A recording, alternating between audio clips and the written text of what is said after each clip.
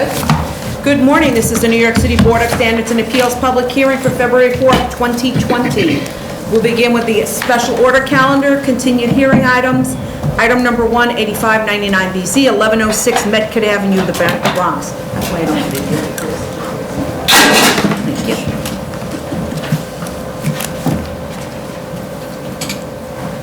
Okay. Let me finish signing over here.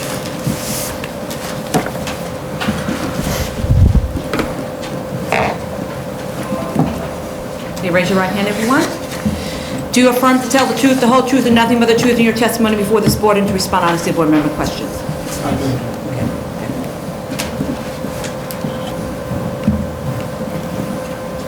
Good morning. John Ronan appearing on behalf of the applicant. With John, me move this the mic over a little bit. Sorry. Yeah. How's that? Yeah. With me this morning is Mr. Kumar Antonon. He is the representative of the owner, Global Partners. And also with him is Fatian Dolmar. He manages this station. And I would mention that Ms. Jaylon Arickman was present yesterday at the review session, so I am familiar with the comments that were made. A few things that I'd like to touch upon. The board has our letter of January 13th. We were able to itemize a few of the concerns and show the progress that we're making towards these items. We have not completed that yet, and for that we are sorry, but we are on the correct path. One of the things I wish to talk about is the wall and wrought iron fence that's going up on Metcalf Avenue side of the property.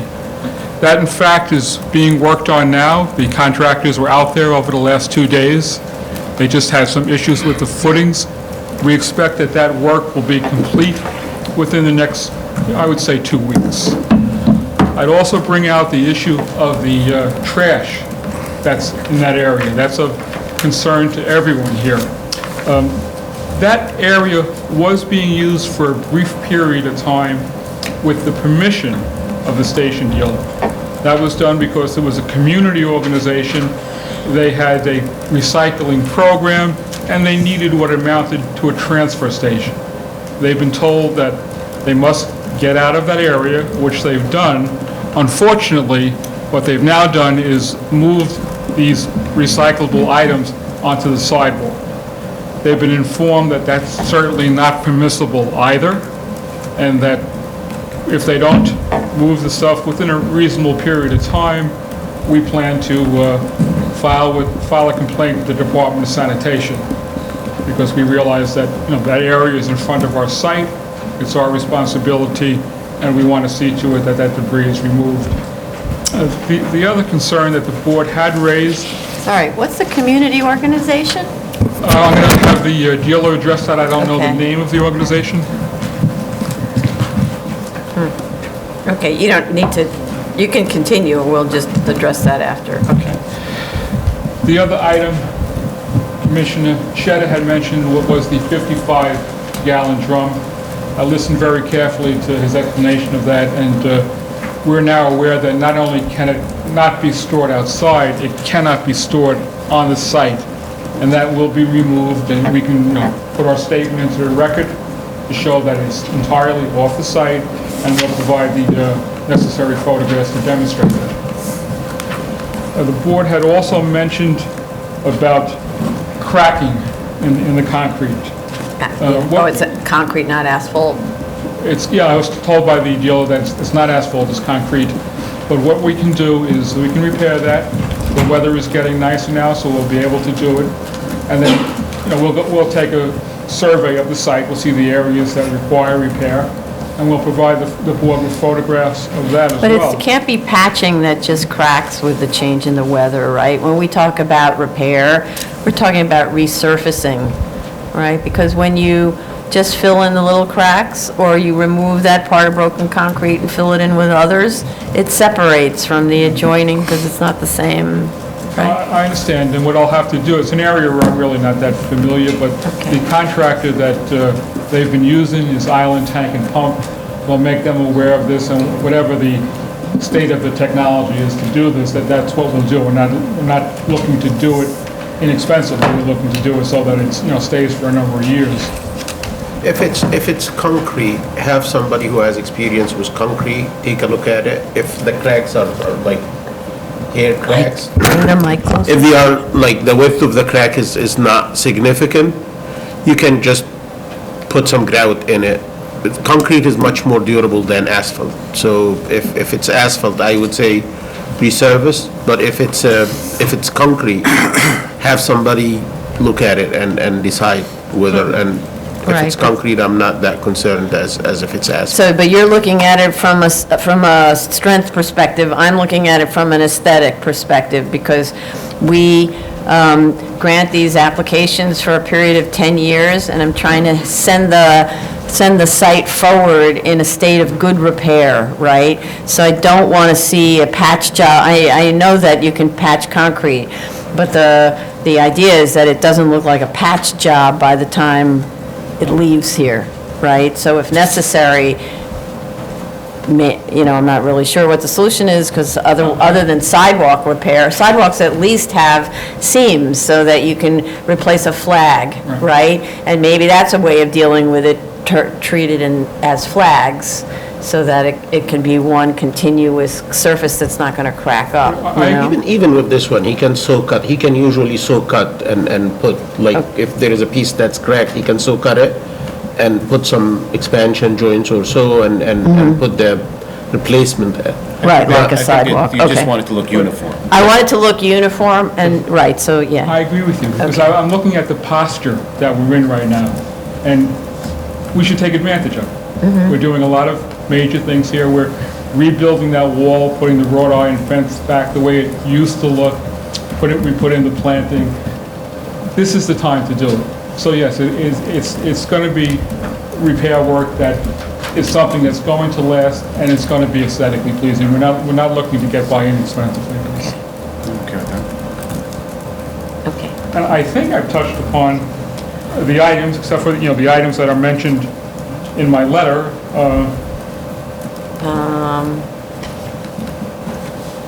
We are going to take additional... Oh, so at the rear of the site where there's chain link fencing and slats, some of the photos showed that is in bad shape.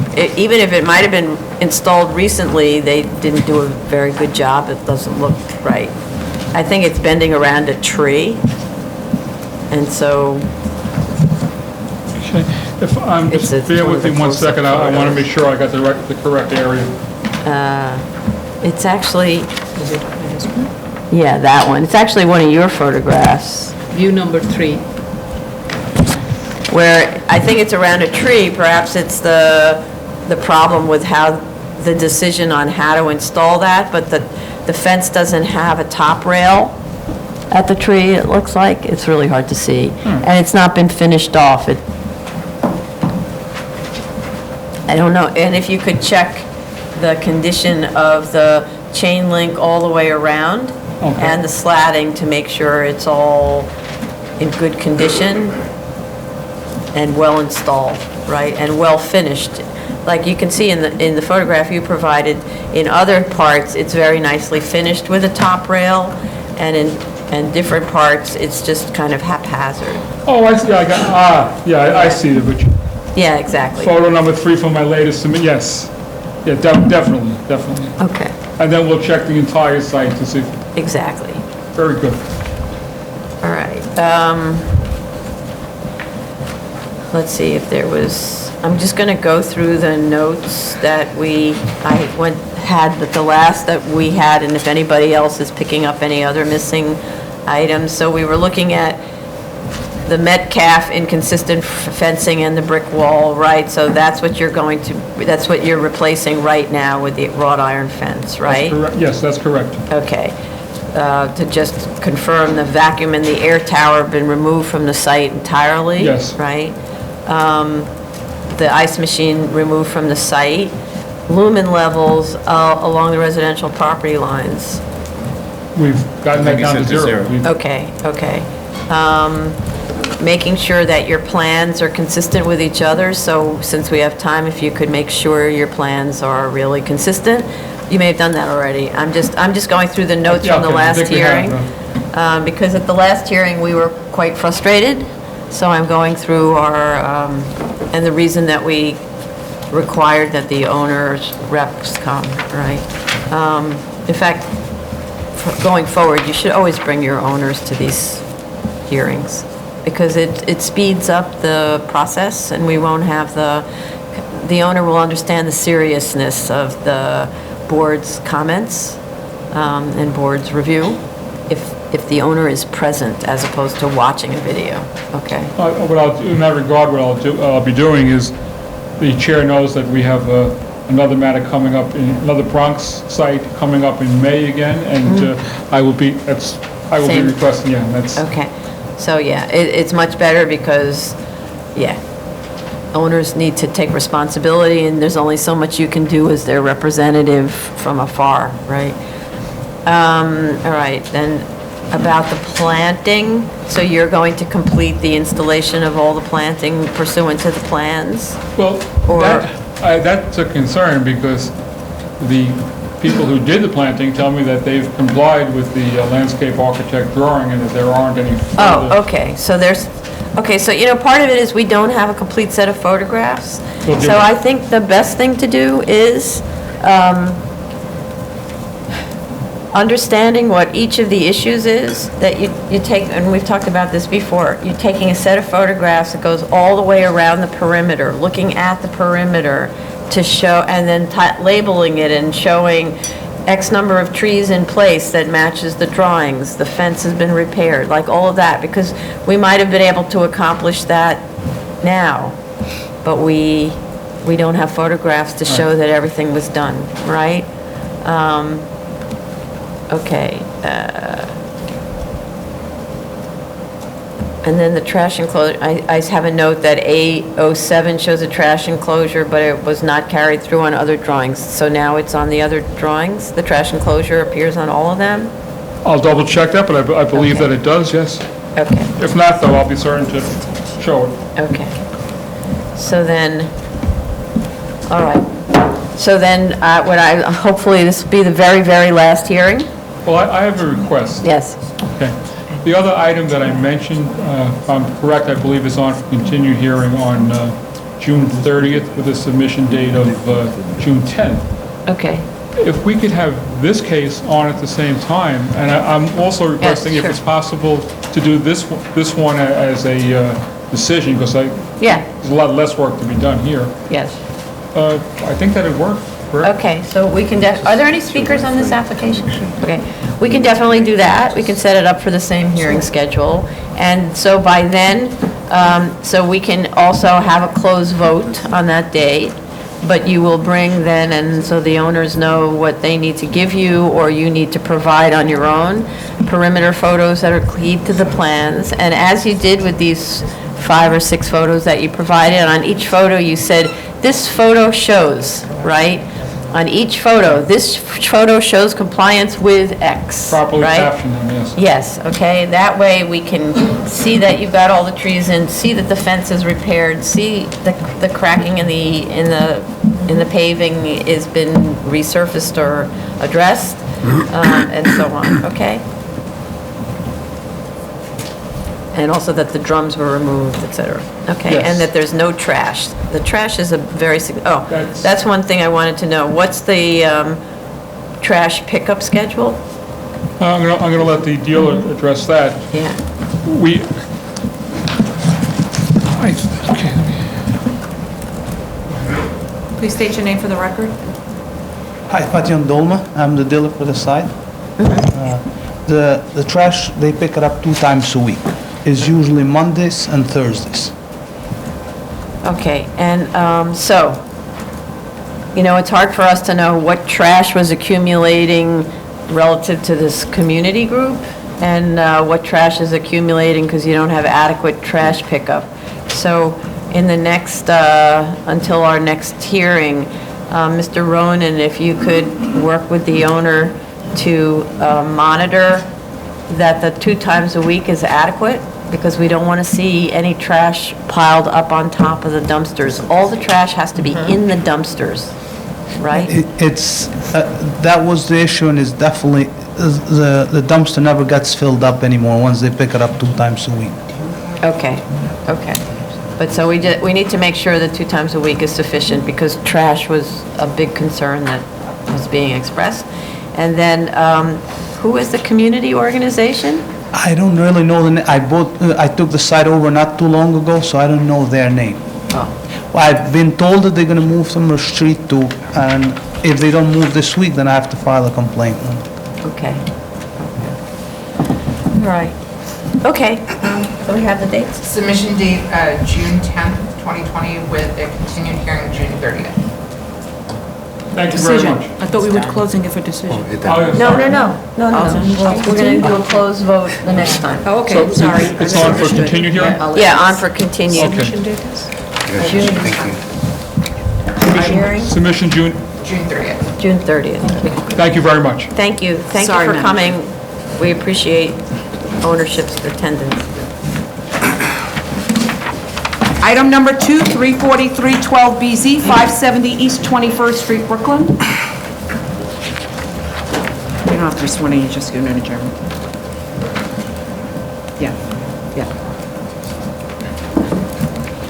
Yeah.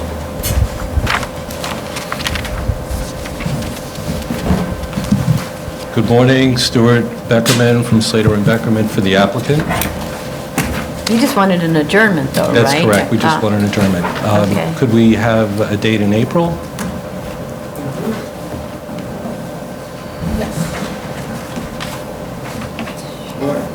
April 7th?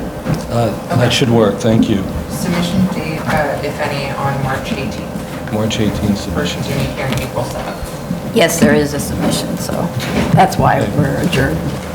Thank you. Thank you. Item number, new cases, item number 3, 20768BZ, 11558 Dunkirk Street, Queens. You the only here? Yes. Okay, raise your right hand. Do you affirm to tell the truth, the whole truth, and nothing but the truth in your testimony before this board to respond honestly to board member questions?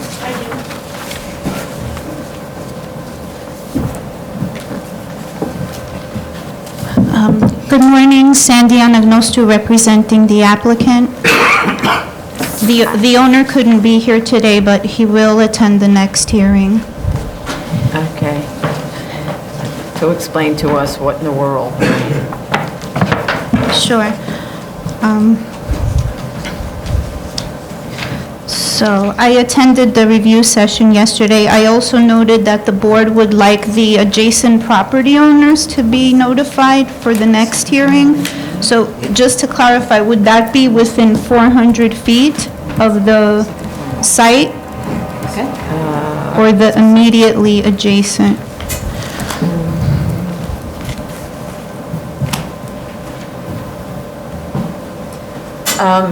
Normally, it's 400 feet, so I think that would be the Okay. best in this situation, because I think more people are affected by this scale of this building, right? Okay. Just wanted to clarify that. So this site is located in an R32 zoning district, which permits 1 and 2 family homes and small multiple dwellings. However, the height restriction, there's a maximum perimeter wall height of 21 feet and a maximum building height of 35 feet. So that if we were to redevelop this property, first of all, it's an existing manufacturing building, but if we were to demolish that building and build new, or even try to convert this into multiple dwellings, we're limited to the height. We can only go up to 21 feet, and then up to the maximum building height, 35 feet. So we could have a 2-story building here, which is what we represented in the... 35 feet is a 3-story building. Yeah. 2-story addition or a 3-story building. Yeah, but we have a maximum wall height of 21, Right, then but we'd that's have to just the go... perimeter wall height, and then you can... You'd have to set- go back yeah. and So we did an as-of-right plan, which shows residential use and community facility, but as a condition of the prior grant, the previous board asked if the applicant were to return to the board for, they would have to provide a financial analysis for residential use. It specifically said residential use. Yes. So we looked at the area.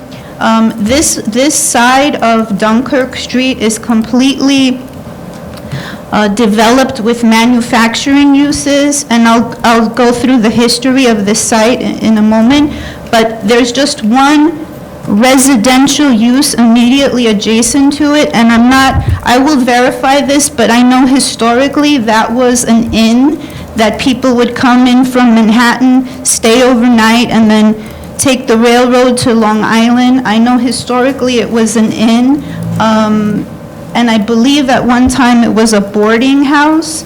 It may be an individual home now, but I will verify the status of that. So there are no other homes on this block. It's mainly, predominantly manufacturing. On the other side of Dunkirk. I just want to clarify that. It's not entirely true. It's no single-family homes, but on the corner there are all of those Right. two-story commercial With ground floor. residential above. That's Yes. kind of what I always call, like, it's not a mom and pop exactly, but. Mixed use, ground floor commercial, and an apartment above. Across the street on Dunkirk, there are 1 and 2 family homes in the R3A zoning district. But on the rear of this property is a railroad track, and it's also an irregular lot. Then we looked at the area, which we did discuss in our statement, but we can elaborate on that. And this is a distressed area. There have been a lot of foreclosures, and we looked at what new homes have been constructed, and there hasn't been a new home constructed here in decades. So we provided a study there of St. Albans, which discusses that there have been a lot of foreclosures, no new construction. When this building was constructed in 1961, the zoning at the time was unrestricted, and it was constructed, and then in 61 was occupied as a bowling alley up until 1968.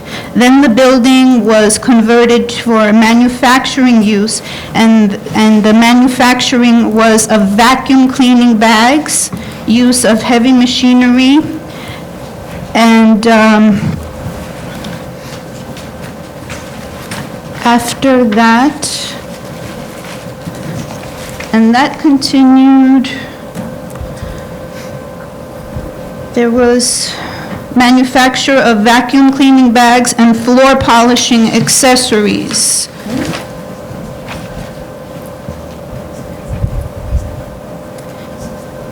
Also, in 1989, the use was changed from manufacturing and storage of vacuum cleaning bags to bulk upholstering of furniture, use group 17, which the property owner, that was his business. It was Castro Convertibles, and the owner occupied that building, use group 17, upholstering of furniture and storage. But prior to that, for a time, there was television wire and cable wire storage, which was use group 16. In 2012, the Castro Convertibles, they closed their business. And this is where, I don't know exactly, I looked on the plan, but I think it came from a buildings department plan. I don't know about the oven, but I asked the owner, what was this spray painting? At no time, to his knowledge, was there any automobile repair or painting of automobiles, but they did paint the wood on the furniture, and they did have an area where they did that. So that was the only time, at that time in the 80s, up until he closed his business, where the wood of the furniture was being sprayed. But I don't understand, the proposed drawings show auto painting. But where, okay, is that the proposed drawing Proposed drawing, the floor plan.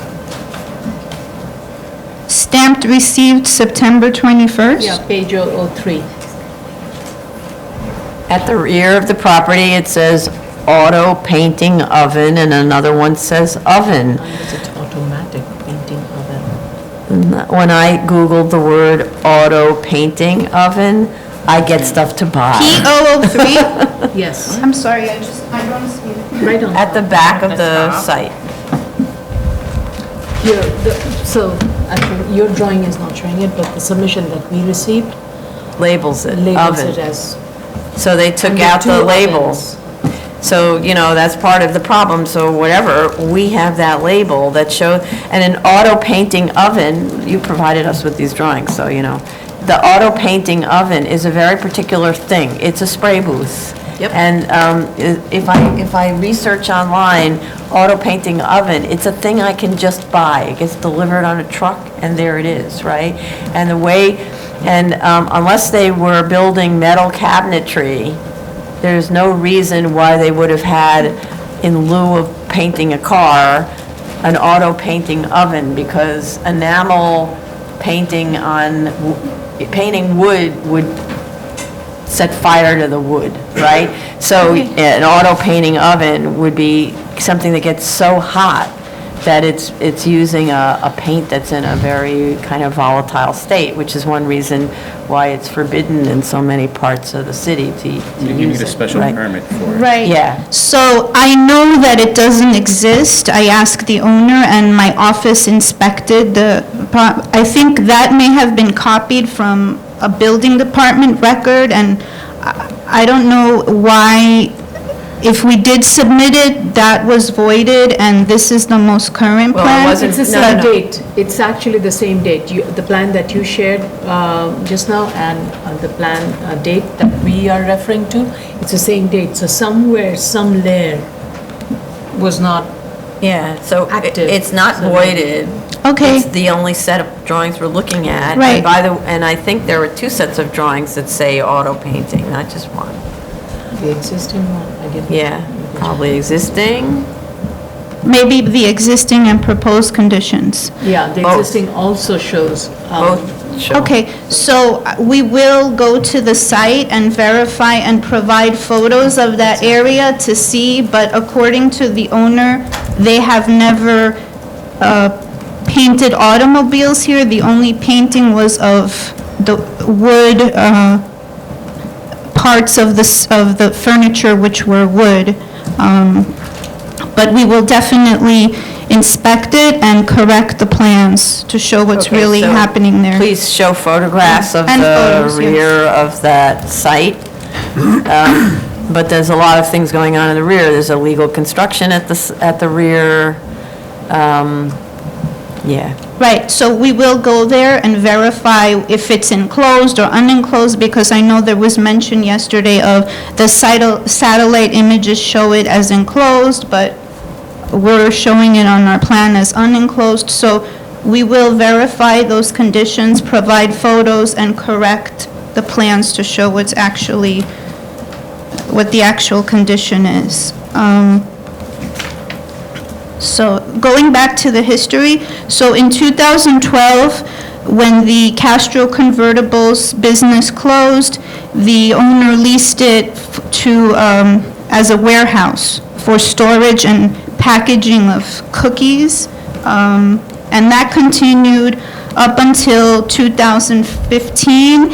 In 2015, a new tenant moved in, and that's the current tenant, and what they have there is it's used as a warehouse, there's no manufacturing, and what they store there is safety equipment, like the traffic, or the orange cones that are put in the street, goggles, gloves, helmets, it's safety equipment. But there's no manufacturing of that equipment, it's just strictly storage.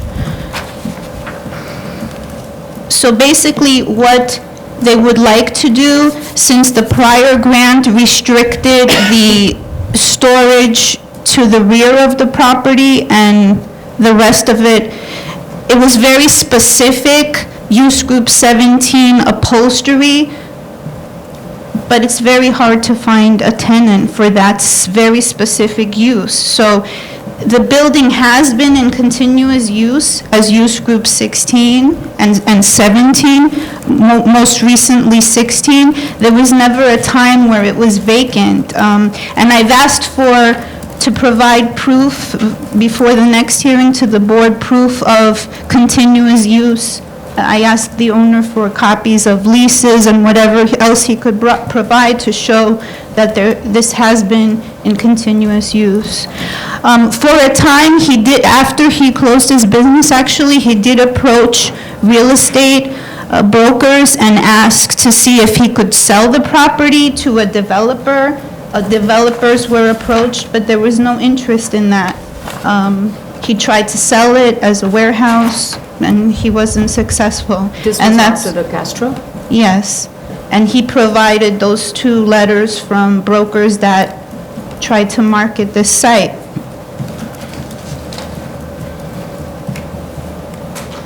I know there were questions. Well, but no, Yes, the yeah. brokers' letters were very unclear about what they were doing, right? So in order for us to have any idea what was really going on, the brokers' letters just say something like, we've represented this owner for the last 5 years, there hasn't been interest in residential, and there has been interest in commercial or something like that, but they don't say, we rented it, and they don't say they marketed it actively as a development site. So it's very unclear what the role of the brokers has been, other than to get a letter. Well, it says, no, they made efforts to market the site for residential development, has been unsuccessful. but they- Given the high demand for industrial commercial space in Jamaica, St. Albans area, the virtual non-interest of major residential development would recommend continued use of the site for commercial industrial usage. Right, but they didn't say, we succeeded in renting. Bless you. I don't know what the role of these actual developers, Oh. those real estate people were. Were they hired to find tenants for this space?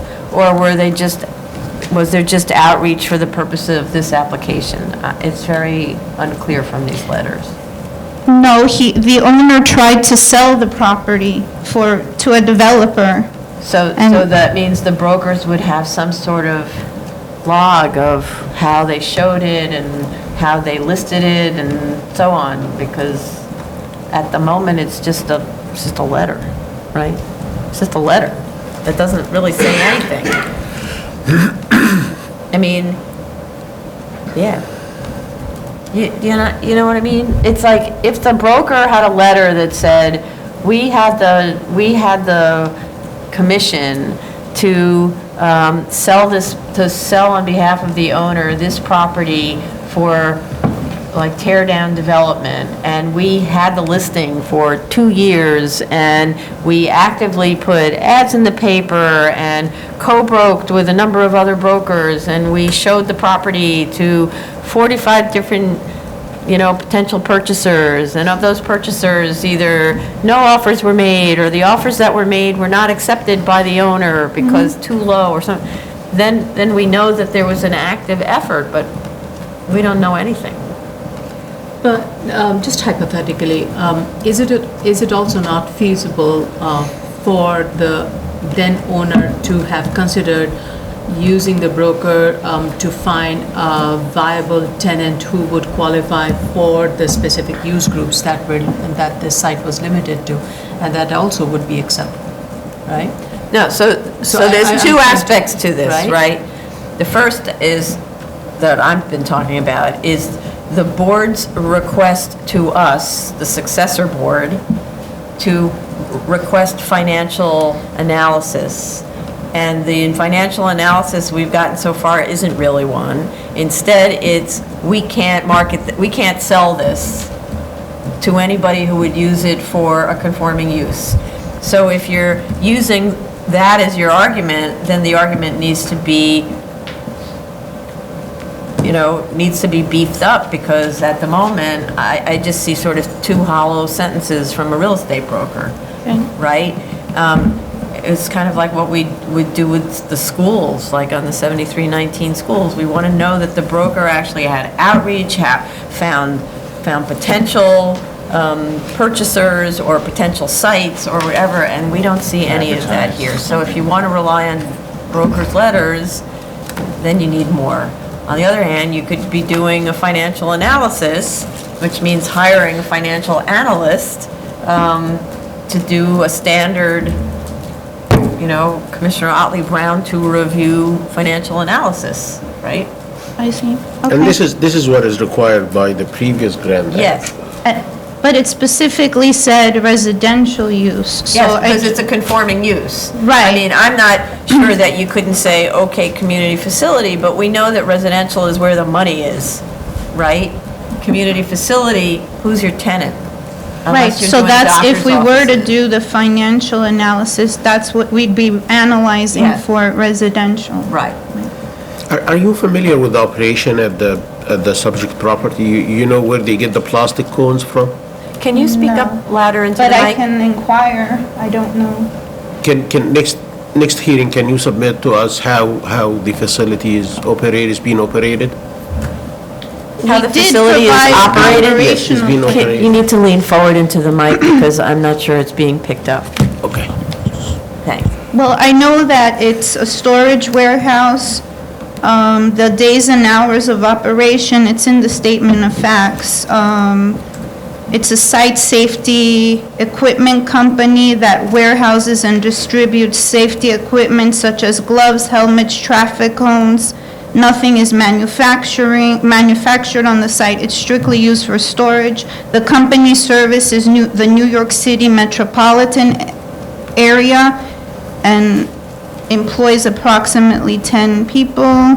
The days and hours of operation will remain the same as the prior grant, which is 8 a.m. to 9 p.m. on weekdays and 8 a.m. to 6 p.m. on Saturday. The establishment is closed on Sunday. There are no daily customers. All merchandise is delivered to customers.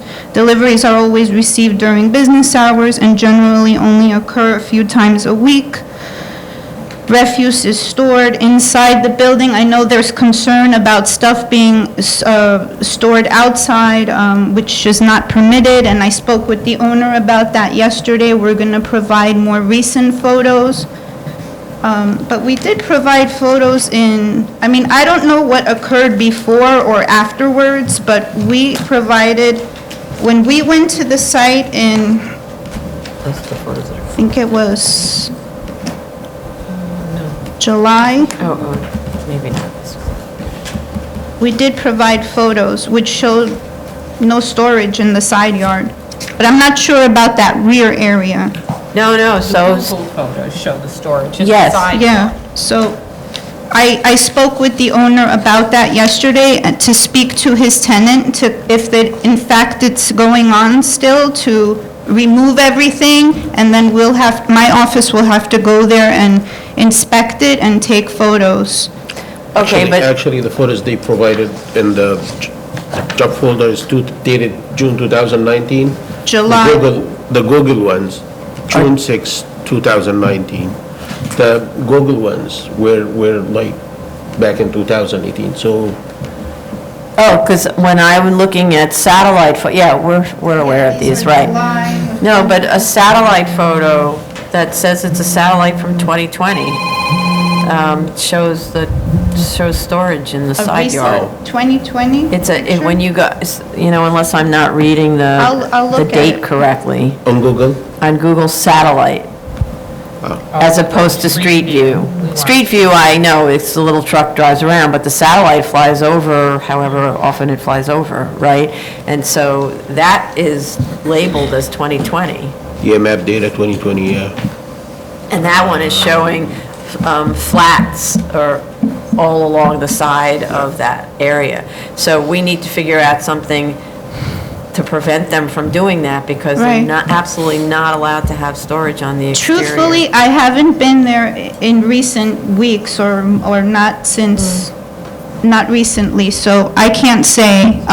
But I did speak to the owner, to speak to the tenant and have anything removed immediately and and notify us when we can go there to inspect it. And I made it clear that you can't store anything in the open yard. Everything has to be within the enclosed building. Right, so, but we need some sort of controls put in place. Landscaping is one, but, so in terms of a parking, it doesn't, I don't really know, it doesn't seem like it's being used as a parking area. That's the other part that's confusing. I mean, if you only have 10 employees, they're probably not even driving, right? So maybe, and you have those 2 truck dock areas, which don't have an actual curb cut shown on the site plan. So it seems to me, if you even have, if you have deliveries, the trucks are pulling inside the building to load up, which is practical, right? So there's no curb cut. This is the part I'm not really getting. It seems like the drawings were not based on actual site conditions. So we will correct the drawings and verify them in the field and make sure the curb cuts that are existing are actually shown on the drawings and overhead doors and all of Right, that. so there's That no it's all- curb cuts. The curbs are broken where the overhead doors are. So in fact, there's no official curb cuts where they're most needed. And so it seems as if, based on all of the satellite imagery, I think that you can probably go back on the sort of the time warp.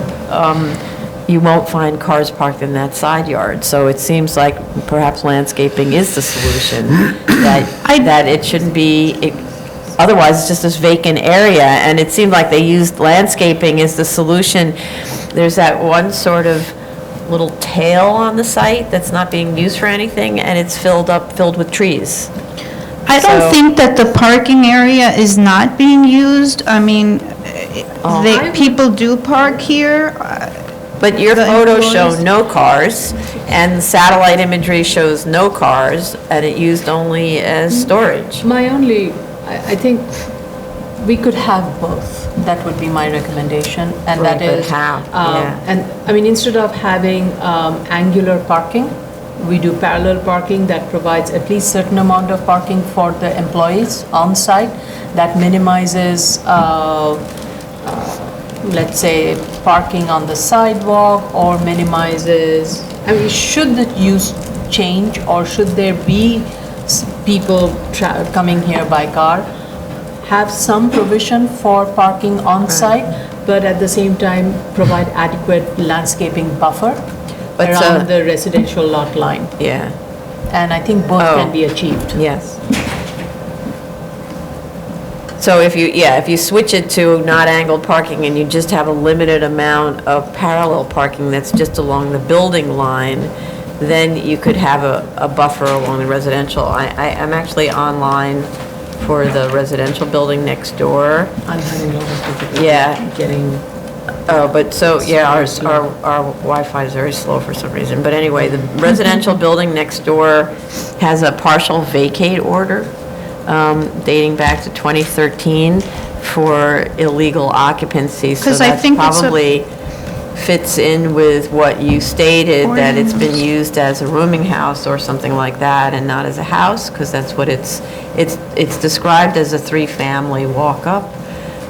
It has many, many violations, so obviously it's in a troubled state, but nonetheless it is residential. This is always these strange anomaly where there's one building left in an area that's become commercial in spite of the zoning, or both in spite of the zoning subsequent to the zoning and in spite of how it was zoned, because you might ask, if this building existed in 1961, why in the world was this zoned residential?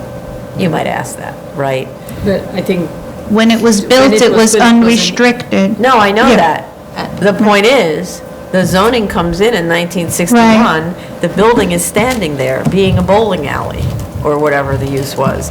And next door to it is all of this open storage related to the railroad tracks. And next door to it on the other side are these kind of mom and pop type shops, right? These are all pre-61 structures. How in the world did it get zoned Right. R3? The zoning does, this R32 zoning doesn't seem appropriate here. Right. But, so unfortunately, we're not the zoning body. So, okay. so the previous grant required 10 cars, a parking area with 10 cars, and that's what we show, that's what you can accommodate, that's what we show on our proposed plan, an existing plan, and that's what's on the BSA approved plan. We show, yeah, so. But we are trying to see if we can, I mean, it seems obvious to me that one of the reasons that that little house next door is suffering is because it's in this very compromised location. And so maybe if there were a significant buffer zone, and instead of using angled parking, And some of the parking in the. But there are also two fences No, here. that's- There's one fence, and there is, green area, there is wetlands. shrubbery. If you look down at the photos, there is opaque 100% opaque fencing on our side of the property line, and then there's another fence on their side of the property line. it So there are looks two pretty fences. terrible. I mean, look at what that house looks at. What's that? I know, it's not. It's most horrible. attractive. I mean, for lack of a better word, it's horrible. And in addition to which, the photograph is of the site vacant with nothing in it, right? But in fact, that's not the case. It gets filled up with storage. And so, in order to reduce the The whole site doesn't No, get filled up. the satellite view shows The whole flats all along the side of the building. So it means that that house has its windows staring into illegal open storage.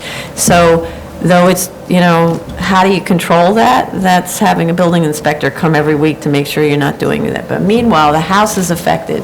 So why not plant dense, tall trees, shrub, like But the there are arborvitae? trees there. No, there aren't. You, No, next door to that fence, right along the property line. yeah, I Okay. mean, maybe not now in the winter, but No, there's, If you look at Google Street View, you'll know exactly what we're talking about, because there's a truck sitting right next yes, to it. at satellite. oh, there's, It's not, no, but don't, But those are, I think, overgrowth weeds. from the That neighbor. property, from the residential property. These are not planted on your property. And the other part of it is, I just have but to you say, can't use a heat rather than arguing like that, imagine Classical you burn live in there. No, it's not. I live in that third floor apartment or the second But floor it's not apartment, and that's what I have to put up with. no, I understand to make it more attractive, but I don't know I know the prior grant required parking, and Oh, look at that. they have That's what I'm 10 parking Yeah, so spaces. just show that, So- instead of arguing with This is what we're us. talking about. Just fix this. That's simple. This Yeah. should not be there, none of it. And, As you can see, there's no greenery on that asphalt. yeah, what's that one? Zola also has street images that show a lot of activity happening. I Yeah, don't so, think we should debate this anymore. yeah. I think This is facts from photos, right? It's No, hard I'm to not debate disputing it, factual it's evidence. there. And so, I just wasn't and to aware. Commissioner Otley Brown's simply point is, color. the only way that we can figure out how to fix it is to landscape it and limit the amount of parking that there is on the site, right? And then they paint them inside. What's a loop, oh. For spray booth. Oh. But that's not where the spray booth is located. No, the spray booth's at the back of the building. But so another thing that Mr. Vine is showing us is that there is an exhaust that's exhausting onto the sidewalk that's illegal. Yep. Right? So there's an exhaust At the louvers front of that the are building? at the front of the building. You cannot exhaust onto the street. I really think, Council, that I think it's best that you go back to the site, take accurate pictures of it, and come back with a plan. I think you've heard Yes. our concerns here. There's a lot of discrepancies between what was provided to us and what we see on Google Images and other images. So I think that rather than talking about it, Yeah. we should get something in writing. and really address the concerns.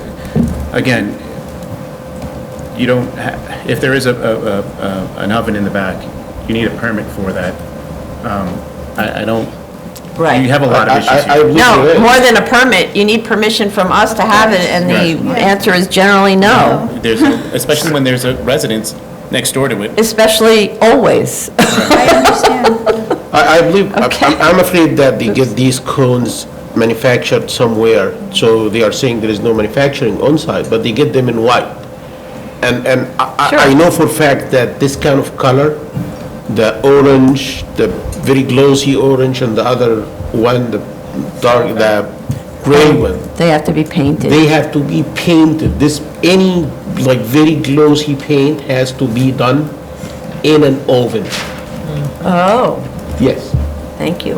If you're gonna paint a car with like a normal color, you could spray paint this outside in the open air. A flat paint. But if they call it metallic. If the color is metallic, it has to go into oven and painted inside. Right, because then it drips.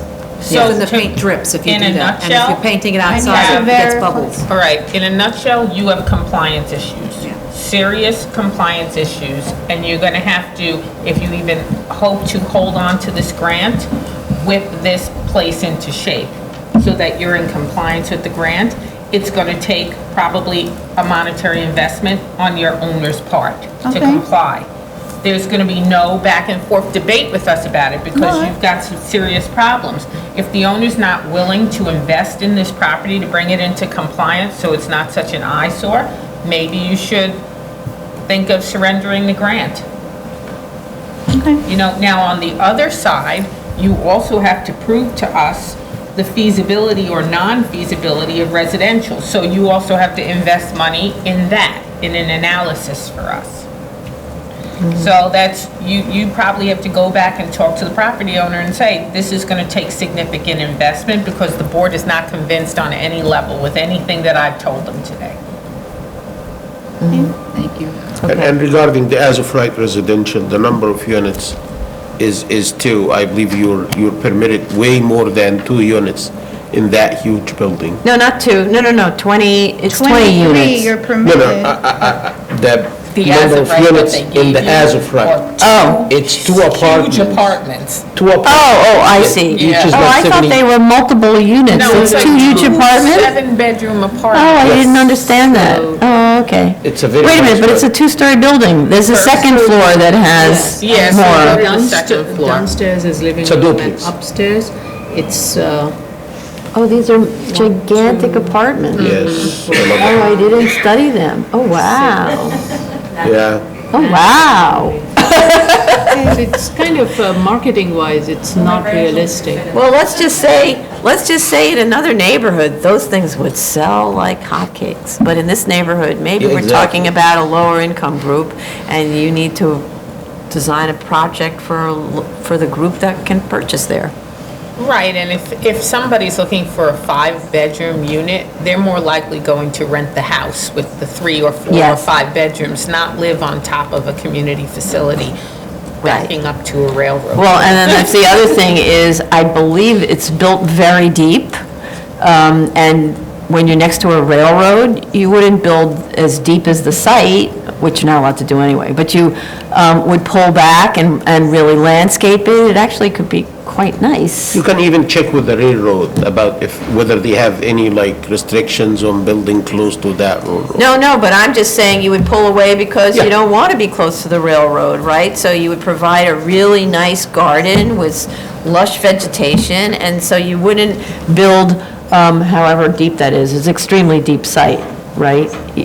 It is. It's 163 feet. And the number of parking spaces proposed seems, oh, that's for the community facility. Yeah, okay, but you are actually building a 60-foot rear yard, so, okay, I would say that's probably right, and then it would be landscaped, it could, I mean, You can easily Yeah. get 6 units here. 20. I mean, Yeah. the way it's laid out, I'm saying if you do front to back, Right, and so that's the thing, is the depth of the building is really a double-loaded corridor Yeah, depth. that's what I'm saying. What is the depth here, 60? About 100. Which one? No, the depth of the building itself. 90 feet. 90, so that's So you- deep for a double-loaded corridor building. So what you're doing is you're creating a so that's the other part of it. Creating a very expensive building because it's so deep, whereas a double-loaded corridor building is usually like 60 feet deep, right? So you're adding construction cost. Right, your second floor doesn't have to be 90 feet. It can be 60 feet, and the second floor units have terraces over the community facility building. Well, but community facility the building- instruction, We wouldn't but the do community instruction facility. by the board was a residential building, not a community, not a mixed-use building. And since community facility lowers the value, because you don't know who you're going to rent to, it's, a community facility, so it's not even regular rental rates, and arguably there isn't a user, so then they'll argue that there's no user as opposed to knowing that there are residential tenants. And though there may be foreclosures in St. Albans, this could be a rental building, and so people have to live somewhere, right? So that was the other thing that I found disingenuous about the real estate agent letter. Whether or not there are foreclosures isn't relevant to whether or not there is population, because population needs to live somewhere, and so rental units have value An in a average community. single-family house in this area sells for over 500,000. Okay, Yeah. right, but the real estate agent is arguing it's a high foreclosure rate, but it's not arguing that there's a high vacancy rate in rental units. So this should be a rental building, not a co-op, right? So, okay. I think are there any speakers on this application? So you have a lot of work to do, so we need to give you a lot of time. In terms of landscaping, because we'll provide a plan, would be along the rear, the side lot line? Yes, and it would be wide and dense. So the idea would be the drive would be wide enough for a car to park parallel along the edge of the building, and just enough for a drive. So whatever that is, 8 and 10, so 18 feet, I guess, would be used by the car, and the balance of that area would be planted. Okay. Got that right. Fence. Okay. All right. Yeah. Submission date, April 22nd, for a continued hearing, May 12th. I think they may need a little more time than that. Oh, okay. Because I don't want to take a date and then they won't No, be that's able to good. get the financial study done, because they have to retain someone, and Right. Okay. You want June? sounds more realistic. Okay. I asked. Submission date, May 27th, for a continued hearing, June 16th. And the next hearing, the owner has to come? Yes. Owner and operator, if they're different things. Okay. And we'll notify the owner, the Yes. adjacent owners. Thank you. Please. Okay, thank you. It would be great if, Notify 400 feet. 400-foot neighbors. Yes. And adjacent, and owner and operator must attend. it would be great if our compliance officer can check out the site. Yeah. Yeah. Or even if it... Yeah, and so our compliance officer, third Ted, will party. go and do an inspection. Okay. Maybe with fire department. That would be great, yeah.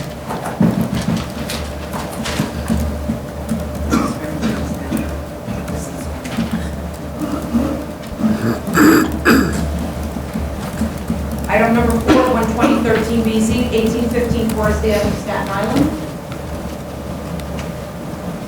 Raise your right hand, so you affirm to tell the truth, the whole truth, and nothing but the truth in your testimony before this board, and to respond honestly to board member questions.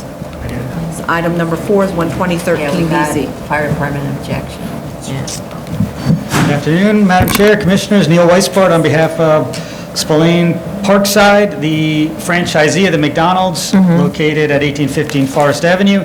I attended a review session yesterday, and I'll go through the comments. Okay, but before you do that, I just want to give an update. We received yesterday from the fire department a letter of objection, asking that the board hold off on making any determination until a public assembly permit is obtained.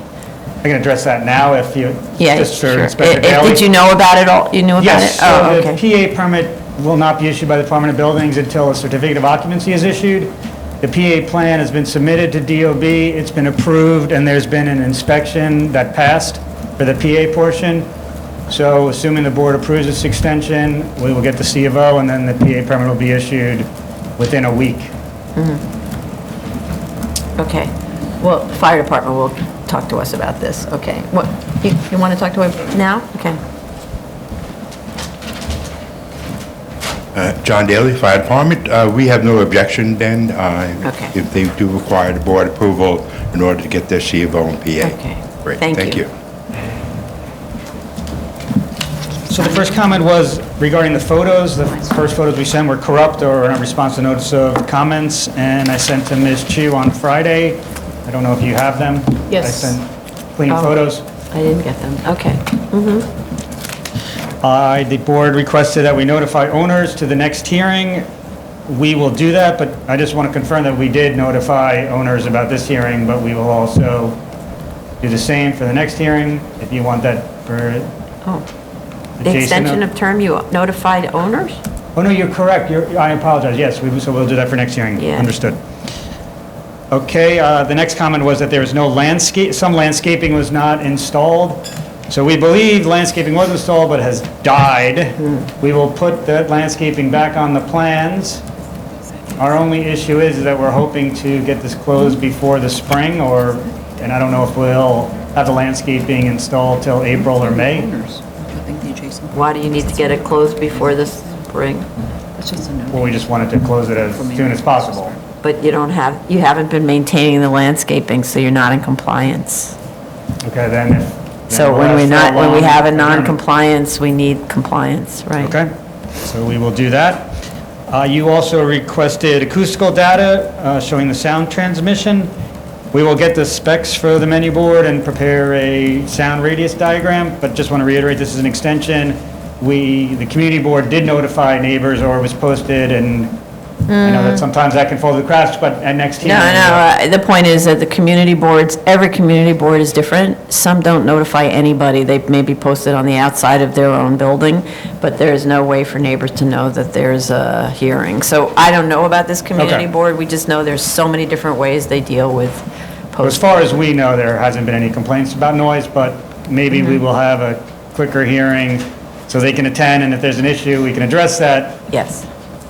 Okay. and then do the landscaping as well. Can you do the acoustical noise, can you do it based on measurements rather than Yes, it'll be actual analytical? measurements, either, if you want, then we can hire a sound engineer to perform the measurements, or the That's menu how- board specs, you tell us, sometimes the specs for the menu board give the decibel output. No, it should be, it should be measurements. It's Okay. in the field measurements. All the equipment is installed, so the lumens and the sound should be measured on site. No problem. Just going back to the landscaping, I'm looking at the section of the landscaping that is along the street line, along the lot. Morningstar? I forget the photo. Let me look at the. Yes, Morningstar Road. So, what I noticed from the photographs that some of the cars are kind of overhanging onto the landscape area. That can also be a reason for plants to not survive. So you may want to put some kind of a wheel stop or something that would prevent the cars from jutting into the landscape area. Thank you. Okay, we will. Oh, it's not a may, it's a put wheel stops. Okay. I We need just- to eliminate the word may. I want you to emphasize that. I'm just Okay. making the recommendation to you. Okay, thank you. So we will install wheel stops. Would you like that on the plans, referenced on the Yes, plans? yes, please. Okay. Right. Okay, the lumen diagram, there was some concern that the lights may face onto the residences. So as we've done with other McDonald's cases, we'll install the shields so that no lights shine onto the residences. Okay, and then take the measurements, right? I mean, the best way of doing it is you take measurements first, you find out what the spread is, you put up, then you order the right shields, because you could be ordering shields that are too short. Then you install the shields, and then you take measurements again, and then you prove that it worked. And you know what, probably when you do it, you get no exceedances at the lot line and you don't need shields. Possible. Yeah, possibly. Possibly yeah. the analytical model wasn't that great. Then when you do the measurements, the first shot, you get no exceedances, you're good to go. Okay. Yeah. What is the minimum you're looking for? Zero at the lot Okay. line. The maximum. That's the maximum.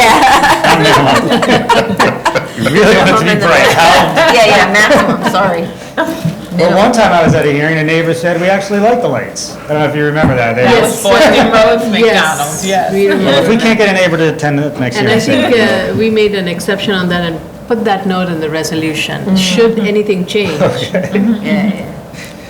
Okay, there was a question about the maneuverability diagram, how some cars may come onto Morningstar. That maneuverability diagram was approved at the original approval, and nothing's changed, so But I don't- recently we haven't seen any. Yes, I agree that a car could technically cut, but the owner said that doesn't happen, they haven't seen any issues. There's enough queuing anyway, and I guess it's, No, but go to the diagram itself. That's not the maneuverability No, diagram. no, There's one that shows arrows telling you to go the wrong way. well, yeah, they drew that over, you're talking about the exit, where you enter on Morningstar. Yeah, it says, it tells you to clean that up. drive That- past the stop, which is directed at the cars coming from the other direction, drive over that, and then continue through the stop, which is telling cars in the other direction. I don't understand this diagram. It We makes need no to sense. clean that up.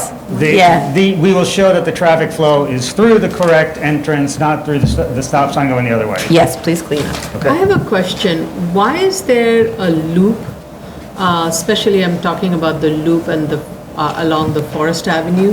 So vehicles exiting from the drive-through just exit onto Forest, or even those vehicles that are parked along the property line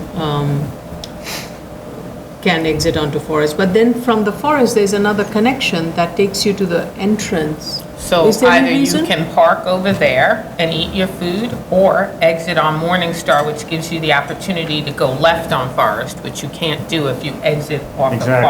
Forest. So you have to go to Morningside to Okay. go left on Got it. Thank you. Forest, okay. So, and then the reservoir spaces, just show them on the drawings. I don't think they're shown. We did, but I thought you made a comment that there was more than 10 shown. And we can No, add. no, it wasn't that there are more than 10 shown. You state in your statement of facts that there are more than 10. There's actually 13 spaces. Yeah, so, What would, 11, okay. All right. So, in other 12, words, excuse me. so the drawing that shows the cars standing there, that's supposed to be the reservoir? Yes. Oh, okay. And this idea of them cutting ahead of the line, people really do drive between the parked cars and to come on like that? It just seems so no, it is another way to unintuitive. get to the drive-through. It doesn't happen often. Most people come in from Forest Avenue for the drive-through. But there is a way to get to the drive-through from Morningstar. Oh, I see. So most come from Forest. Oh, okay. Because that's where, when you go there, you actually see the sign that says drive-through.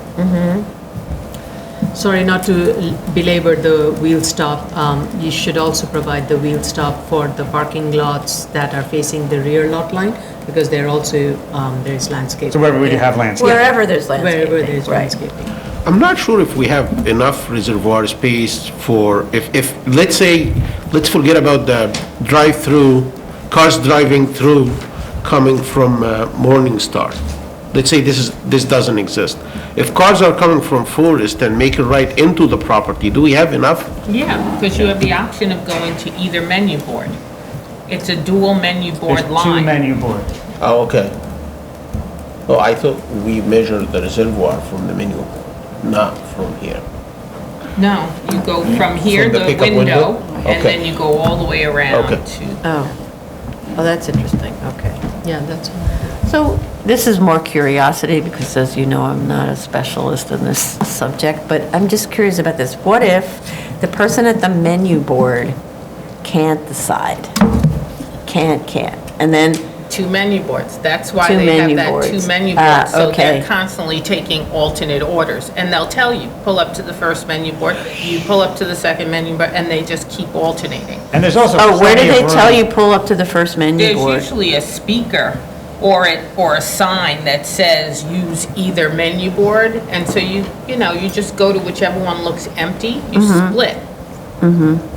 Okay, so the idea of the person not being able to decide, 3 cars are now backed up on that menu board, let's just say. Oh, there's no room for that.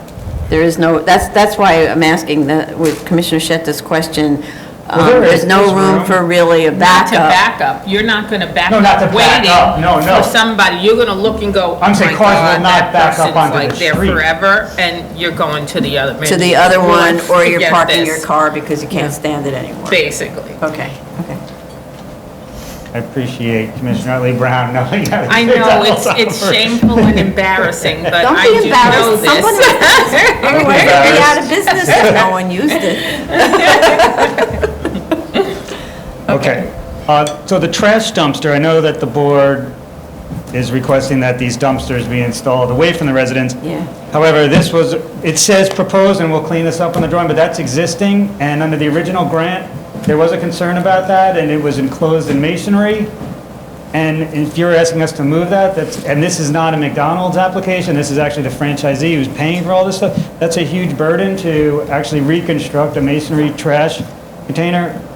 We haven't heard any complaints, and at the next hearing, when we do notify the neighbors, Okay, well, we can talk about it with the neighbors, but I have to say is, the part that I never again, we talked about this yesterday, as McDonald's moving forward must change their model, because they impose the nuisances on the neighbors instead of on themselves, right? So when I look at the photograph of that trash area, for one, it's not enclosed. It has low walls around a dumpster, and so all the rodents have a field day, in and out as much as they want, and there's no roof on it, there's nothing. It's not true that it's an enclosure. It's like fenced in, and maybe it's a masonry fence, which is just kind of an aesthetic decision, and arguably lasts longer than the fence, but there's always these pretty ugly, terrible actually, chain link with the slatting, which is a terrible non-aesthetic solution that came about in this board, I don't know when it started, and I would love to get rid of it completely. And I hark back to those lovely days in the 50s when everybody had to build some adorable masonry structure with a copper roof and a cupola on top, right? But, so, the problem is here that it imposes the trash on the neighbors. When the rodents come, which they will come, because I forget how many rats there are per person in New York City. Oh, God. What? Where do they go when they, get cold? They don't hang out there, they go into somebody's house. So all those people undoubtedly are dealing with rats digging through their gardens and all of that stuff. isn't that the And, case right? though in any C1 district where you have eating and drinking establishment? No, it's not. If you have somebody, if you have a responsible Right, but I'm saying it's not, there's commercial nothing, operator. it's not non-compliant is what I'm saying. It is not courteous as a good Yeah, neighbor. well, all right, let's go to courtesy, right? Right. It's a huge corporation. Granted, these are franchises, but it's the corporation that decides on what the standard is, and the corporation needs to change its standard to be more respectful of the community. So, we can certainly ask the community, but these are variances, and this is we're not special required, or special permit, right, it's a special permit for the drive-through, but they don't need to get the special permit for the drive-through, right? But they would still have the trash enclosure in the rear, so. Well, I they think might, that's what they Mr. might, but, Weisbrauer- so you're here They might have before an us. impetus to remove it might be, in their cost-benefit analysis, it might make more sense for them to remove the garbage than to lose that Drive-through. That drive-through. Right, it's like a trade-off, I mean, community all benefit. I can say, I can talk to McDonald's Corporation often, and I can relay that. But in this instance, this is how it was originally approved. I understand, Okay. I understand that, but I will. let's hear what the let them know. community has to say about the rodent situation. Okay. I think Oh, we addressed the letter, no objection. I believe that were all the comments. Okay. That building on Morningstar, that right next to the parking, is this a residential building? Yes. Yes, everything's this is completely surrounded in residential use. Yeah, I would really, you see this parking block next to that building, if that parking block is moved inside and the dumpster came outside, that would be more suitable. I mean, the other three houses in the back, they have a huge yard, so if you put the parking there with minimal buffer, you could ensure that no fumes, no noise. It's much smaller interruption to these three houses, rather than putting the parking. I'm not sure what building you're... I just want to kind of, That's right on the the side of the house, application though. that is before us is You see for a this house? drive-through. Parking's right here. And this is an You take this, put it as-of-right there. use. A McDonald's with Yeah, its but then you're required putting- parking can be located the on the dumpster right in site. front of them. And Not that cars- I don't know which typically, is all worse. of these operations will have parking along one of the property lines, whether that's a rear or a side property line. In this case, it so happens that the rear and the side property lines are abutting residential, but the zoning allows it. So this is an as-of-right commercial use, eating and drinking establishment with its required set of parking that is being provided. I think only thing that is here, that we are reviewing is a drive-through. I totally understand that. So I am not in favor of wanting to redesign this with regards to locating the parking away from it, because first of all, here, there isn't any other way. It's like either one residential building suffers or the other one. It's because it's surrounded by the residential use. So, and besides, it's an as-of-right use apart from the drive-through. So we've had this discussion in other things. You're as of right if you don't come to the board. Once you come to the board, our job is to look at the impact of the proposed activity on the community. So we can look at other things. That's what we do. So even, and it's an opportunity to get a business owner to be more respectful of the community. There are times when, the ask could be something, just to put it in perspective, let's just say, they're asking for a drive-through, we're asking them to put in planting in areas that are not related to the drive-through. Or let's just say it's a messy site. We ask them to clean up the site. Sure, they can maintain a messy site without the drive-through, but once they're before us, we can say, in exchange for the drive-through, clean up your site, repave the asphalt, right? I'm not questioning Yeah. those, and that's why we also ask for generous amount of landscaping and fencing and other things that provide And this is additional an buffer. extension of Which is- term, too. So it's already was Which is approved slightly this way, different and for now having to if you're completely going to ask us to redesign the reconfigure the parking parking, area. Well, I think we have an obligation to ensure that the site's maintained in a way that is most benefit, or it doesn't harm the residents around it. And I agreed, think- but this is an extension, and And the this was original agreed grant to. was granted with And the guy, this parking. the operator went through considerable financial expense to build that enclosure right. there in response to the community. Right. And I think that we should at least recognize that here's an owner who was at least in some sort of partnership with the community in trying to address the issues. And not just say, 7 years later, nah, forget it. Demo that and build it 50 feet away. Because then he's going to expend another amount of money, and then the next board comes in another 7 years, because even though it's 5 years, it takes 7 years, and go, nah, I don't like it there. Get rid of that one, put it back where it was, and then he's going to be in this, every 7 years, it's going to cost me $100,000. Guess what? We're driving him out of the system, and now there's no oversight, because he's not coming back.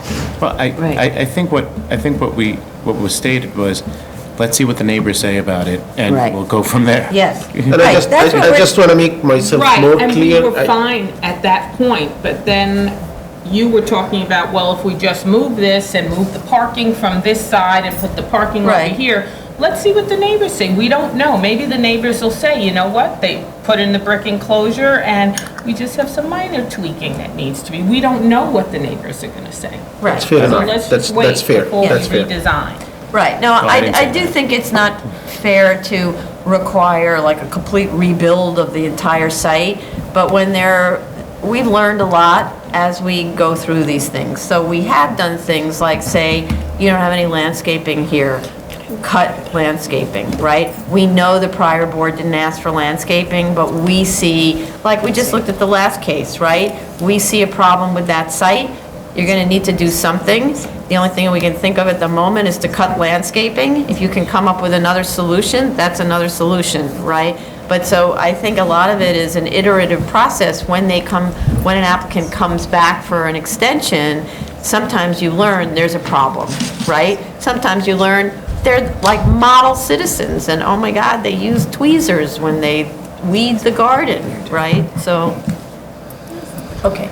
And I didn't mean to move the park, I was just saying that it's more appropriate. It could have been a better design to do that.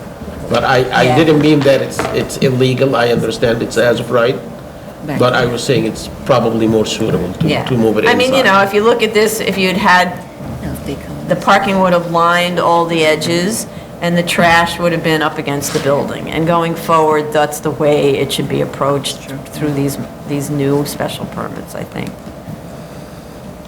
I think, I really understand your point, and I think if that's the direction the board is gonna go in, I think there needs to be a bulletin put on the That's web fair. instructing Yeah. people, so that this way, before you even come for your grant, you can kind of look at what would be an optimal alignment on a site. Yeah, that's And fair. then, Well, I know that in my next case this afternoon, the engineer is going to talk about some of the regulations on these trash enclosures, so maybe that'll be instructional for both of us, for all of us. And then just to alert the board, there are statutory requirements in zoning in Article 3 about placement and minimal distances. Right, from we know there's the 50 feet thing, but the effect of the 50 feet thing is when they're exterior enclosures, that's part of the point, they're for exterior enclosures, the effect of it is to put it against the residential property line, and that's just misunderstanding what the intention of that zoning regulation was.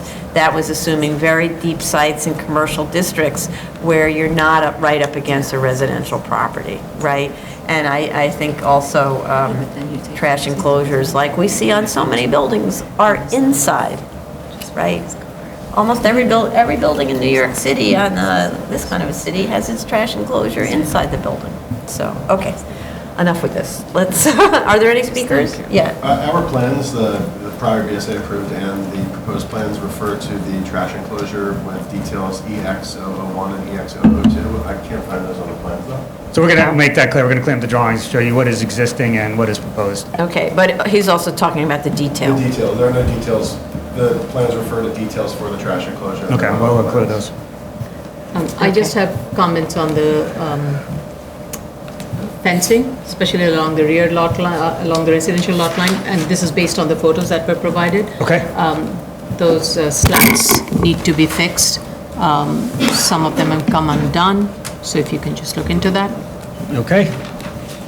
And just check the entire perimeter of the residential lot line and make sure the slats are.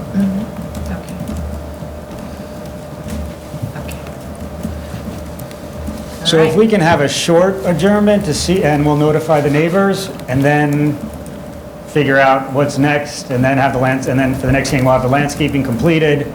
But I don't want to wait till the spring for the next hearing to hear neighbors' complaints when that's something we could address before the landscaping is installed.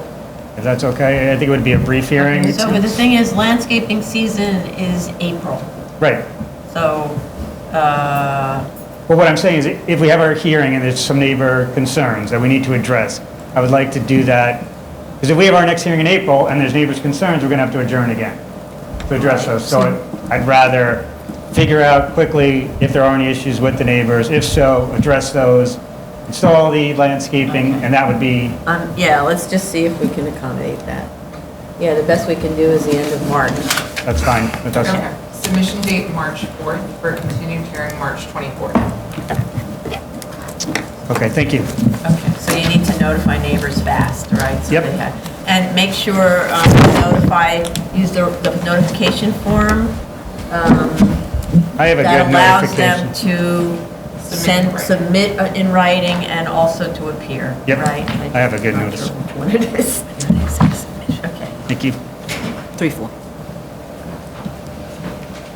Appeals calendar, item numbered 5, new cases, 2018-201A, 46 Kissel Avenue, Staten Island. Right.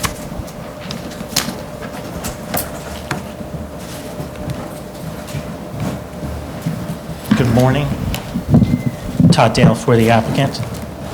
So we listened to the review session tape, heard all the issues that were raised, and I think it sets a clear list of items that we want to address for the next hearing. I can briefly speak to them now. Some of them are already in progress. In no particular order. The builder's pavement plan, it's my understanding that's already been approved. We'll submit a copy of that, okay? For DEP, the site connection proposal and response to DEP letter is still pending. We'll provide that information in the next submission. Excuse me, sorry. One of the big items that came up was the lot history. We'll provide a more clear background. I just brought this just to show, just one copy out of curiosity.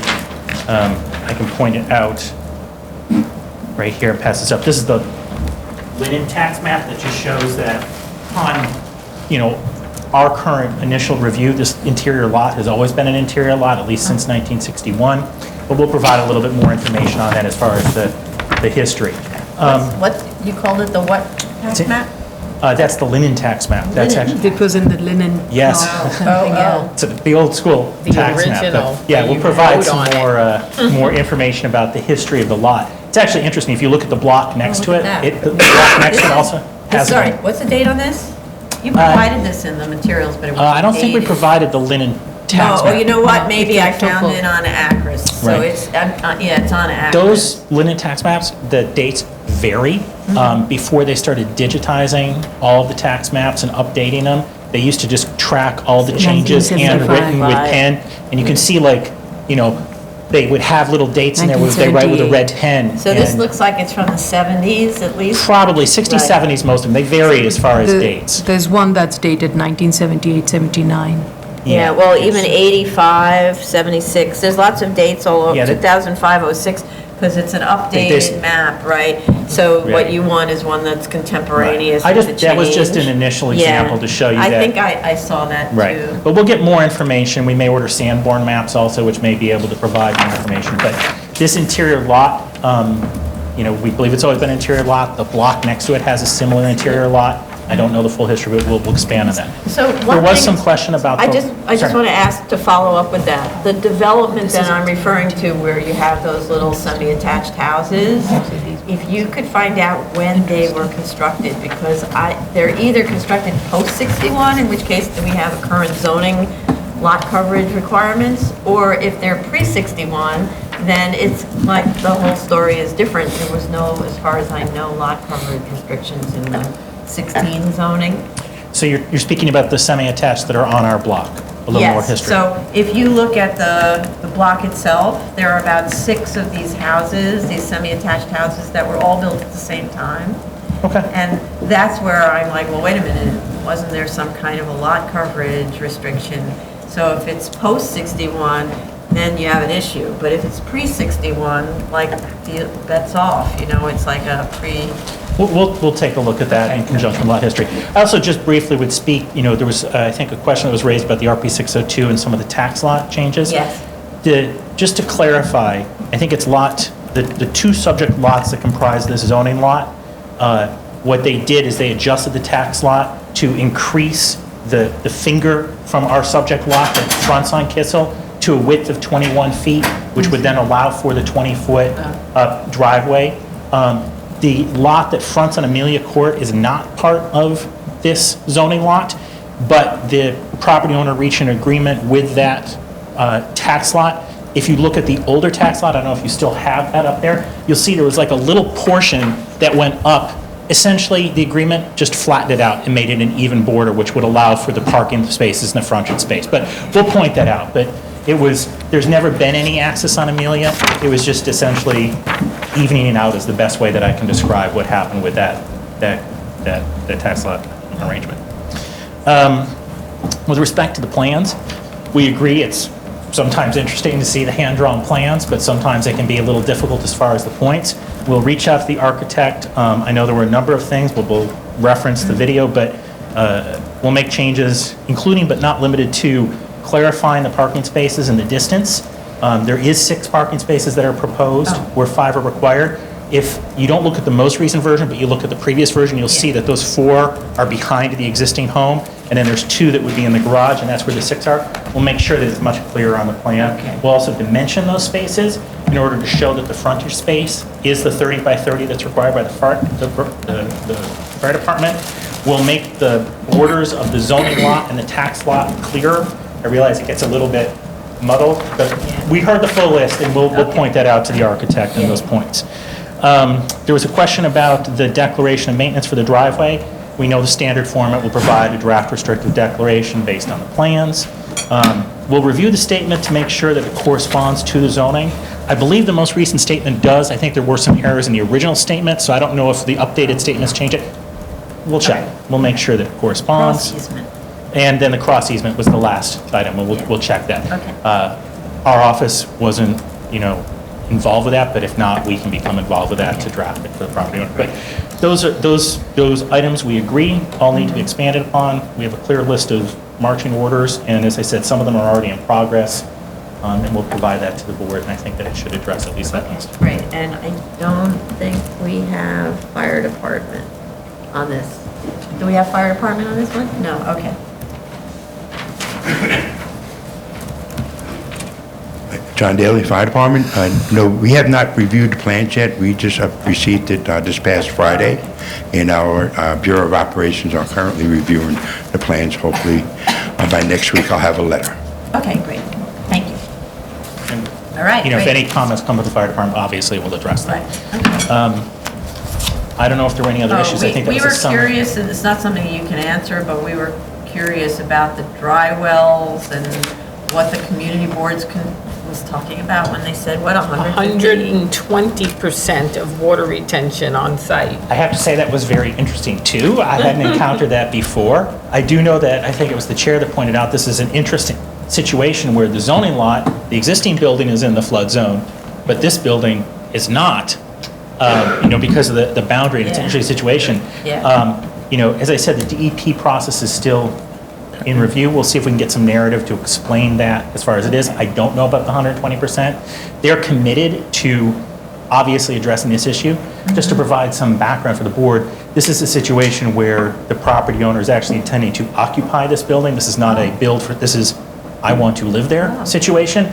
So they obviously want to address this both for the existing building and their building, make sure everything's taken care of. So, Your client here by any chance? no. So I don't know if you have a case after, do you have a case after this? Yes, This one? we have Okay. 2. Because the next case that's coming up is being designed as a sustainable site, next 2 cases, being designed as a sustainable site with permeable materials. Okay. And water retention beds and all kinds of great stuff like that. And since this site obviously has a water problem that's expressed in some mysterious way by the community board, your client might be well advised to look at the same kind of approach that's being used on the following 2 cases, because it will likely improve their potential for flooding, not about the flood zone stuff, well, actually, yeah, runoff from the flood zone arguably, because I'm assuming when the front of the property floods, the rear of the property will just get kind of more water buildup in its groundwater. And so if it had a better method of handling the groundwater, they might not suffer as much, right? Obviously, would be interested in that and, would pass that information on and also reference the hearing video to the architect, the engineer, and the property owner. I mean, obviously, they're invested in this, both, they have a relationship with the home in front of them, but also this particular building is proposed to. So it's a good idea, and we'll pass them. Okay. All right. All right. Are there any speakers on this one? All right. As far as timing, even though some of this is in order, I don't know how long it will take for the DEP review. So we can be flexible with the board's dates. I mean, I don't know if I'm trying to think of as far as the submission time. Just to be safe, because I'd prefer not to have to adjourn if possible, maybe 7 weeks to submit. I don't know what the timing is on that. Probably work.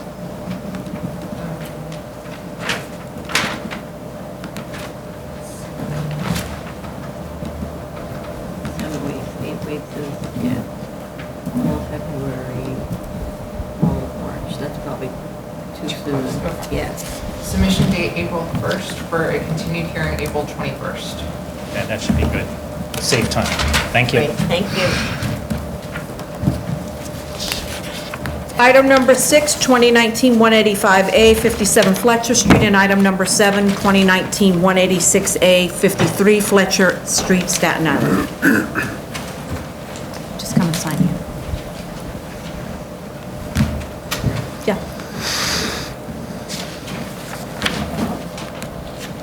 That's good. Please state your name for the record. No, you don't have to be sworn in for the A case. I have a couple of presentation boards State your that we name, brought. Tim Boylan, I'm a partner in V&B Architecture Urban Planning LLP, design architects for the project. I have a presentation board, let me just grab that, put that up.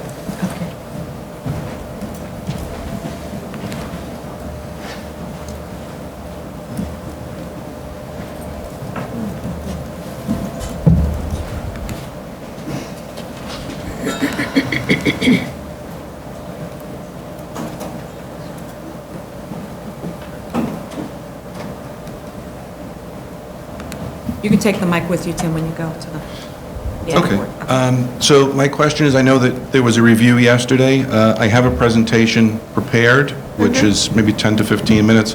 I can certainly just focus on your questions and concerns. If you'd rather do that, I defer to... Yeah, but I would, for the benefit of Mr. Dale, he's still here, right, is to go through some of the sustainability approaches that you're using. Certainly. So that we can have that on record, and then Mr. Dale can advise his client to listen. I'd be glad to do that. Just introduction, our client Raymond Giffen is the applicant. He's also the homeowner that lives on the site currently. He's lived there for a number of decades, raised his family there. He's a retired New York City firefighter.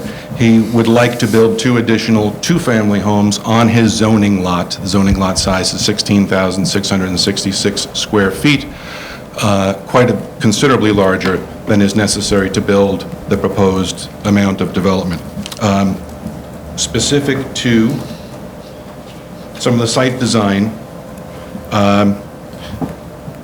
the building orientation has been designed to create a more sustainable project by incorporating technical strategies such as roof design for electrical power generation, the buildings face due south, and landscape features that lower runoff and reduce the heat island effect. The proposed development will not change existing drainage patterns in the neighborhood and will adhere to the regulations of DEP and other agencies for mitigation of storm and sanitary discharge. The designs will go further to help lessen the load on city infrastructure by incorporating elements such as permeable pavers for driveways and rain gardens to increase capacity for on-site absorption. A planting strategy will be incorporating native plants and include several shade trees, in addition to some mature trees that are on site in the northwestern part of the site. The plans have been reviewed by DEP, who've confirmed with a letter they have no objection to the GCL 35 application. In addition, just to quickly hit on architecture, similarly, the houses will make use of green construction practices to create structures that are environmentally responsible, resource efficient throughout the building's lifetime, and are designed to reduce impacts on climate. Other features of the house include traditional architectural elements that are informed by the neighborhood, by the older construction in the neighborhood, the historic vernacular of Staten Island as well.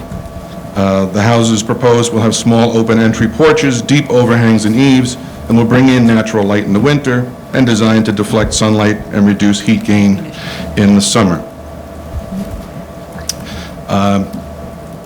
Okay. Okay? That's Thank you. good. So then, now, if you could just respond to our questions, you don't need to make a presentation, okay? Certainly. There was, in addition to a couple items that we saw yesterday's review, there was some correspondence from the fire department over the weekend, specifically saying that they had reviewed the site plan, wanted to confirm that the buildings would be sprinklered. There is a small note on the plans in the legend that refers to the sprinkler of the buildings, but what we did over the weekend was respond to the deputy chief's office Bureau of Operations with an updated plan that puts additional notation on the plans that makes it very clear. Sprinklers are included. They'll need to be filed, approved, signed off before any C of Os are given on these houses. So we sent that off by email. Okay. There was a question in the review about the community board's comments.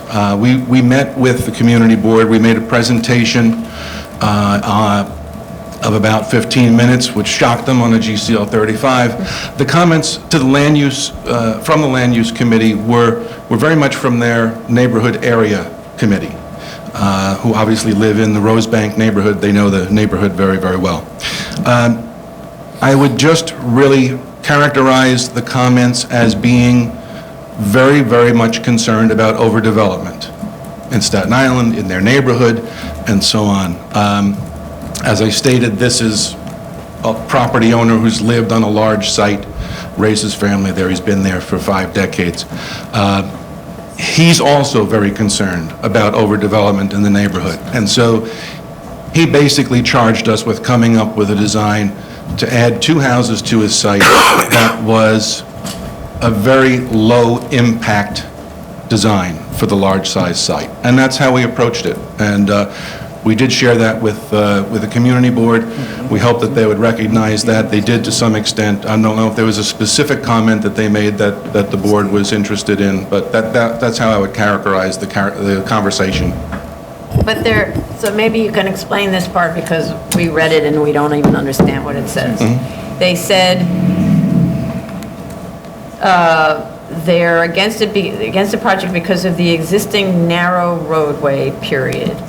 It would take away from the street widening, period. It would be irreparable damage to the neighborhood adjoining lot with street widening of Virginia, which you're not adjacent to, would set a precedent. With the size of the property, more creative building can be done, ability to develop further on current zoning lot.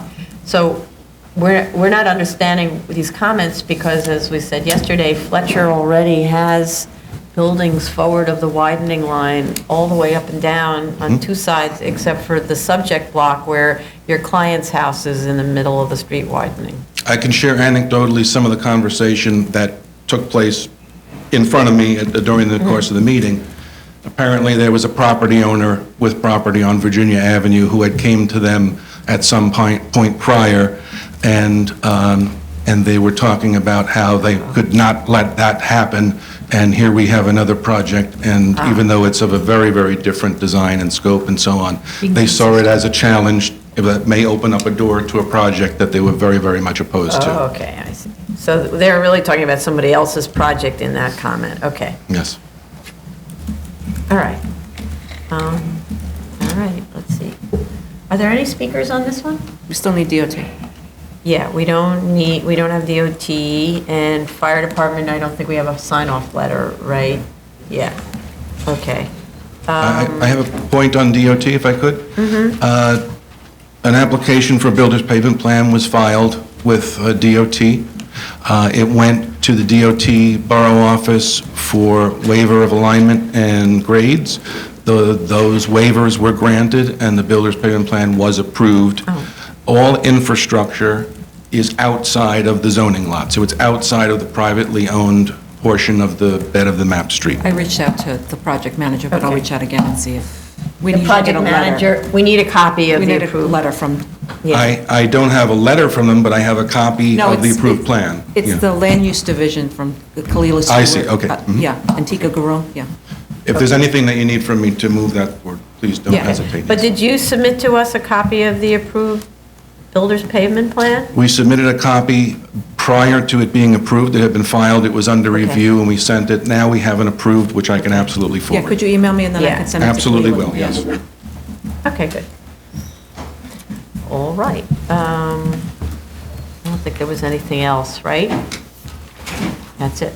Oh, it's just correction on the zoning chart. The lot area on the zoning chart isn't revised required lot area and width for the two-family house. Oh, because we're thinking it's in the lower density gross management area. It might be more of a zoning study there. We need you to check that. Okay, I can speak to that. Yes. And maybe that answers the question. So in lower density growth management, there's a specific section of the zoning text that, above and beyond the rest of the city, requires that the zoning lot, when there's multiple houses on a zoning lot, that the zoning lot have enough area to substantiate each individual building filing. So a single-family house in an R3A requires 2,375 square feet. So you add that to the two-family, which is, It's 3,000 for two-family. right. 3,100 and change. Right, so you add each of those up, and then the zoning lot has to be able to have at least that much area. And we've got probably double that exact number. That's how you're, Yeah. so it's not like each tax lot has to meet that, because the way I understood the text was, you're right, that each, if you're proposing to build, let's say, 4 two-family homes, it's 4 times 3,100 and change. Right. And therefore, each tax lot that is delineated for each one of those two-family homes also has to therefore meet that 3,100 square foot lot area.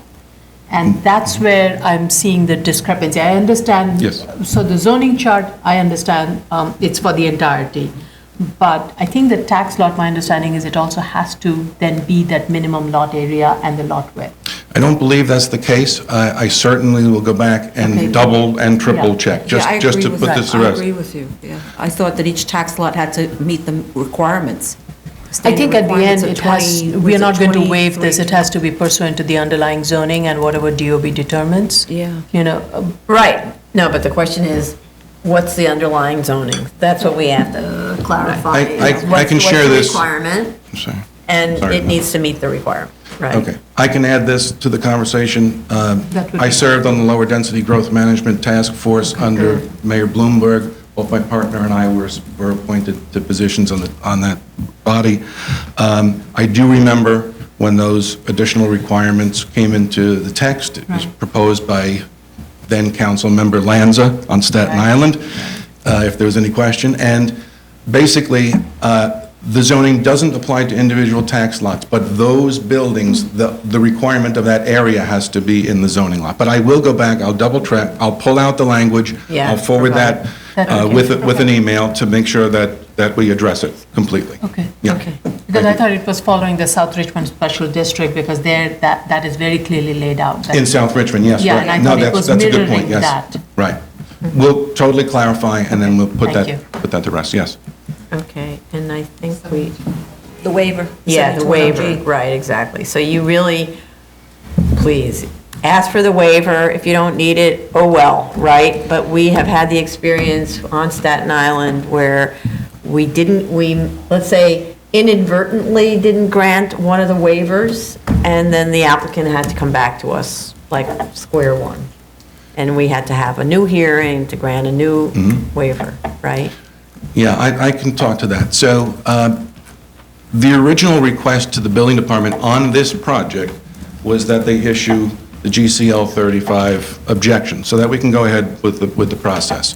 They added additional objections. One of them was, you have to show that you comply as a zoning lot, and that additional 7201G.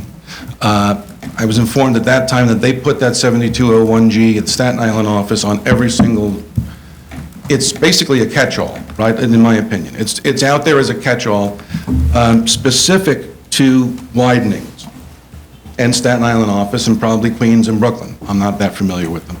Every project that comes in that has a widening line is interpreted under the guidelines of Buildings Bulletin 2014-001. The Buildings Bulletin outlays where you can use the setback from the record line versus the widening line, where you can't, where you can use that lot area for the creation of floor area. In this particular case, the building department took off the zoning objection, they refused to take the second objection, and reviewed it and said, we comply with the Buildings Bulletin. Do I have something written from them? Of course not. I do get your point. The bottom line is that Buildings Bulletin clearly allows us to set back from the record line, not the widening line, and therefore, our project is compliant with all of the zoning regulations. Now, what you're saying is, you're doing a GCL 35 and sending the applicant out with an approval, and the building department's turning around and changing their mind Correct. on the interpretation of a buildings bulletin. Specifically in Staten Island. Right? Now, it's true, we don't have a lot of these in other areas, but specifically in Staten Island, we had one case where we had issued the waiver on one side or persuaded ourselves that there was no reason, that there was like a permitted obstruction on the other side, and they send it back to us and it slows down the project by months and months and months. I completely understand that. Yeah, because we say to the applicant, please go back and argue with DOB and show them the bulletin and point to this example Yes. and all of that, and they did, and they did, and they did, and in the end, they had to come back to us. So since it doesn't take any extra time to do this, I really would recommend it, so you just don't need to think about it anymore. Okay, and you could guide me through what we have to do to Yeah. add that action? Right. Okay. And I want to say, though, that this board used to have these sort of blanket waivers where it would be, the waiver would say in the resolution something like, and anything that doesn't comply with zoning, we waive, essentially, under G. But we started to see that being abused by certain applicants, right? So then we changed the rule to, you need to ask for the specific waiver. So in your case, it would be the front yard. The front yard. And that's maybe the height and setback waiver, right? Everything else complies? I'll go back and double check before I... Right. before But I so go- the front yard, so it might be height and setback because you're supposed to be measuring from Yes. your front lot line. What's your front lot line? DOB, I remember this conversation with one of the commissioners really recently about this one project, where I said, no, you don't understand. We moved the front lot line. And the commissioner said, no, you didn't. It's still there. And I said, well, then what's the point of the GCL 35 waiver? It doesn't matter. It's still there. So if your front lot line is still viewed as being the widening line, then you're also not setting back at the right place. So you have both front yard and your front lot line setback, right, for the height of the building. I appreciate that feedback, and we'll definitely follow through. When you have a buildings bulletin that's 14 pages, you're guaranteed to have multiple interpretations Yes. every year. Yes, so Yes. thank you very much. Yes. Okay. All right, did I already ask if there were speakers? Speakers on this one? No? All right. So, other than so does that mean we need to get an objection or not? On the 72G? Yeah. No, well, I think that covers it all, but, I mean, if... Okay, I don't want them to have Is it to a new, do it. is it a new statement of? It's a new facts? statement, revised statement that speaks to the noncompliance of the height and setback, be it for the map, being in the bed of the map street, the language that is in, if you look at the zoning text, and you put that statement in Yeah. there. And when you do your zoning analysis, just assume that your front lot line is the widening line, not the tax lot line. So if you do your zoning analysis, do it all based on the widening line. That way, you'll be Okay. right about what you need to get waived. The tricky thing there is that if I've got 8 projects that I've done where that was not the interpretation, now I've got something else. Whatever moves us forward in a reliable way, I'm happy Yeah. to do. Okay. But I here, don't know what to say about your other projects. we'll brainstorm and we'll touch base. I mean, you yes. could phrase it in a sort of a way that says, in the event that, Okay. or something like that, right? Yes, in the event that the buildings bulletin is not interpreted. No, in consistently. the event that a waiver would be required for the following Yes, things, we're okay. requesting a waiver. Okay, Because Yeah, we've that's also more- had cases where the Department of Building sends an objection, and we call them and ask, what are we waiving? And then we don't know. they So, don't, they don't. Okay, We'll touch base with you, Okay. Tom. okay. Well, I thank you very much for the comments. Okay. And take them to heart. Whatever your earliest opportunity to follow up, if you need us to. Were you going to submit the BPP to me so I can give it to Kalila? I'll send you out an email in the next couple of days. We'll give you additional information, maybe even the new statement of Okay. and everything. Go through the check. Okay.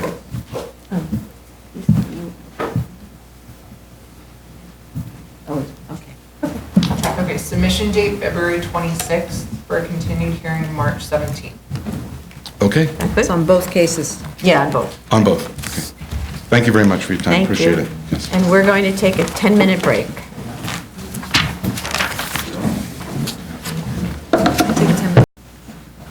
Okay, we're back on the record. This is the Board of Standards and Appeals public hearing for February 4th, 2020. We'll continue with the appeals calendar. New cases, item number 8, 2019-303A, 55 Eckford Street, Brooklyn.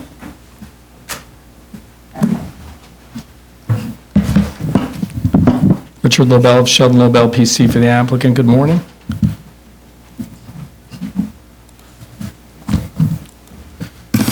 Chair, we had a representative at the board's executive session yesterday, so we're familiar with the comments. We note that this application is the second application for a common law vested rights claim based upon the property at 55 Eckford in Brooklyn. And the result of the 2014 grant of common law rights was that indeed there were common law vested rights found, and that the owner was required to complete construction and had a period of years, I believe 2 years, to do so. After that time, the then owner did not complete that construction. Property was subsequently sold in foreclosure, and the current applicant is the contract vendee for the property.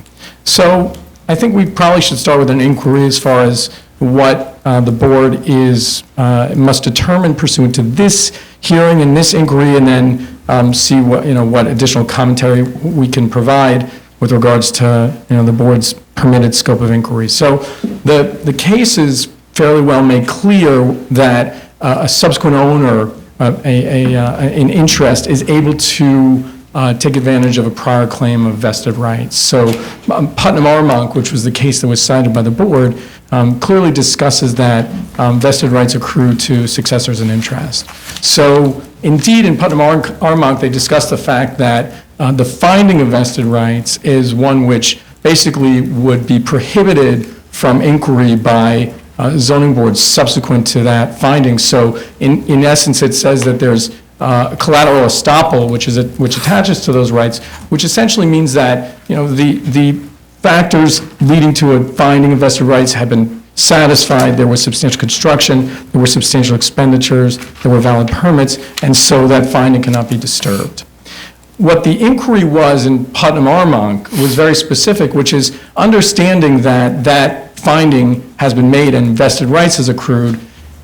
Can the applicant be divested of those vested rights? And so the inquiry in Putnam Armonk, which was indeed the case was referred back to remanded to the lower court, was whether or not any of these divestment factors accrued. And so the board specifically yesterday raised whether or not recoupment may have occurred here. So we did some research into recoupment, and in essence, there are really a limited number of cases which discuss recoupment with regards to vested rights in New York State case law. There's really only about 6 cases which refer to this recoupment and discuss the findings in Putnam Armonk. And so all of these cases share something which is not present in this case. And what they share is, for want of a better term, the single integrated project theory. And so the statement single integrated project appears in Putnam Armonk and in several of these other cases. And essentially, as it would sound, the single integrated project is such that you've got a large property, there's a subdivision of that property that takes place. Improvements are made which may benefit certain parcels of the property, and those benefits would accrue to other parcels.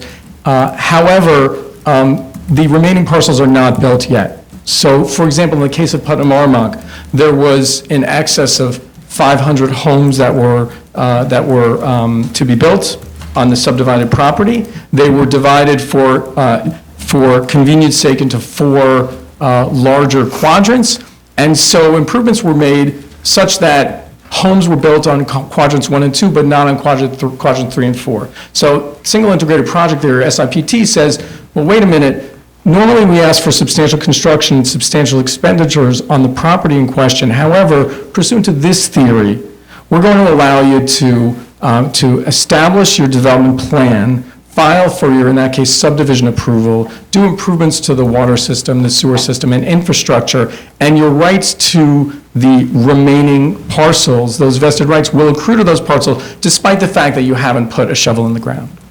So when looking at these limited cases and looking at recoupment, That's what really happened. You have cases where there was a larger plot of land, there was a subdivision of that land, there were improvements made to benefit some parcels of that land, and then the court applied SIPT to say you vested your rights in all the parcels. Where recoupment comes in, and where it is discussed, is that to the extent that you then, as in the case in Putnam Armonk, have sold homes related to the initial parcels, that's where you can find recoupment. Because basically what the court does, what they do is they make an inquiry as to whether or not, in that case, you made your investment, you invest in the infrastructure, those benefits that accrued to the property were realized by the property owner. And so upon that sale, recoupment occurred, and so the vested rights in the remaining parcels could not occur. The situation presented by Putnam Armonk, and in the case of discussing recoupment, is inapplicable to this case, where all of the improvements to the land and the parcel basically accrue to one development. So indeed, recoupment in that theory has never been applied by the courts to a single parcel and a single building benefiting from those developments. Indeed, here, the improvements to the property which are in question are the very ones which are used to build the subject building, not ones which are used to attempt to find vested rights for other parcels or other portions of the development. I have two questions. Please. The first is on Putnam and the other cases, which I assume you'll brief so we'll know what Yes. they are. Is it your position then that the purchase of the land was viewed as having been recouped? The value of the land and the expenditure on the land was viewed as being recouped also by the sale of those houses? Because you just talked about the infrastructure, but there was a very large parcel of land. They included an inquiry solely into improvements on the land. I think that the nature of the investment itself was probably a lesser part of that recoupment. It's more that they never inquire in any of these cases into what purchaser C paid to purchaser B who paid to purchaser A. That's never a part of the recoupment inquiry, because basically the property rights that accrue are considered to be so powerful and so protected under the Constitution that the mere transfer of ownership is not one that would merit inquiry or defeat a claim of vested rights. It's not like a successor in interest gains control of the property and then there's an inquiry as to, well, what did he pay? Did he recoup his costs? It's more that we know that there were improvements made to the land. There was water infrastructure, road improvements, et cetera, and so the benefits accruing from the sale of portions of that development recoup the investment and prevent vested rights from accruing for the remainder. And my second question is, so according to the theory that you're presenting, Sure. do you view that you should be allowed to, that successors in interest should be allowed to benefit from the initial vesting indefinitely, like 50 years later? Right, so it's not really presented by this case. Indeed, this case, really what it presents is a case where the then owner failed to build, and we have a subsequent owner 4 years later. So I would limit our discussion to the fact that in 2016, our vested rights would need to have been acted upon, and so now we come in 2019, 2020. But so the truth of the matter is, perhaps if you had the subsequent sale of the property, there may be an inquiry into whether or not the vested rights would remain. Under any of these theories, though, they would still remain because there's no issues presented by a subsequent sale for value. There's no issue. The owner would not have divested themselves of the vested rights, or the property would not have divested itself merely because of a transfer of ownership of the property. Even if there were, over the course of 50 years, 30 transfers? I really can't speak to that. I think the courts view it as a discussion with regards to the equity, and they talk about the circumstances of the case. And here, I know that the facts presented are such that the rezoning happened in 2004. There were two statutory cases since that time, and then one common law vested rights case. The common law vested rights case, essentially for purposes of our inquiry, common law vested rights were found in 2014. So really, our inquiry doesn't even need to go back beyond that date. Those are the dates that vested rights were found, and so those would continue. No, I don't think that's accurate. Please. I think that the vested rights that were common law, you had to shift into that because we no longer had a statutory provision for looking back. But the question is, did they vest in 2005 when the zoning changed, right? That's the materials that the board looked at. They looked at the 2005 and 2000, maybe 2006, well, it had to be the 2005 work up until that time to determine that it had vested under the common law because you've now lost the opportunity to take advantage of statutory vesting or let's say special permit vesting, right? So I think that the vesting is as of 2004, not as of the last time that the board decided on common law vesting. It's just preserving your right under another mechanism. So I'd address that by saying two things. The first is that the abandonment, the vested rights would have accrued as of 2014. I mean, that was the finding. The board found in 2014 that vested rights had accrued. They also found that before. No, they found that vested rights had accrued as of the date of the zoning change. Correct. And that the rights to pursue the project under those 2005 vested rights continues under a different theory. The first theory being effectively the special permit, and the second theory being a common law methodology that replaces the special permit when you run out of options, right? It's not that there was an accrual, a later accrual. How could there be a later accrual? There was no change in the facts. Can the chair enlighten me with regards to what the special permit refers to? Well, I'm just talking about 11332. You mean the or whatever. statutory The statutory. Statutory. So there's statutory vesting where DOB Correct. simply recognizes Correct. you have foundations. Correct. But then you didn't finish the project in time. So then you Correct. have to come here. Correct. So when you're coming here, you're getting sort of a special approval where we have to review, I call it special permit because you're going through a process as if it were a special permit, right? So we're going through a review that's different than what DOB looks at, right? And determining whether you're entitled to it under the zoning resolution, right? Well, no. I wouldn't say that a common law vested rights inquiry. No, this is the statutory. Okay, vested statutory, rights. sure. That's independent of DOB's Correct. statutory recognition of vested Correct. rights, right? So there were three levels of statutory vested rights. Correct. And then the common law is just recognizing that you ran out of your opportunity under the zoning resolution to continue construction. Well, So we I don't would want to dispute that. deprive you of Sure.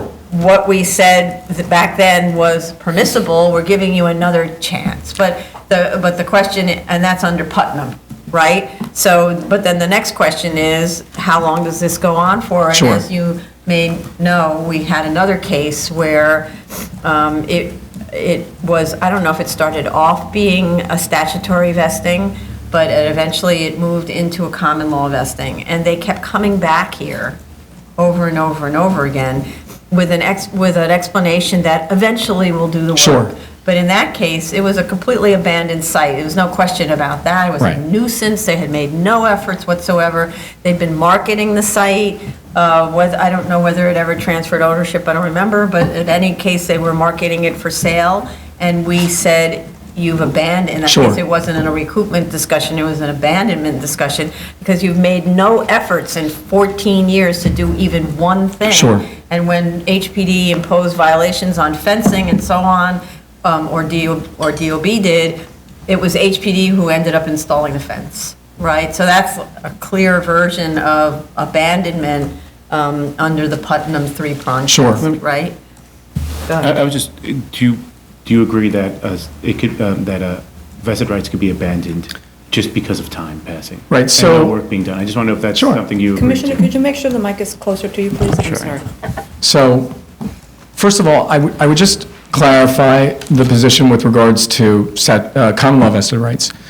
Common law vested rights are considered to be such an integral property right that they're essentially, they are provided a greater scope and deference than statutory rights. So it's basically common law vested rights. I wouldn't say that that your statutory options ran out. It's almost that, to the extent you wanted to bring a common law vested rights case, you wouldn't even need to go to the statute. It's basically, if you've satisfied the prongs of a common law standard, you would get vested rights. Here, understood that they had made application for statutory vested rights, that one of the time periods elapsed, and so they had to come in for common law. That finding was made in 2014. With regards to Commissioner Shabetta's discussion and question regarding abandonment, yes. Abandonment is, under Putnam-Armonk, one of the three ways in which common law vested rights can be divested from an owner.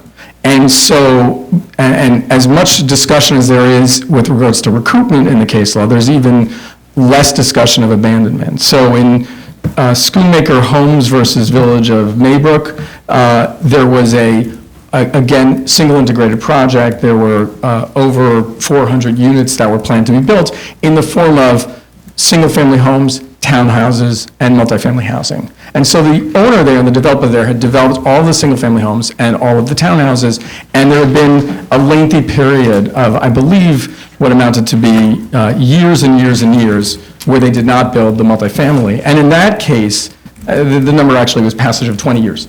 In that case, the court had found abandonment with regards to some very specific findings, which was that the owner there had publicly made it known that they never intended to build the apartments. So they basically had produced materials on the public record that demonstrated that they were intending to use the land for the multifamily homes for parkland and for commercial development. So in that case, the board made a real, the zoning board and eventually the court made a real inquiry and said, abandonment has occurred. You've made there's a clear sign here that you had never intended to do that. That is absolutely not the case presented here, which is that you still have a viable development. You still have building permits which have been renewed. You have what amounts to a development site. And so here we would say, that particularly in light of the fact that we do present a very different case than both Putnam as well as Schoonmaker Homes. No abandonment has occurred. Okay, but you would agree that even a single owner, a single common law vested right, that doesn't last in perpetuity. They have to make some progress on the site. The truth is that it's nothing that I've seen in the cases that have been presented. So I can't opine as to judicial interpretation of abandonment. I can only say what I know, which is that raised in Putnam and found in Schoonmaker Homes, but again, not present here. Right, and I do want to add to that, the intention to abandon is something that's discussed quite a lot in the case law, and this board's decision on that other case where it was basically a hole in the ground with an HPD fence, the expression, we actually found based on behavior and intent to abandon, they had never renewed the permits. There actually was kind of almost no acknowledgement that they even owned the property. Like complaints by neighbors to repair the sidewalk, unresponded to, that kind of thing. Yeah. So I do give you that. And as a matter of testimony, we have owners, they're in the room with us, they are anxious to proceed with the application and to build. So we've, more than just merely stating this on the record, once received, we would hopefully begin construction sooner after and just start building. But I would imagine most applications would have owners who are alleging they want to build. Maybe so. We can testify on the record. That's what I'm saying. But I would, again, going to add on that one, an owner never showed up on that other case. We asked for the owner. It was at a desperate point where if you're an owner and you care, you would show up, and that owner never showed up. Right. It was a complete absentee application process, both the one that we looked at as this board and the prior board looked at it 4 years previously or something like that, and same thing had happened, and just to refer to Jason Blauvelt, who is part of the ownership group, is in the room. Okay. Other questions with respect to this? I had a question about the serious loss. Yeah. Because you didn't itemize your new figure of serious loss, you just basically said it more than doubled, and that it was due to additional fees, time delays, and revenue lost based on additional floor area that you could have. Could you break that down and give us a little more detail on that? Well, actually, my thinking on this has evolved a little bit since our submission, and particularly since reviewing some of the cases involved. You know, it's so powerful here with regards to an initial finding of vested rights and the fact that the courts use the language of collateral estoppel in reviewing that claim, that it's almost that an inquiry into the initial findings which accrued in the initial determination of common law vested rights would not even be an appropriate matter of inquiry for the board. So the hallmarks of substantial construction, substantial expenditures, and valid permits, with an understanding that several cases discuss serious loss, while we presented those materials based upon the posture of the case and the discussion around filing a new vested rights case, the finding in 2014 essentially is preserved, and so it's really almost inappropriate to now ask, did serious loss accrue? The serious loss conversation happened in 2014, was decided by this board, and was found to be sufficient to... Then why did you include this paragraph? I mean, you're the one who gave it. No, understood. We didn't ask for it. Understood. So could you give us additional detail? I think we would do that. Statement? I think we would give you additional detail. Yeah. Thank you. Yeah, Sure. Okay.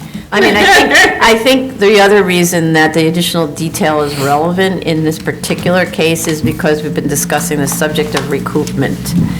I mean, normally, we don't ask for this, right? Normally, you've been working along, there's work that's been progressing, you show us you added another 40% to the project, and we can see there's serious investment here, and so to deprive you of the ability to move forward, you know, really would be a deprivation of rights, right? But in this situation where the site is laid fallow for all of these years, and we're starting to talk now about recoupment, then we need to understand how recoupment doesn't play into it, and what the loss to the current owner is arguably, or at least that has to factor into our thinking, because we're not really sure how to, I understand what you're saying, that all the recoupment cases have been about these integrated developments, but perhaps our own council will find other cases. Sure. Yeah, go ahead. Now, I also wanted to add that in the other cases where work is proceeding, you do update your serious loss statement because it's in your own best interest. Sure. You know, in addition to the initial 2.5 million, we also completed the skin of the building, an additional 1 million. And we have no issues with providing. Yeah, absolutely. But the number multiplied. The number is larger. Yeah. Right. Yeah, that's why we recognize, you added 40% more value because you told us that you added 40% more value. Right here, the more value is simply represented by changes in our economy, right? Inflation and so on is changing the numbers, right, as opposed to any work, right? So I just want to be clear. So, and if I may for a moment, we don't have anything to say. So the serious loss conversation, it's in an effort to assist the board in the discussion regarding recoupment? Is that the inquiry? For me, it is. For her. Yeah. Okay. For me, it's just part of your common law vested rights. Give me that third prong. Okay. And you're updating it. So since you're updating it, just give me the detail. If you're saying the extra value is derived from the fact that your latest owner has paid and paid handsomely because that extra floor area has risen in appreciation, give me that. We'll give you all the information. I just want to be clear, we still are very much of the opinion that the finding of common law vested rights should not be disturbed. Regardless, it is in our best interest to clarify that point of the application, and so we will provide that information. Okay, great. And since the owner's here, and I don't know if he listened to the video yesterday, but this is my opportunity to say, when I read on YIMBY, who likes construction projects, that this is one of the ugliest buildings being proposed for development in Brooklyn at the time that they took the poll. Out of nine projects, this was voted the ugliest, and the previous year it was voted the saddest. That had to do with the financing and ownership issues, which is not your situation, right? I would say please do what you can with the facade so that YIMBY doesn't vote you the ugliest completed building in the city, okay? Agreed. Or in Brooklyn. It wasn't the city, it was a Brooklyn competition. I understand that the owner agrees, and we look to make YIMBY's best-looking buildings of 2020. Okay. Also, you have fines? You have fines? Yeah, there's a Yes. lot of fines which must be paid before we can move. Yes. Chair, we will inquire into the nature of those fines and will, of course, secure settlement or payment prior to the time of a BSA grant. Understood, okay, great. What is Yeah. expected, after, let's say we were to grant today, how long would it be till there's some work done on that building? I think the work would start within a matter of months, and I believe that the work would be completed within, 1.5 to 2 years. And So- you have. Oh, I'm sorry, the revised schedule, which I understand is 20 months. 20 months. So, I mean, here's a question which, for instance, the prior board on another case asked the subsequent board to do something, right? On this case, because we are concerned about this going on forever, and no progress being made, we could, as a condition, and I'm not saying we're ready because we do need briefings and so on, we could, as a condition, say that significant work has to have been accomplished within a certain period of time, because, 20 months is, assumes that there are no neighbors complaining about the work, there's no stop work orders, like all of that kind of thing. So the reality of construction here, but we need to see significant expenditures made over the course of the time, with the ideal that the project is completed in the 20 months or whatever. Or we could also just do a hard stop date on the existence of these vested rights, and they'd have to come back with a new vested rights application. No, so that won't work, right? No. We can't do it, because vested rights Right. either exists or it Or they doesn't don't. exist, right? And either you're divested of them according to the various theories, or you're not, and in which case you're allowed to proceed. But if, for instance, we saw that, again, now the property's flipped again, and there's another 2 years where no work is done, now we start to see it's worse than a pattern. And it's blight, right? So there's all of these people living with this frame. That's a blight, where YIMBY is saying it's ugly, but at least a building is better than no Right. building, right? It's a terrible minimum standard.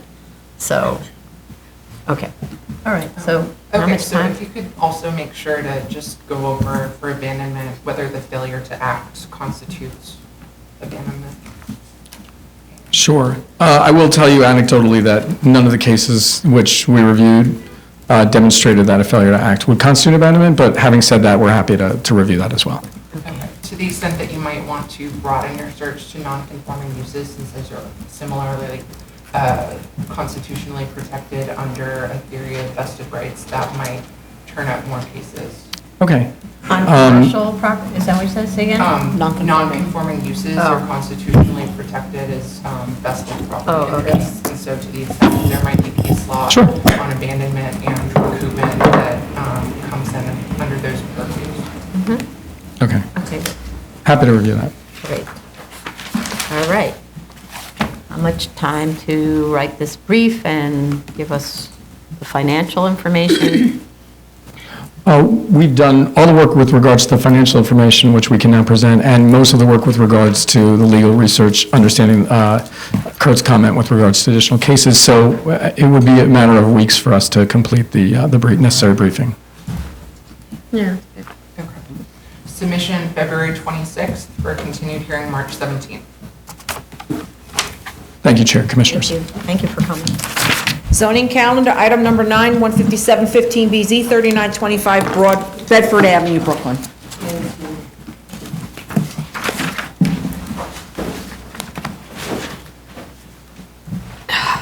Raise your right hands.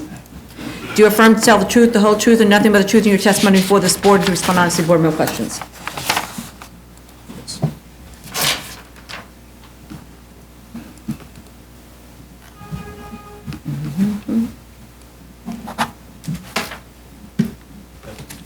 Sign. Yes, please.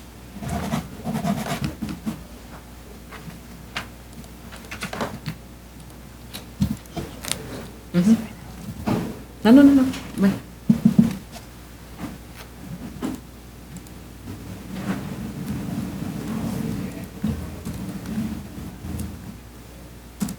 waiting for my architect. Thank you. Okay. Good afternoon, Lyra Altman from the Office of Lyra Altman. We did have somebody attend your executive session yesterday, heard your comments. As you see, we have the homeowner here with us, as well as the architect. What I'd like to do is bring up the architect, Gabriel Gingiashvili, to address some of your comments from yesterday. Gabriel? Please state your name for the record. My name is Gabriel Gingiashvili. I'm the applicant of record on this particular project. Good morning, everyone. As stated before, we did receive the comments from yesterday. Before we begin, I just wanted to go ahead and say I understand a certain amount of the frustration in regards to the length and time of this particular project. By any means, there is no disrespect to the board or any members of this board. Fortunately to say, the owners on this particular project and this particular building changed. The original owners of the building, the wife unfortunately died at a very young age under extreme circumstances, and the husband did not know exactly what's going on with the project and so forth. Of course, rightfully so, he didn't know how to move forward and so forth. At the end, he decided to sell the particular building, and now we have the new owner here, and he's continuing with the project, and we would like to go ahead and move forward with that. So again, I would just like to clarify, the reason for my frustration has nothing to do with the change in ownership. The reason for my frustration has to do with the terrible management of this case by the two professionals who are hired to manage this case. We have seen submission after submission with errors, with unwillingness or inattention to the questions presented, and so hearing after hearing after hearing, I have asked questions that have not been answered. Hearing after hearing, there have been discrepancies in the submissions that have not been addressed. And, you know, this recent submission was the first one that admitted mistakes in the materials and an attempt to correct the mistakes in the materials. I'm up to way past here with how badly this case has been handled. I wanted the owner here to hear that, and I want you here to hear that, and we're not going to accept any more bad submissions, or the owner will lose his opportunity to do whatever it is he wants to do with this house, and all the illegal work will be illegal work that needs to be removed. That's it. I've had it. Understood. I'm just going to start going through the list itself, and again, by any means, just we'll move forward from there. In regards to any discrepancies of the existing drawings, I know within the last submission there were comments made that the square footage has changed. That was basically, there was we recalculated everything. Again, we'll be more than glad to go ahead and make sure that everything's correct, but we noticed an 18.38 square foot difference between the existing, on the existing plans, and rightfully so, then it actually changed the proposed floor plans by 18.38 square feet as well. Ultimately, there was just an error in the calculations within that square footage, and that is why there is a difference in the computations. Do you know how to do floor area calculation drawings? Yes. How do you do them? Well, I'm indicating them on drawings A1. How do you do them? Tell me how you do a floor area calculation drawing. We create different hatchways, we create rectangles, we put the dimensions of the length and the width, and we put in the actual square footage per rectangle, then we add each rectangle. Did you do that on these drawings? I was saying on A113, 114, and 115, and rightfully so, on the P113, 114, and 115, it does show the computation. So on the A drawings, of course, are the existing. We did the breakdown of each portion of the floor area for the first, second, and attic floors, and on the proposed, we brought over the existing as just one complete square footage, and then we did the breakdown of the proposed as well. So where did you break down the existing square footage? On A113, 114, and 115. On the existing drawings? Correct.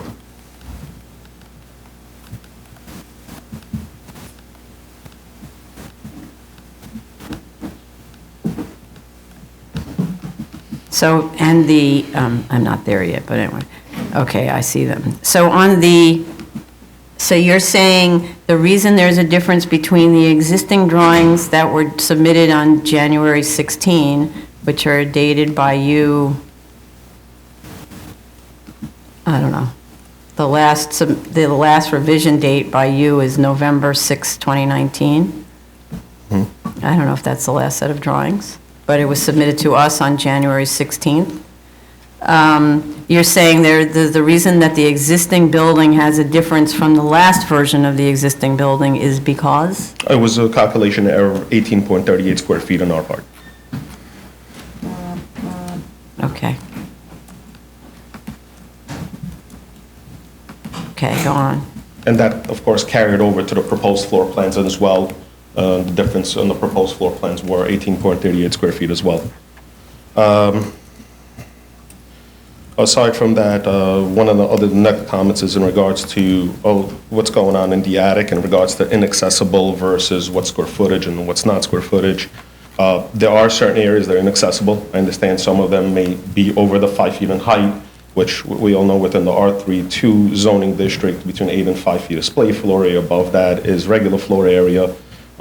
Taking all of that into consideration, because it is inaccessible, there's a very big distinction between zoning and building code, where zoning dictates that anything from 5 to 8 display, anything below is not floor area, but building code dictates that anything that, whether a floor has been laid or not, counts as floor area. But then there's a TPPN to clarify that if it is used as storage and it is under a minimum of 3.5, 12 to slope and so forth, it does not count as floor area according to TPPN 1388. Oh, whoa, this is the buildings department changing the zoning resolution? Sorry. I mean... No. The zoning resolution tells you what's floor area. We're going by that. Okay. So, and we've seen too many of these so-called inaccessible all of a sudden become accessible. We've seen that. In fact, I think it's this project that laid floors where they were going to be open to below, then they're 100%. laid, then automatically, all of a sudden, there's more floor area. No. We use the definition in the zoning resolution that says any space that has structural headroom higher than whatever the X is, 5 to 8 feet, is floor area. So now you have to go back and fix that. Not a problem. No I mean, we'll go ahead TPPN, I don't and even know note what that you're talking addition. about. I have no idea, but 13 of 88 is the TPPN that clarifies the discrepancy between building code and zoning.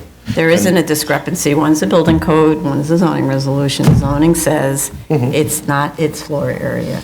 It's the first time I've actually heard anyone invoke this with these special permits.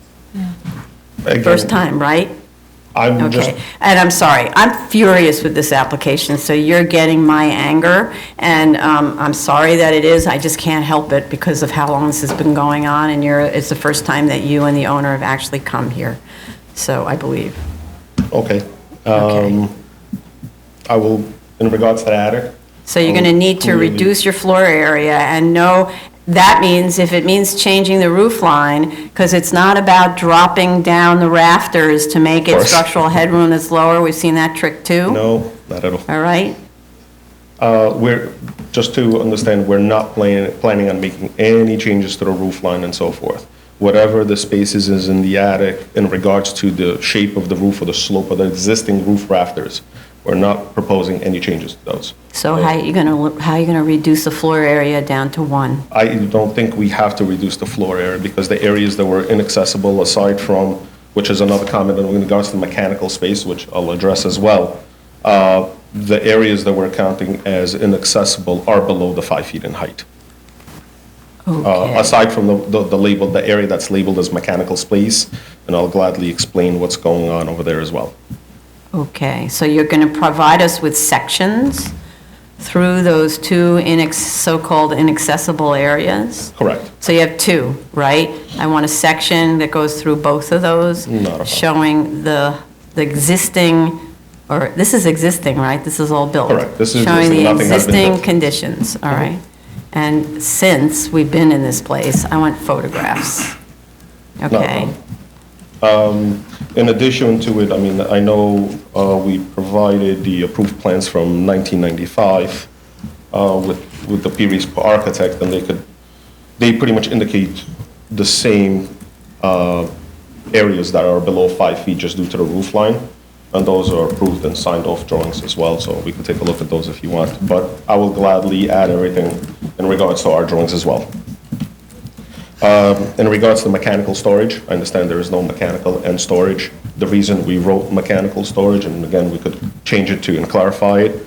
The area itself is only accessed through a hatchway that's in one of the attic rooms.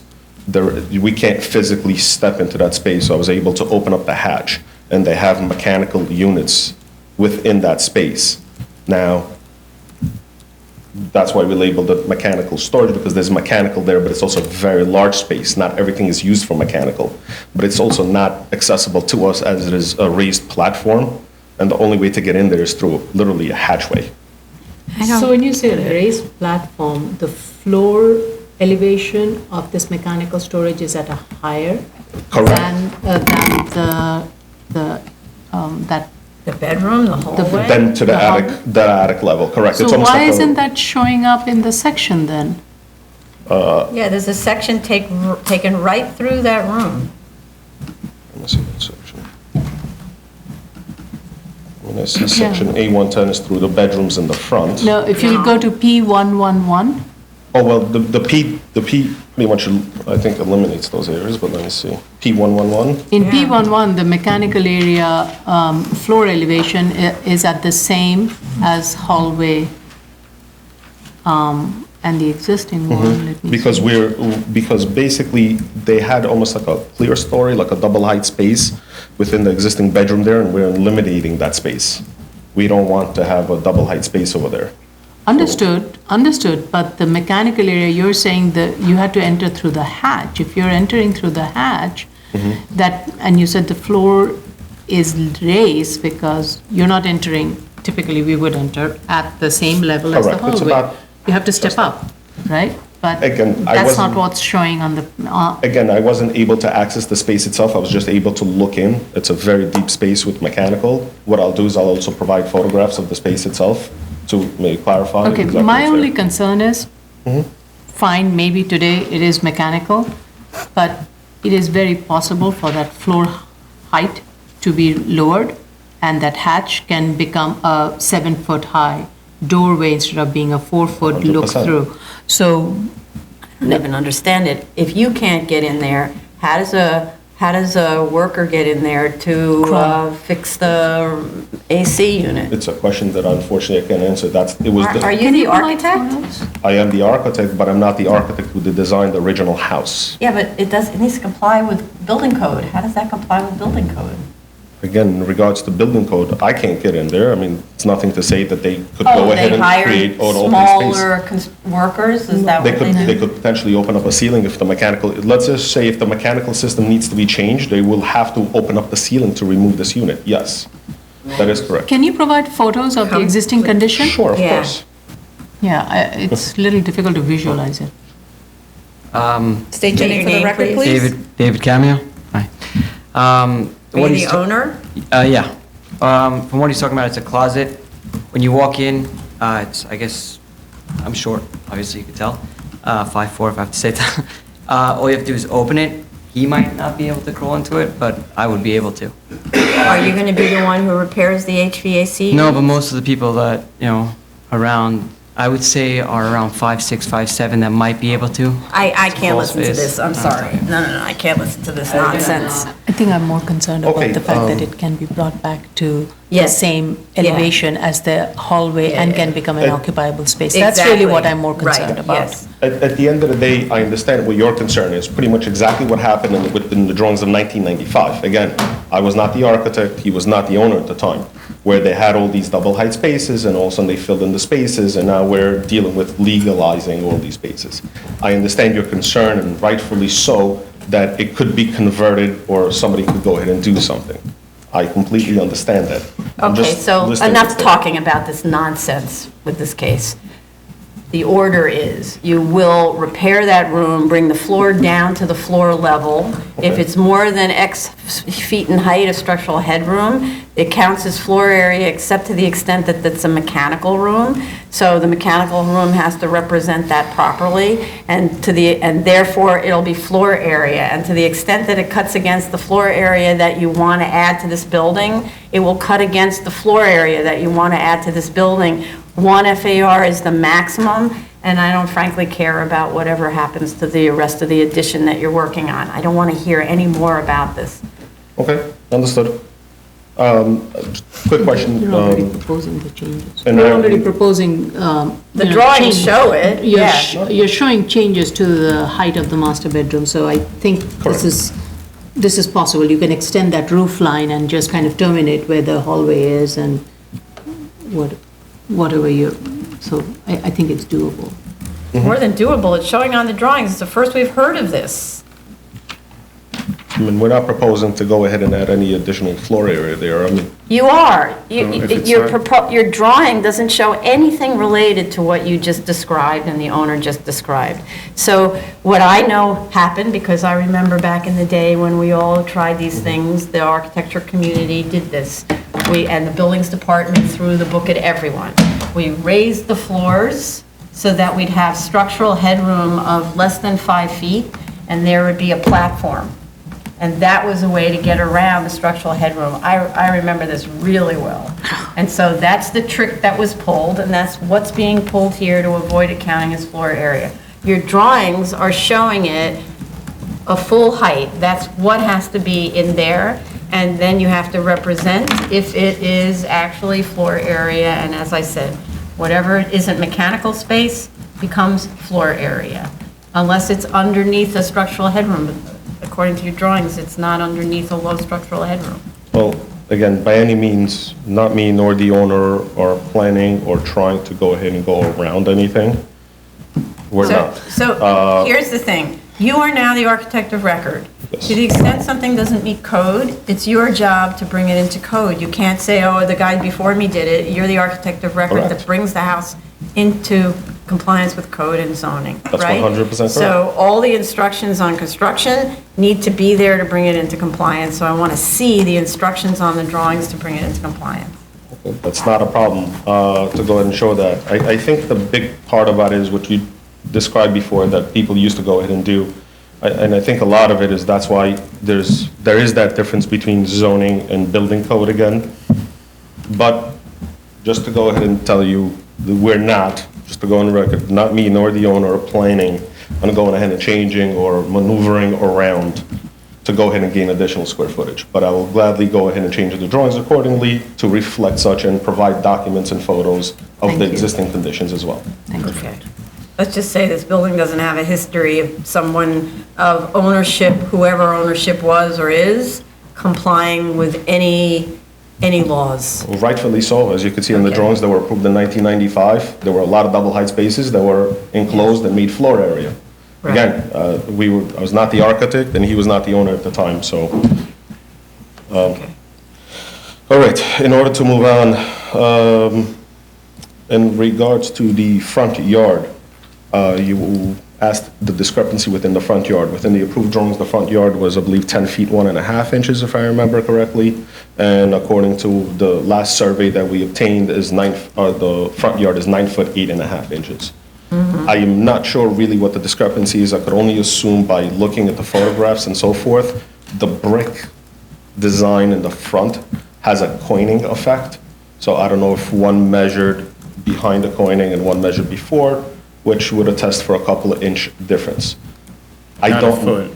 You said it's a foot difference. Oh, no, sorry. It's a 10 foot 1.5 on the original 1995 approved drawings. And the surveyor that we hired to obtain the survey is 9 foot 8.5. Okay. So it's approximately 5 inches or so. Again, a brick is not 5 inches in depth, so even if there's coining, it wouldn't necessarily attest for the 5 inches. That might indicate maybe why some of the discrepancies there. Again, I can't tell you why the architect had 10 1.5. I don't know if he was correct or the surveyor is correct.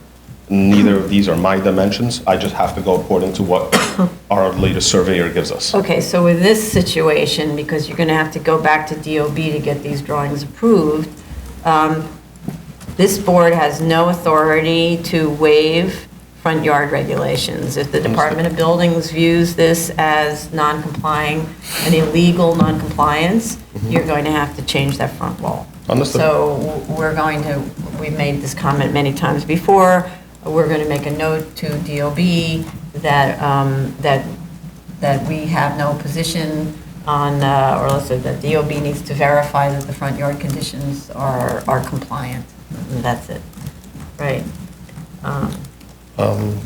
Next comment is in regards to the parking space. There is an existing garage located at the rear of the building. Originally, it was proposed to go ahead and we would file a separate application to remove the garage. I know there's a big discussion here in regards to the actual driveway versus the parking space. We'll gladly go ahead and change our BSA zoning computations to indicate one parking space to remain at the rear. Even though the garage will be removed, we will indicate the parking space. Okay.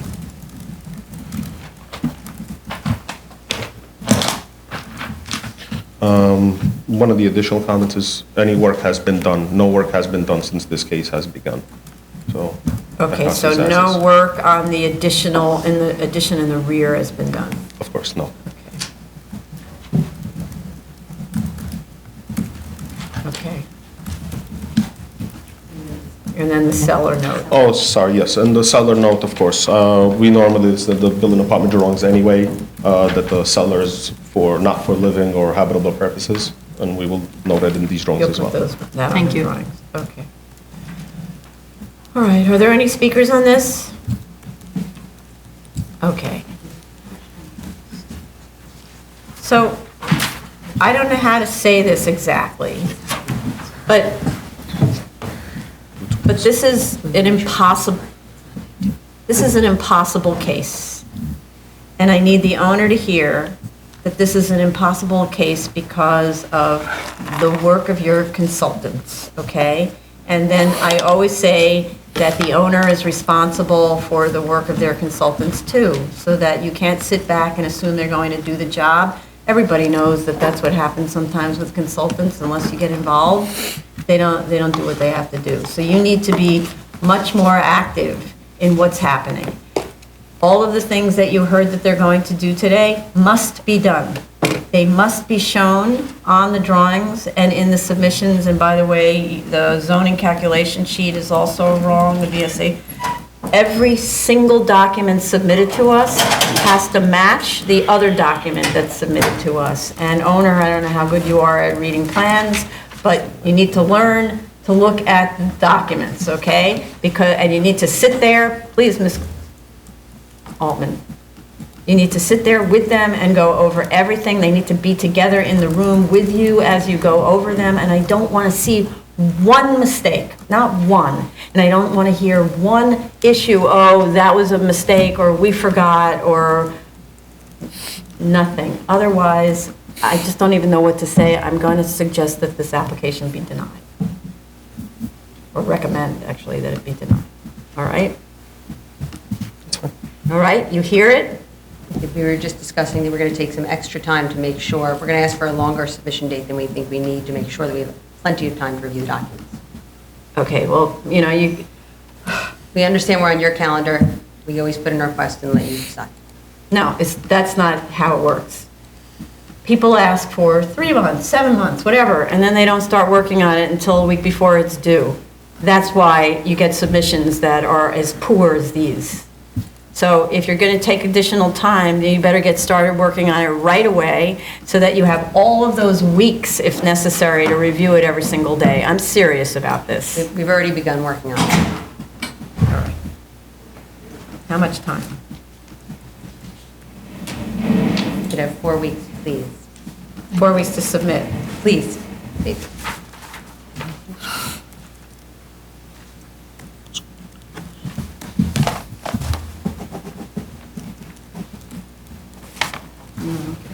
Oh, April 7th, let's see that one. Yeah. Submission date, March 18th, for a continued hearing, April 7th. Thank you. Item number 10, 2016, 4469BZ, 4923 Astoria Boulevard, Queens. You don't have to be sworn in. No.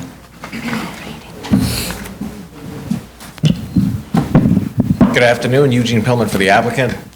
Just want to clarify a point that was discussed yesterday's review session about DOB enforcement.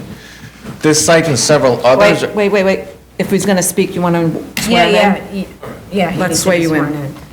All right, raise your right We thought hand. it was a close, it was done. I thought it was a withdrawal, so. Yeah, yeah. Do you affirm to tell the truth, the whole truth, and nothing but the truth in your testimony before this board to respond on city board member questions? Yes. Go. Right.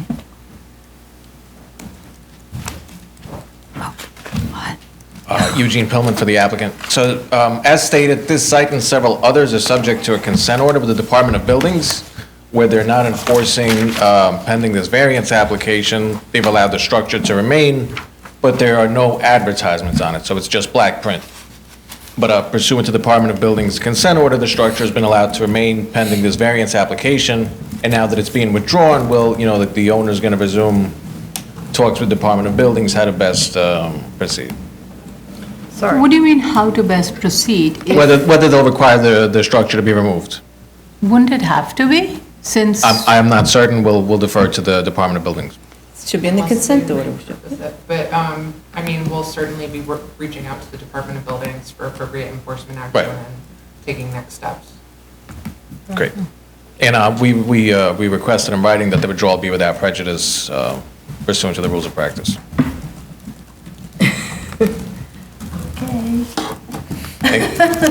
Motion to withdraw.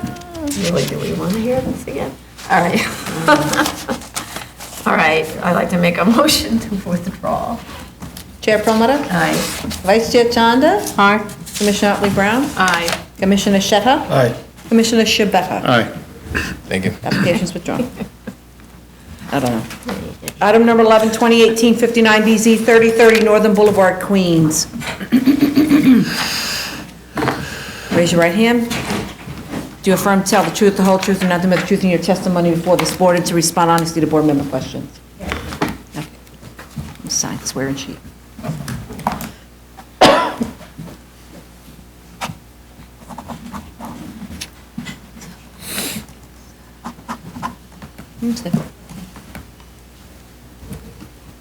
There's a submission that was made early this morning. Oh. Or was it last night? Was it last night or this morning? I didn't see the submission. Good morning, Chair Perlmutter and Commissioners. Jacqueline Skirnty of Ackerman LLP for the applicant. So I just wanted to clarify, we heard your concerns yesterday. Sorry, what was the submission that was made? It was photographs of the dance studio, because I know, so yesterday at the review session, I know, did you receive them? So we're not aware of them, so give us a chance to look. Okay, I actually have copies Oh, you if do? Good. it's helpful to. Sure. Yeah, today's system is very We really can't get online very well today. Oh, okay, because Vincent's, I'm sorry, I saw that Vincent emailed it, that's why I It didn't came in email it. this morning. It's a photo. It's 2 photos. Here, it's It's just, an it's empty a room. cover letter explaining what the photographs show, but it was just to clarify. They took out the equipment. Yeah, so we had shown on the plans a change to a dance studio because we recognize your concerns about safety and egress through the intervening space. So it's, the owner originally had used this space just for TRX equipment and also had a bike in that area, but based on the concerns about having any other movable equipment, have converted the space to a dance studio that will have a limited number of participants, and it's targeted for Zumba classes because there's a market in the area for these types of classes. And I have the owner, the operator of Powerhouse here today, if there are specific questions about the types of classes. Instead, it'll be a specific statement, which you probably heard yesterday, so. I have a question. This blue tape that's marked, is that the exit passageway? That's the area that that you were asking for, is like a 3-foot wide egress area. So that's how we marked it. It's coincident with the egress door. So this is a temporary one. You're going to make a permanent mark, you're going to permanently draw on it and all that to make it clear to everybody that, because the tape is temporary, it's going to wear off as people dance over it. Understood. I just wanted to come and present this, Yeah, make sure that I this just wanted to- plan is Right. acceptable and, Got it. okay. Thank you. So I'm just going to make a statement for the benefit of the owner. All of us have been to gyms, attend gyms, know how those extra spaces are used. The one I go to uses it for dozens of things. Spin cycles come out, machinery comes out, weights come out, steps come out, all kinds of things come out. Often they're stored in those rooms because there's no other place to store them, right? In the event of a fire, while the class is going on, because Zumba was a convenient one to pick because it doesn't use any equipment, though it does sometimes use balls and things like that, right? So, to the extent that the room is used for other purposes, and in a fire, I mean, you just think about this, in a fire, everyone's in a panic, and the fire is blocking the other door. That's why we have two means of egress, right? The fire is in front of the other door, and everyone in the gym is running for that one door that leads to the so-called dance studio. And during that time, the dance studio is being used for one of those classes where you use little weights and big weights and medicine balls and all that stuff. Everyone drops them in place and runs for the exit, right? All the people running from the rest of the space are running for the exit to tripping over the weights, the balls, the steps, the everything. That's why, when I was looking at our other applications that are before us now, I saw, and all of the gyms I've been in and worked on, I used to design gyms, never have we had a second means of egress go through a classroom space that's going to go through a classroom space, as simple as that, right? So, what we're going to do, if you insist that this is the only way to do it, as opposed to putting a door in where you could put a door that leads directly to the fire corridor and might require a couple of steps to go down to the level of the fire corridor, I'm not sure if it would. What we're going to do is we're going to alert in our resolution, DOB, to the fact that we have enormous concerns about that second means of egress. And as the community board did, the community board was the one that raised this subject to us. I sort of didn't notice, but then they raised it. We are going to alert DOB that is something that we have enormous concerns about, and that when they review the plans, they should understand that that room is not necessarily merely going to be used for dance, and that when they conduct their inspections and they find anything in there, that you will get a violation and will probably have to find an alternate means of egress. That's all I can say. I think you're making a big mistake. I think you have huge liability issues you're going to have to deal with in the event that someone's injured on an egress route like that. And that's all I can do, is leave it at that. Anybody else? Any other comments from anyone? All right. Are there any speakers on this? Okay, so with that very long diatribe, I'd like to make that a condition of the recommended approval. A motion to close. Chair Perlmutter? Aye. Vice Chair Chanda? Aye. Commissioner Otley Brown? Aye. Commissioner Shetta? Aye. Commissioner Shabeta? Aye. And then the other condition is that the vibration and noise levels need to be maintained at a level so as not to disturb neighbors, in addition to the acknowledgement to, let's say, announcement to DOB about our concerns with fire egress. So a motion to grant on that condition. Chair Perlmutter? Aye. Vice Chair Chanda? Aye. Commissioner Otley Brown? Aye. Commissioner Shetta? Aye. Commissioner Shabeta? Aye. Thank you.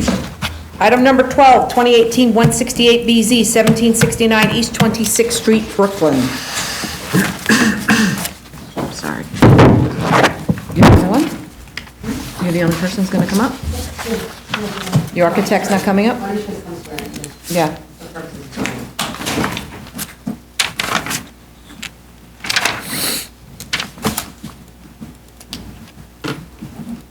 You can stand high. Raise your right hand. Raise your right hand where I can see it, sir. You. Thank you. Do you affirm to tell the truth, the whole truth, and nothing but the truth in your testimony before this board and respond to any board member questions? Thank you. You can have a seat. Please sign. I'm sorry. Sorry, I'm sorry about that. I Good apologize. afternoon, Lear Altman Just from a the Office of second. Lear Altman. We had somebody attend your executive session yesterday, and I don't believe there were any comments. No, so I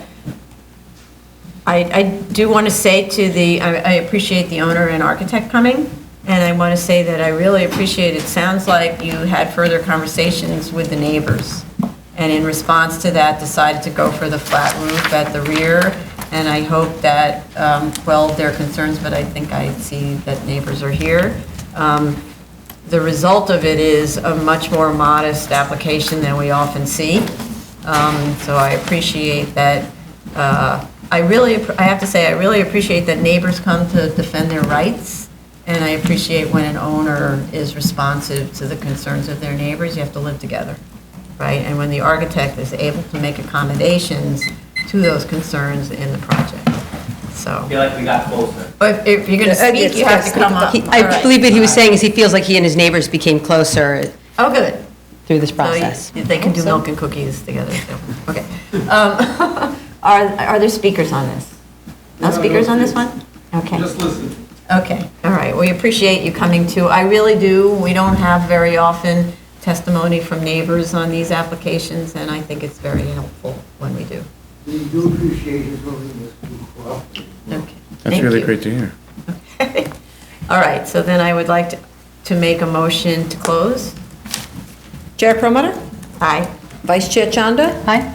Commissioner Otley Brown? Aye. Commissioner Shetta? Aye. Commissioner Shabeta? Aye.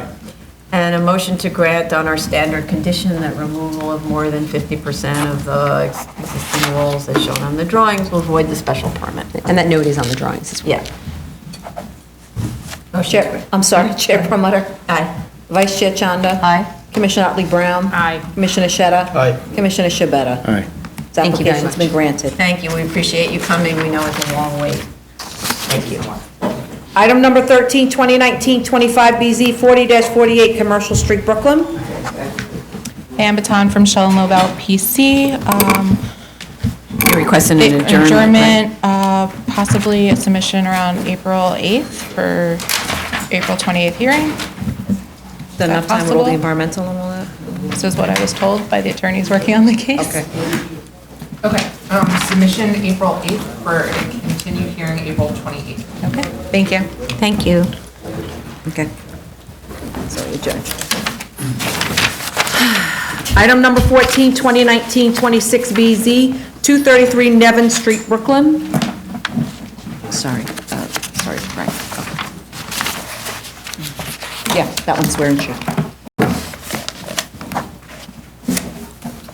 Raise your right hand. Is it only you? Just me. Okay.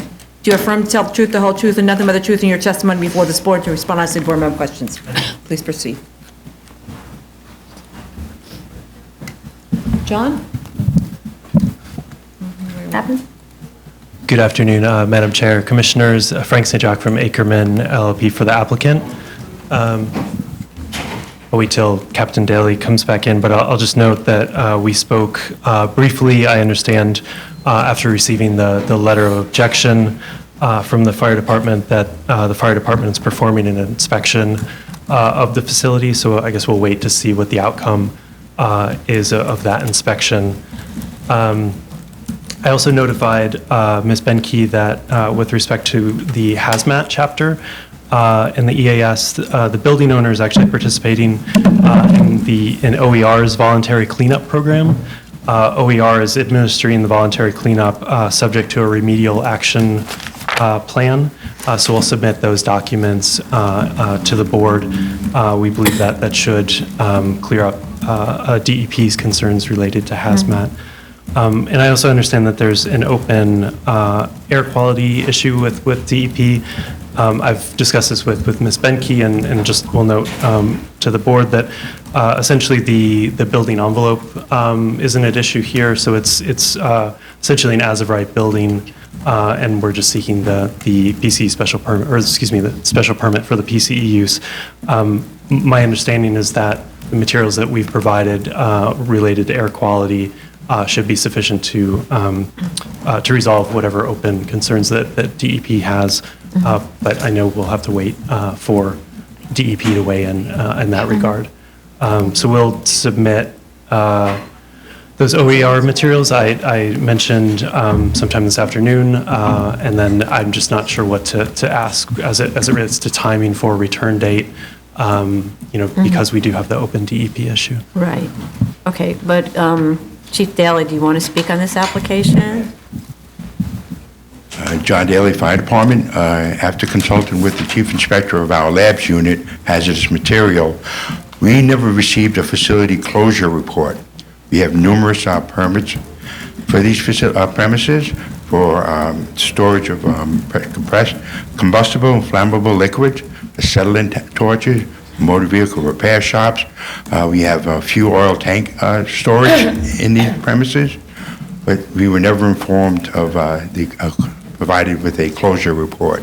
So I do have inspectors from various units from our labs visiting these premises this week, and we will be issuing the appropriate violation orders, which I'll provide to the board once I receive them. Great. Question? No, because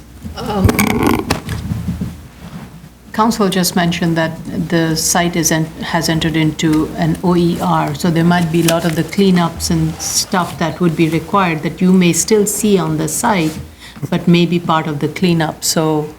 Well, we should like have some been of the notified tanks and of all the of those cleanup. removals. It's so- but I think it's different domains, right? Okay. So one is about remediation. Right. And the other is about immediately hazardous Volatile combustibles stuff, that yeah. need to be Yeah, removed from the liquid, site yeah. immediately. But they do have, we're permitted to have above-ground tanks. We want to know where those tanks are now. How were they removed from the site? How were they cleaned prior to transport? Because I think at one time they had over 25 hauler tanks in there to transport fuel oil throughout the New York City. Okay. Great, thank you very much. All right. Yeah, so I think you're going to need some time because there's a lot of issues that need to be cleared up, right? Sure, and we'll obviously wait to see those violation orders as well. I'm not directly involved in the OER piece, but we'll certainly provide any information needed to respond to the fire department, to the board as well. Okay, so are there any speakers on this one? No? Okay. Yeah, well, when's the submission date on? March 18th, that's only a month and 6 weeks, probably not, no. Well, they've already submitted. Everything except the documents that, he's speaking of the OER documents. Right, so my understanding is that the air quality review is underway. Yeah. So if that's the case, it's a submission date around March 18th, I think would be doable, or if there's one later just than after that. Yeah.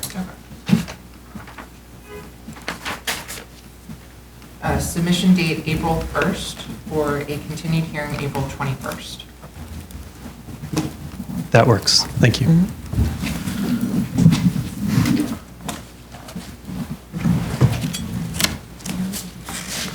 Item number 15, 2019 30BZ, 2705 East 28th Street, Brooklyn.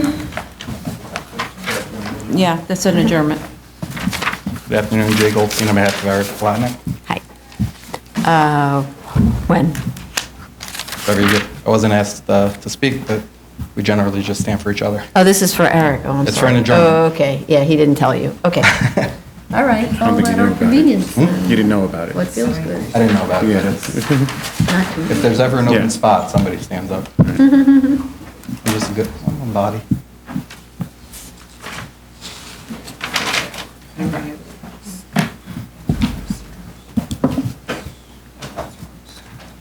This one, okay, that's fine. Submission March 18th for a continued hearing April 7th.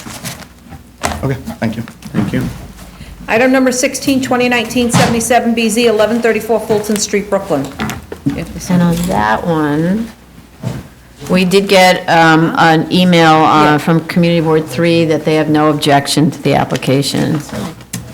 Oh, we want a second call him? Oh. Come to the... Sorry. Oh, we want a second call. Todd went to DOF. He has another case that's after mine. He asked if he's not here in time, just second call him and he'll stand That's for his fine. case. Okay, we'll second call it. Okay.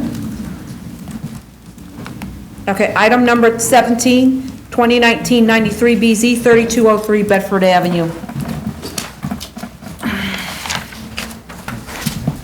Yep, no, this one, we're on sheet.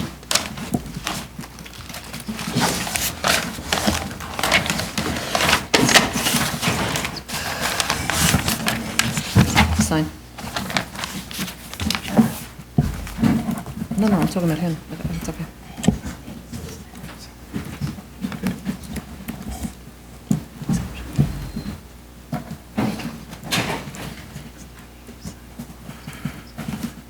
Okay. Raise your right hands.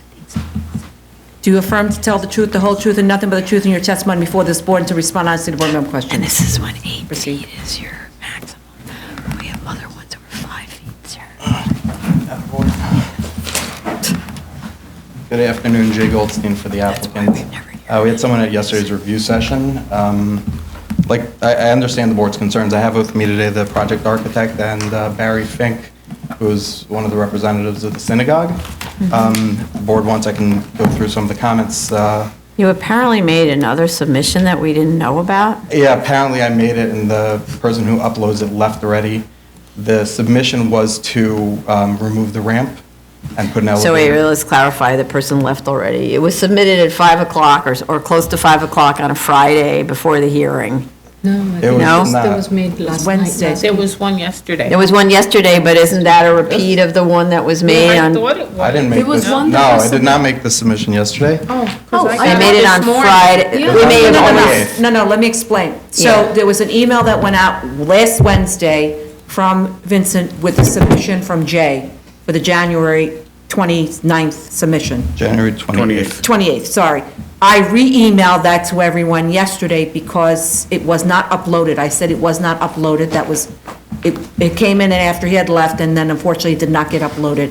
But the email did go back to you, so that's what I Okay. re-emailed to you yesterday. So we were unaware that there were any further Understood. submissions, so that's why we didn't know. No, it's fine. I think it addresses a lot of the questions with regard to the ramp and the elevator. Wait, but before you do that, I don't know if all the commissioners actually saw I'll the explain- submission. Yeah, I'll so- explain the change to the yeah. submission now. And It if you makes it have easier. some copies of it, because we cannot open our, My copy. yeah, okay, Commissioner Sheta has not seen. So the change on this plan from the other Because plan. I have one here too. Yeah, I'll see. The original proposal sought to square off the building, as is shown here, with an addition of a ramp. At the prior hearing, the board questioned the need for a ramp as opposed to putting a stop at the elevator on grade.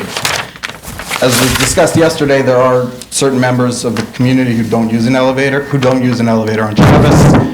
They typically will stay on the first or second floor of a building. If they can't walk, they'll be on the first floor. After further analysis of the project, the hallway would be way too small if we tried to include a ramp and an elevator. So instead, we did propose to add the elevator with the stop at the ground floor, as was the direction of the board at the first hearing. So the ramp is no longer on the plans. The plans right now show the elevator with a stop at grade in the side yard. Okay. So I apologize for the confusion. When I spoke to Ms. Matias yesterday, I wasn't sure what was going on, but I'm happy we did clarify that. We tried to, as much as possible, be responsive. As a matter of, just at the outset, the council member, Chaim Deutsch, was here before in support of the synagogue. He's supposed to come back. I don't know if I'll make it, but we appreciate his support and taking the time to come down. We heard the board's concerns yesterday regarding the plans and the structural stability, and we understand that DOB was called to audit the job. We're happy to work with DOB in any capacity, give them any materials. To other questions raised, we can take core samplings of the concrete, we can show them the foundations that are there, we can show them the plumbing, we can show them the structure, whatever they need to show. We'll comply and show them everything.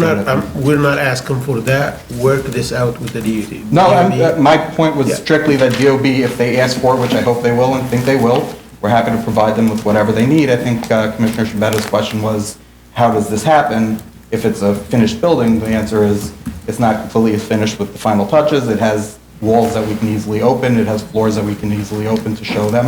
and we're happy to comply, and we'll do our best to comply. Safety is a priority. We did expend a lot of money on the building to ensure safety, and we're happy to show it to try and bolster that and prove that fact so that those concerns are no longer an issue.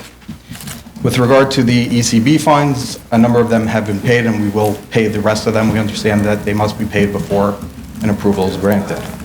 With regard to the question of the fence, I have no problem working with council to come up with a restrictive deck for the fence on the side yards. We did put a wrought iron fence and planting at the rear yard as a buffer where the fire department indicated they had no issues and our neighbors have no concerns. In terms of the directions of the board from the last hearing, we discussed the elevator in the side yard. The compliance with planting will show it on the plans within the zoning lot. I've discussed it with Mr. Garfinkel. I'll explain within my statements how the trash storage works. We have someone who's employed by the synagogue, comes in the morning of trash collection and puts it on the curb. So it's held within the building till the morning of trash collection. And then with regard to the elevator and ramp, it's no longer an issue because the elevator will be on the ground floor. So with the trash collection, we need an operational plan? Yeah, that's So fine. that We'll we put it- can include that in our resolution and No the problem. neighbors can then invoke it whenever they find that trash is a nuisance on the site. Okay, no problem. The vice chair mentioned that the FAR actually went up on the project. So after the last hearing, we got another survey which showed different dimensions. We changed the dimensions and it did increase the floor area. So the plans reflect the accurate floor area. I apologize for that, but that's why it went up. With regard to the rear yard, we discussed this morning making that staircase, instead of curving or switchback or whatever it's called, making it a straight stair down the side so that it doesn't extend as far into the rear yard. We will show that on the plans and we'll modify it as necessary. Wait, so you're talking about a straight stair in the rear or a straight stair in the side? Straight stair in the rear, fire department. Is that can- what you were talking about? a I straight had stair? suggested either. Well, the only reason we say the rear is fire department is requested, and they inspected the building and they can speak to this, but to my understanding, fire department requested that it be at the rear, not at the side yards, for safety issues, so that their men have more space on the side of the building. No, let me just clarify for fire department.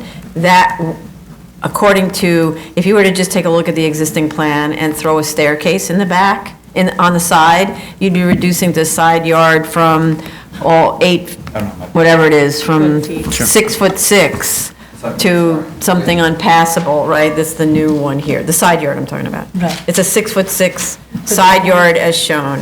What Commissioner Shonda was talking about yesterday was putting the staircase within the building, not reducing the side yard, therefore allowing for the rear yard to be what really is a minimal 12 feet all the way through.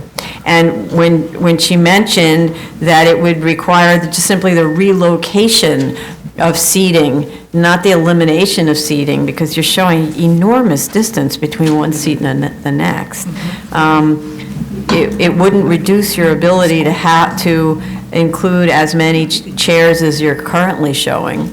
I'd have to check and see how it would impact the first floor, but I No, understand. that's what we're talking about. The second floor, I thought the comment was the second floor where it wouldn't impact. I understand the comment now, and we'll map it out and we'll show it. Right, so I was envisioning it, now that you've removed the kitchenette from Right. the second floor, you can start the staircase from the inner section of that rear wall and go down, and you may lose on the lower floor just some of the rear seats. just the rear seats, not all, and you can recoup it back to No, I got it now. along the sideline. I understand it now. It's something that we'll definitely look into, and show on the plans, and if in fact we are able to do it in that method. Right, so the idea is basically, my reason for They'll saying sit under, that. now I understand the comment of they'll sit under the Right, and curb. wherever you have the clear headroom, maintain the seats. Correct, And where now I the get it. few that you don't, you will probably have to give up 4 seats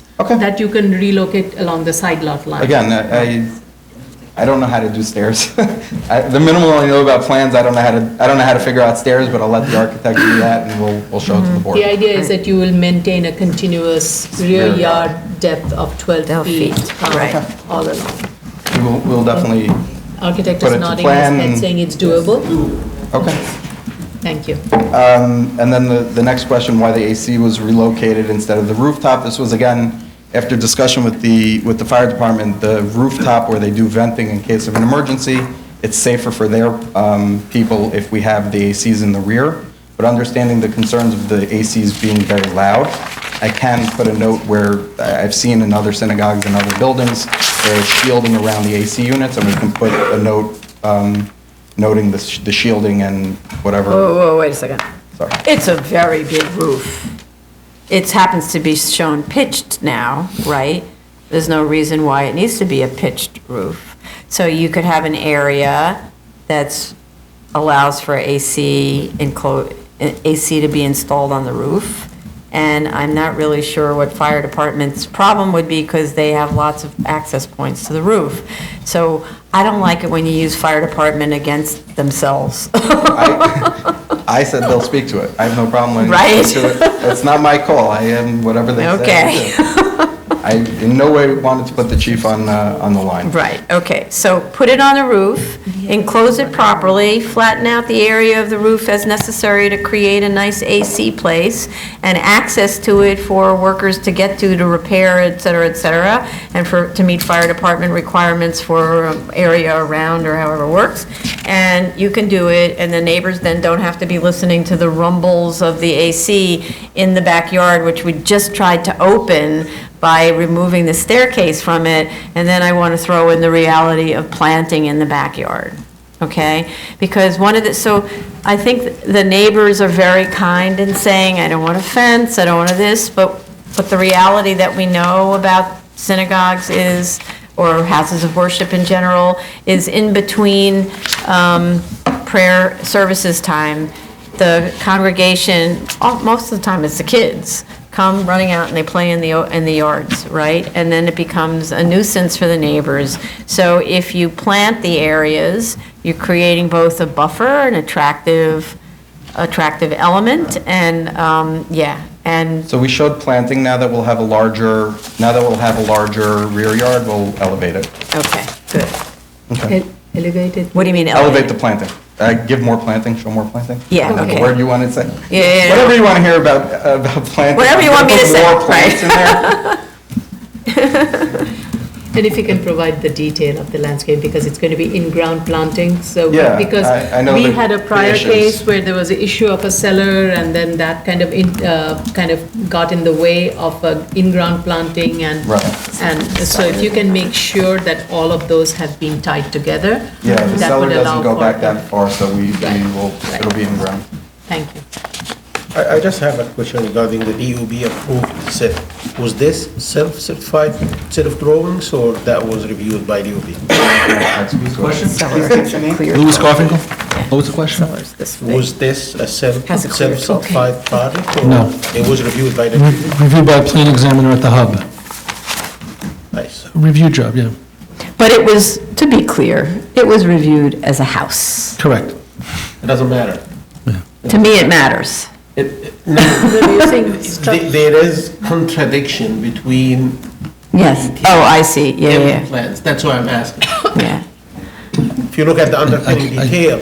I saw it, yeah. On your set, in the architectural set, and you look at it on the SOE set, totally different animals. Right, yeah, but that was a 2 6. feet wide, 1.5 feet wide. Yeah. One with ships, one with dowels, 18 bars at whatever, 3 feet distance. But that was, yeah, section 1.1, but that was just to, support of excavation detail. I understand. That was the Yeah. underpinning detail. Yeah. So when we file at the building department for hopefully for the if we get the approval here at the BSA, we're gonna have an engineering firm do a whole new set of plans. You're the architect who prepared that, right? What Yes. for? Your building's built. What do you mean Who's engineering? Vijay Kumar? He did inspections at the site during the construction. That's my understanding. Yeah. I'm saying Yes. this because of two things. Yeah. Number one, because this is a house of worship. I would love this to go quick. Number two, because I know this guy is a hardworking guy. I'm serious. Next time, when you want to certify construction and say, this is done good, we're good to go. You have to go to the design engineer and get a letter from the design engineer saying that I designed this project per code to serve for this use. He doesn't have to mention anything about the loading, just designed it per code and to serve for this use. And then you have to go to the inspecting engineer and get another letter saying that I inspected this work as per the code and in conformance with the drawings prepared by this guy, dated that date. 2 letters, done, nice and clean. But the reason and by the way, the chair lost hearing, the chair asked for calculations. Yes, she said submit calculations. Well, I don't want to see calculations, it's at the DOB now, but my point is, the reason I was like suspicious when I looked at this, the language in the letter from the PE, in addition to, when I saw that DOB approved set, I said, let me take a look at it. And then contradiction. I'm trying to explain why we sent this to DOB to take a look at it. It's a public safety And issue. again, we have the ability to provide them with whatever information and show them whatever they want to see, so we'll work, and I appreciate, the thoroughness to try and make sure this is a safe building, which we endeavor to do. Mr. Garfinkel, Yes. were you hired as the architect to observe construction on this project? No. So how were you brought back into this project? You're here. Right. Right? You did the drawings for an alteration type 1 to a house. Right. But Then what happened? Then, now I see Actually- drawings for a house of worship. let's back up. So they got a stop work order Yes. for doing this extension, then they called me in. Mm-hmm. They called me in and said, we got a stop work order, what do you want, what should we do? I said, we have to go to the BSA. So, Why do we have to go to the BSA? well, what they built obviously needs, No, but why were they going to the BSA? they were building an extension on a one-family house. Yeah, so why would they be allowed to go to the BSA for anything, any kind of relief at all for a one-family house? What's the BSA have to do with the extension on a one-family house? They made an extension for a synagogue, that was their, right. What were you doing drawings for? I did a drawing for their one-family house. Whose one-family house? The synagogues? So let me cut to the chase. Right, yeah, okay. This is not the first application that you've prosecuted, in other words, that you've been the architect of record for, where the drawings have nothing to do with the intended use. Your license depends on your representation of the use being proposed and the drawings that you are preparing to represent each other. You were doing drawings, it sounds to me, knowing that this is a synagogue with a live load that is significantly more than a house. Yeah, but that was after, I came in after this was, half-built. You mean, when you were designing this way back then, when you signed and sealed these drawings and DOB approved them, your client was a individual property owner who was going to live here? No, they were a synagogue, but they were half-built, and they had a stop work order. In order to remove the stop work order, we needed to have a set of plans, so the building inspector could come back and say, remove the stop work order. Who was your client at the time you were preparing a house drawing? The synagogue, it was... So why are you preparing a house drawing for a synagogue? To restore the house, to restore the building back to the house, which it shows clearly to remove, the demo here, to remove all of the extension, and to see if BSA would not grant it, then they'll remove it. That was... I don't know what else to do, because it was raining in, it was dangerous for the, neighbors, so this way the stop work order was removed, they were able to close up. That was the intent. Right, okay. So I'm putting on the record, since you won't, Okay. that you were engaged by a synagogue to work on a synagogue that you represented to the Department of Buildings as a house. And then the construction, which you didn't observe, went on where it got larger than what was approved, but meanwhile, the use was as a synagogue, but you filed it as a house. Then you come to the BSA to try to cure all of the things that are misrepresented on the drawings, subsequently putting the public at risk because the drawings that DOB reviewed are for a house, with live loads for a house, with a review for a house, not for 400 people who would eventually go inside with no ADA access, with no inspections that are related to the actual, when the actual use, when the inspector goes and sees this addition and says it's, what did he call it? Questionable quality of work for an addition to what is actually a synagogue but represented as a house. My feeling about this is, sir, that you should be reported to the Department of Buildings for misrepresenting the work. And it's not the first project that we've seen you do this on. That's my opinion. All right, I'm moving on. And it's not every day when somebody does this kind of like structural framing with metal joists, gauge for... In a house. Yeah, 12 inches, and it is a house. Right, what kind of house is that? Yeah. But that was built already. It was built. It was there, which I should put back. So are you saying they put the roof first and after that you did the underpinning? Or the underpinning No, they had done, and then you prepared drawing for the it? joists were in. The floor joists were in already. Okay, before the underpinning? I don't recall which was first, the underpinning. He didn't, he didn't observe the construction, so he won't. But you just said you the one who prepared the underpinning detail, right? Right. Okay, and you the one who prepared actually the entire drawing set that submitted and approved by the DOB? Right. At the time you prepared this, you weren't aware about the status of the construction? Was the underpinning done? It could be they were proposing it, to be done, at a later time. I have to look back. You do underpinning at a later time after the house is already, after the structure is already built on top of the foundation. Sometimes they'll put the joists in and then they'll do underpinning after. But there was no intention of there being a house here, right? No. Okay. Right. Okay. All right, so then the next question is, how come what we're seeing seems to have absolutely no allowance for an elevator?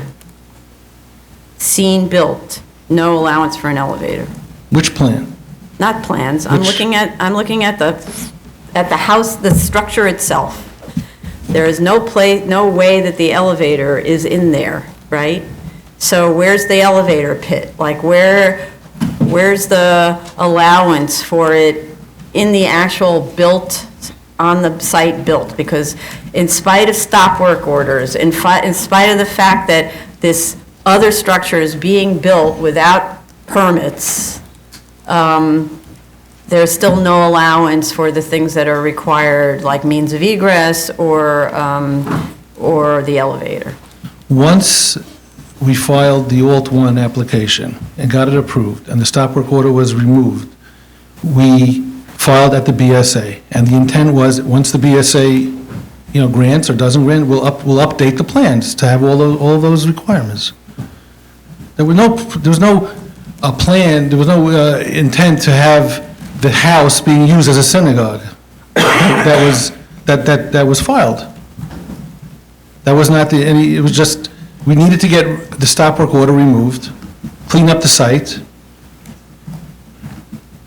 The plan that I gave was completely illegal plan. It's removing the illegal extension. It's on the plans. What? I have to say, I'm not following the conversation because you just contradicted yourself.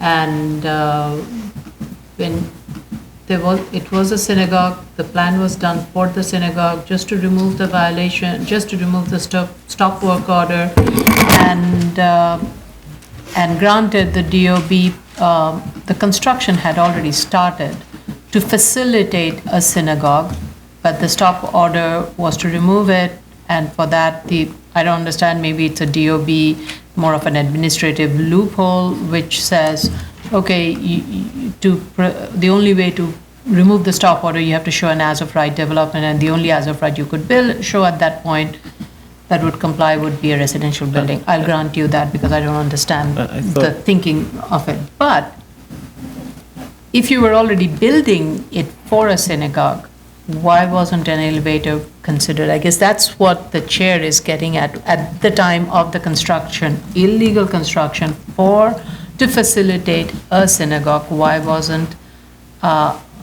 didn't the construction accommodate an elevator?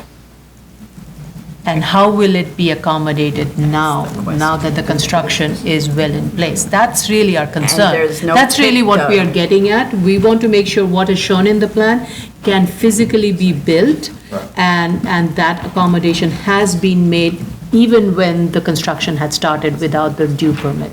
So Am I making think myself clear? Just to More the or less. last point, I'll answer that. With regard to the elevator and the ADA bathroom, it is proposed to be built now. We did show it as that's where we squared off when we're showing the elevator at the ground. We will take off that side of the wall, enlarge Okay. that hallway Okay. to include the ADA bathroom, the elevator to stop at, including the ground floor, and the whole building will be serviced by that elevator. So you will put that all in the note as to how you're going to facilitate that? It's on the The plan. construction, in the. It's on this plan. Not really, so. It's on it's on the proposed plans to BSA. that No, was so submitted. this is the thing, in addition to everything else that makes this application so confusing, crazy, not believable, et cetera, et cetera, et cetera, right? In addition to all the illegal work that was done, in addition to the misrepresentation to the Department of Buildings, if you have an existing condition and you're going to be changing the existing condition, we do this every day of the week, right? You show the existing conditions, and then you show, while on the same set of drawings, you show what's going to be demolished, what's going to be installed. Right now, you have it magically going from a little house that was way back when, magically transformed into this other thing, and we don't see how you get there. And since there is this built thing in place, So the you plan- should be showing a built thing as the existing conditions, demolition of certain aspects of the built thing, so that we can know, and DOB can know, that you're supposed to be installing an elevator in this location, et cetera, et cetera, et cetera. So I can give you a set of plans that pull out the existing condition, which we'll give you, we have, and I can show you then, put on these proposed plans, modify them to highlight the demoed wall and the new partitions. Yes. Okay. Okay, no problem. So, normally, like on the 622s, we have, because Yeah, the demolition it's plan. not really the way drawings are done in the real world, but nonetheless, you have an existing set of drawings, which should represent what's there today. Got it. Then there's a demolition set. Then there's the proposed set, where the demolition is clear in the proposed, what's being removed and what's new, right? We need to see that. Okay. Because otherwise DOB will have no idea what they're supposed to be looking at. And by the way, they're going to do some regular inspections here with the fire department, because I am nervous about this project, right? And it's actually smoother to you and to your architect, to your design team, actually, to put it that way. No problem. In the beginning, submitting a house to the DOB, you could trick the system here. I'm talking about the structural perspective. When you submit something like the underpinning, and they review this for a house, and then it passes, and then later on, you want to change to whatever use. If I'm the DOB guy, yeah, I reviewed this before, it's good. And it might not. So that could cause a problem to the public safety here. Understood. So I'm gonna it's propose- much easier to go the straight path, even if it's. I try in my life, correct, yes. I understand, I understand the board's comments and concerns, and I'll provide you with the plans that are requested. Thank you. Thank you. Okay. The council member walked in, so if there are more questions for me or the architect, happy to answer them. Otherwise- Yeah, we also wanted to know about the front compliance with the, I think it's R2 front yard Yeah, I regulations. said we'll put it on the zoning lot instead of on the sidewalk. I think that was the Yeah, but comment. you don't have a front yard, so how are you going to comply with the front yard planting requirements? Well, the planting is based on the front wall of the building. Right, no, I think the front yard depth itself. You have 3 feet in the front The 15-foot yard. requirement, that's what you're asking? Right, Oh, okay. Everything, no, but, and it's also, how can you, if you only have 3 feet in the front, how can you comply with the requirement for planting in an R2? So that It's front- assuming a 15-foot front yard where, I forget the number, 20% or something is planted. Very often, there are buildings with less than 15 feet, 10 feet, 8 feet. So the zoning rights from it's a percentage of the front of the, it doesn't say existing, the I front understand. wall. Let me Yeah. put the question in a different way. Prior to the start of the illegal construction, what was the as-of-right front yard? This was the existing front yard. We didn't change the front yard Okay. of the building. So can you provide a sandborn showing that Give you a this was a tax map. pre-existing legally, I think I think I yeah. have the Department of Finance tax the map. Department ta- of tax Buildings picture That shows it. Okay. Well, And wait if a you can- second, sorry, since it was filed as a with the DOB as a house, it needed to show compliance with all of the R2 regulations, right? So presumably, somewhere I No, can't it- find these it still drawings. doesn't. It did, yeah, I do have it. And it shows the, oops, it went away. It must show, No. yeah, it makes notations about the planting, no? It says proposed planning Yeah, area. so I think what And the he's saying zoning, the is that zoning it's the analysis 20% of side. whatever is, No, I understand, but it doesn't, you didn't have to demonstrate to DOB that you were an existing non-complying or a modification or something like that of the planting requirements? Somewhere on this DOB approved plant set, 30%.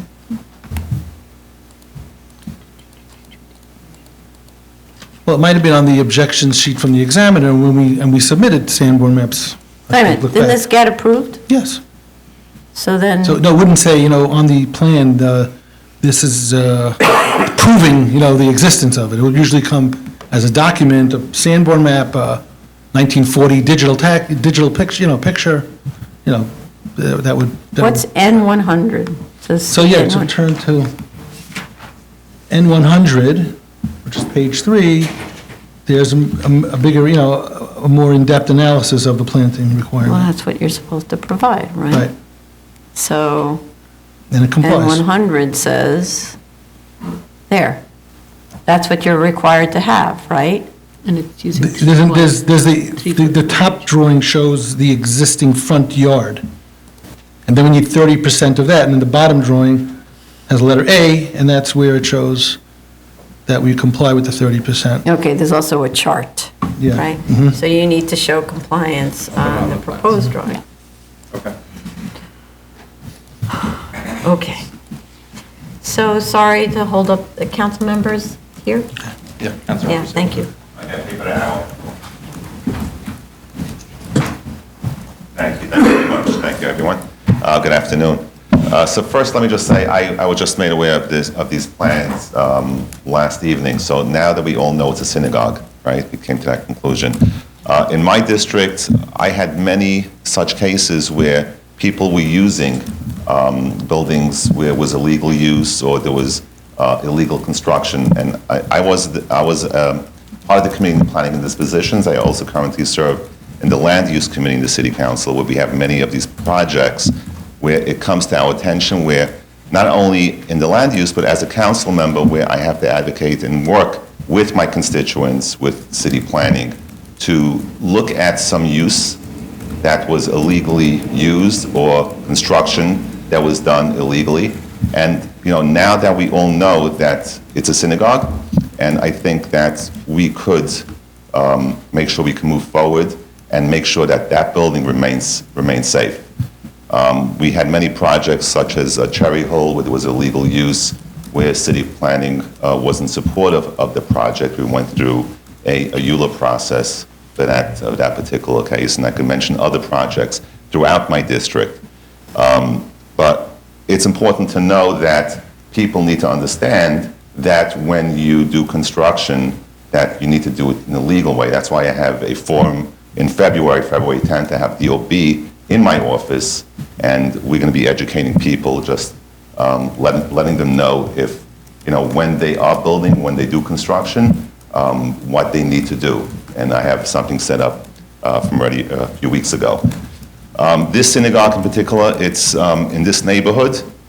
We all know that we're going through now a upzoning in this area and beyond in the surrounding areas. We're working with city planning in the R2X areas where people who have built illegal extensions, they will be legalized by, hopefully by this upzoning. We all know that families have, we have large families throughout the Midwood area, throughout the Flatbush area, Sheepshead Bay area, all the way going down to Homecrest.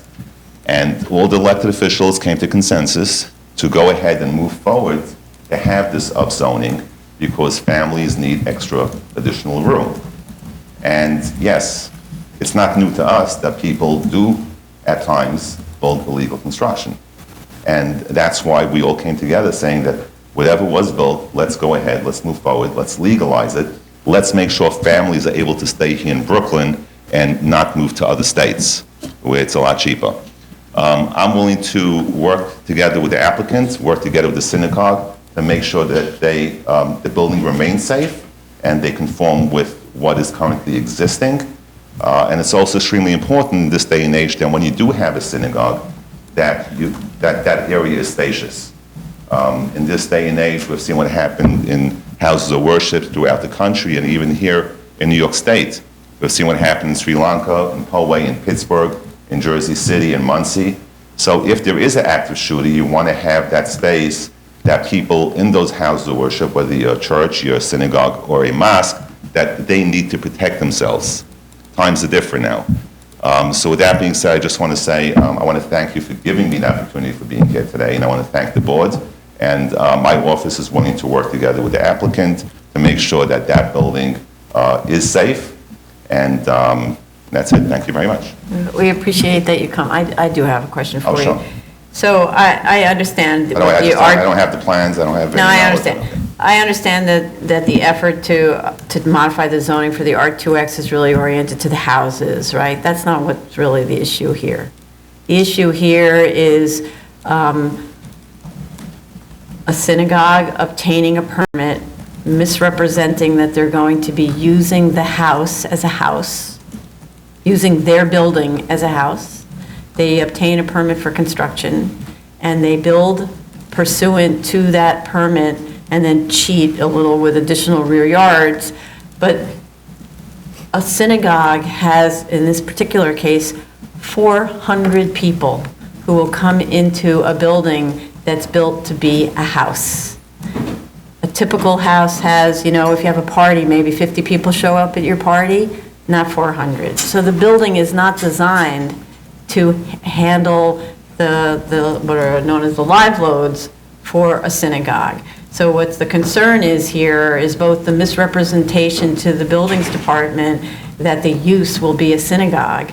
So the buildings department unwittingly approves construction of a house, and then that the building itself may or may not have been built to withstand the pressure on it of large quantities of people. That's a dangerous building, right? And so to the extent that you can do anything with your constituents to persuade them not to allow themselves, therefore the applicant or their architects, to misrepresent to the buildings department what's actually going to go on, would potentially, this could be life-threatening what they're proposing, right? That's why we get fire department involved. That's why we call audits from the buildings department, for that reason, not because they built a little addition.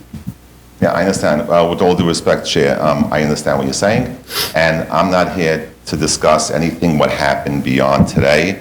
I was just made aware of it last evening. Right. But I am here to make sure that the building is safe for those occupants, for those congregants, and it is a synagogue now, right? So my point is, and me being here, is not what happened in the past. I don't educate. No, but what happened in the past is affecting what happens in the future. We don't know this is a safe. Oh, yes, so right? I did mention in my testimony that it needs to be safe. And I'm willing to work with the applicant and Department of Buildings, whatever it takes, just for them to look at the building to make sure that everything, the underpinning, everything is done properly and the building is safe, because nobody wants anyone to go into the building and that building should collapse. I don't think that's anyone's, that's definitely not my, that's definitely something not that I want. So the building, for the record, needs to be safe. And I'm not saying anything else. It needs to be safe. We also now know it's a synagogue. So it's a synagogue, it needs to be safe, and let's see what we can do to move forward to make sure that it's safe. It's a synagogue, and I'm willing to work with the BSA, I'm willing to work with the building department as well as the applicant to make sure that once it's safe, that we can move forward. Okay, thank you very much, appreciate you coming. Thank you so much. I think the window. There are more questions for me. Do you have a SWAY report for that project? I believe they do. If they do not, please. We're going to get get two solar borings reports done and give it to the DOB. For sure. Thank you. And if you can, try to actually ask them to avoid parking cars next to the building. Say again, what about the signal? Try to avoid parking cars next to the building, because we're not sure about the conditions of the underpinning. When they Well, park, happily, cars can't get in, it's only a 6-foot side yard, right? oh, I believe. It's 10 feet at the front. Oh, so how are we going to avoid cars short of putting up bollards? I don't think he's saying for permanently. I think. And just now, till we talking about establish. Oh, you the mean foundation. even during construction is what you're saying? Until we establish the DOB conditions. make a decision that the building is okay or it needs some measures, and these measures are successfully taken. But from So now until this yeah. happens, The congregation's here, they heard that, and I think there's a construction, I think there may be a fence still, I'm not sure, but we'll put something up to block the traffic, so we can park there. Okay, all right, so,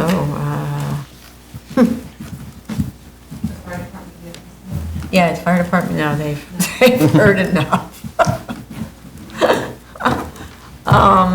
Okay, well, you know what to do, so how much time do you need to make these changes? I mean- Pay off the fines? Fines and the changes are quick.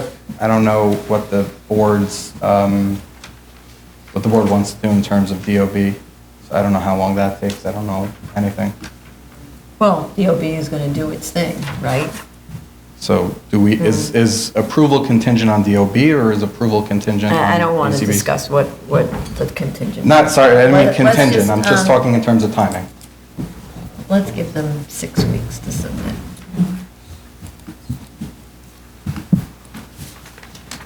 Contingent was the wrong word. I meant, are we waiting for DOB?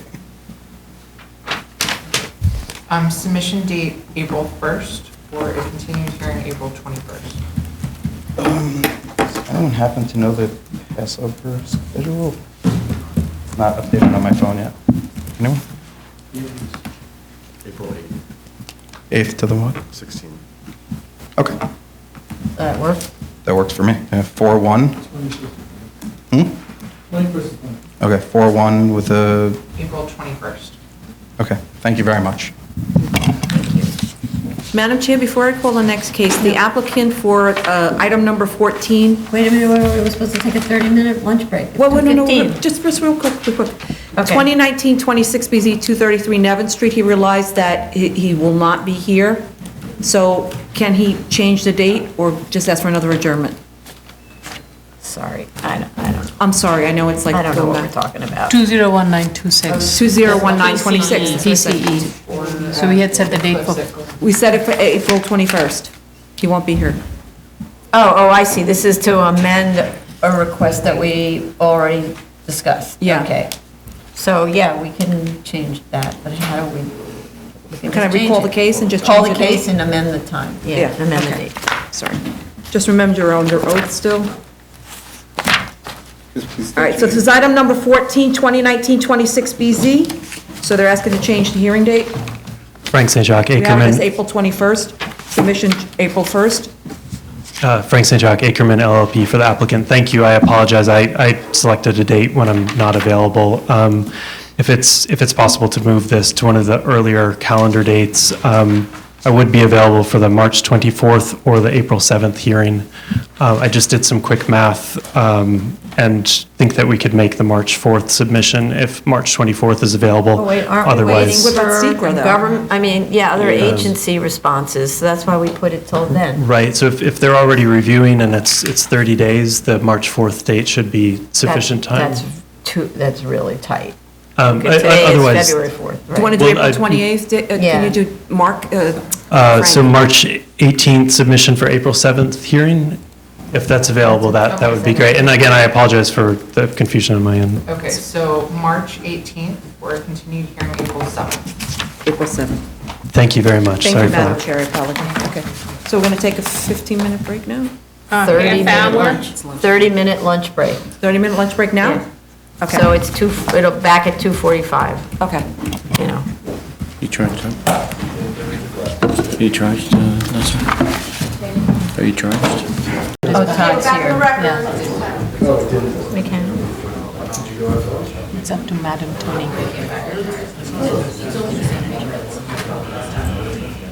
Item number 18, 2019, 159 BZ, 249 Church Street, Manhattan.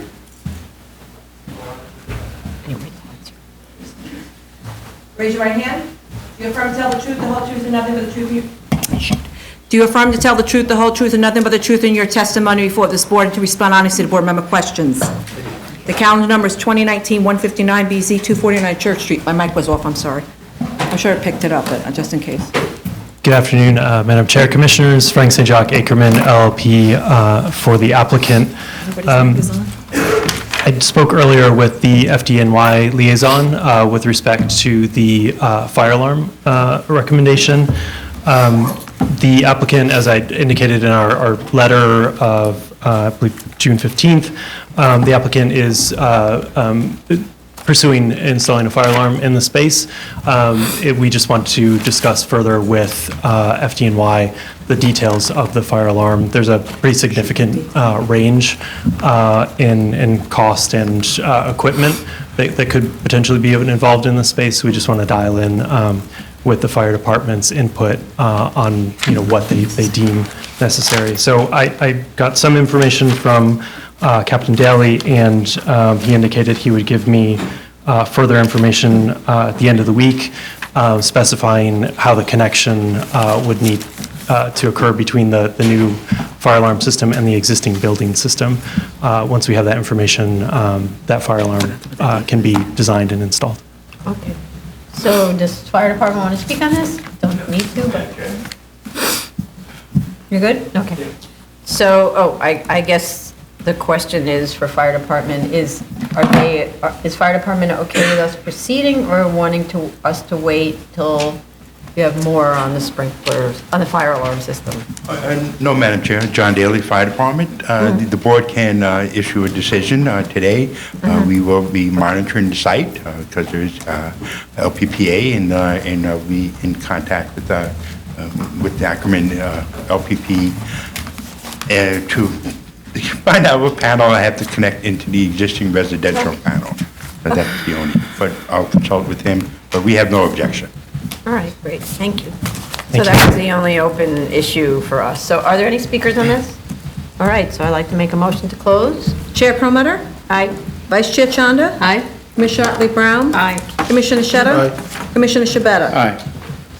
And were we okay with, wait a minute, is this the one with the plans that are, did we get a submission on? No, this is not the one. Oh, this is not the one, okay, sorry. There's a note on the plans that states no requirement for the installation of the fire alarm for building code section 907.2. Oh. That's not good. So we need to, there's a note on the plans, say it again louder, That says that there's no requirement for the installation of a fire alarm under the building. No, so we need to take that off. Do you think you could get the architect to take it off when we do the second call? I could certainly try, yeah, I'd be happy let's to. try that. So let's do second call on that. Okay. Thank you. Yesterday, Yep. the sprinklering was installed yet? Isn't that part of the whole FDNY? Yeah. The building is fully sprinkled. yeah. And inspection was conducted and testing of the system. And they passed That's just satisfactory. And it extended into the PCE space? And it covered the entire cellar throughout. Okay, so we're okay with that. So, and there are no notes that contradict that, right? There's actually no sprinkler note. Oh, there is, okay. Yeah, the sprinkler notes are sufficient. Okay, so if you could just, you know what? And if- one just quick question, Yeah. I'm sorry to interrupt, just to clarify with respect to this, the fire alarm note, typically we indicate when there's a fire alarm, I guess barring just removing the note that says that it's not required pursuant to building code, is there a note that we should add where we won't have DOB job numbers yet, which is something I we think it's typically add? better to take the note off, and then we'll have a condition that you'll work with the fire department about the scope of the work for the fire alarm. That's fantastic. That's the cleanest solution. I'll Okay. endeavor to get that done. Thanks.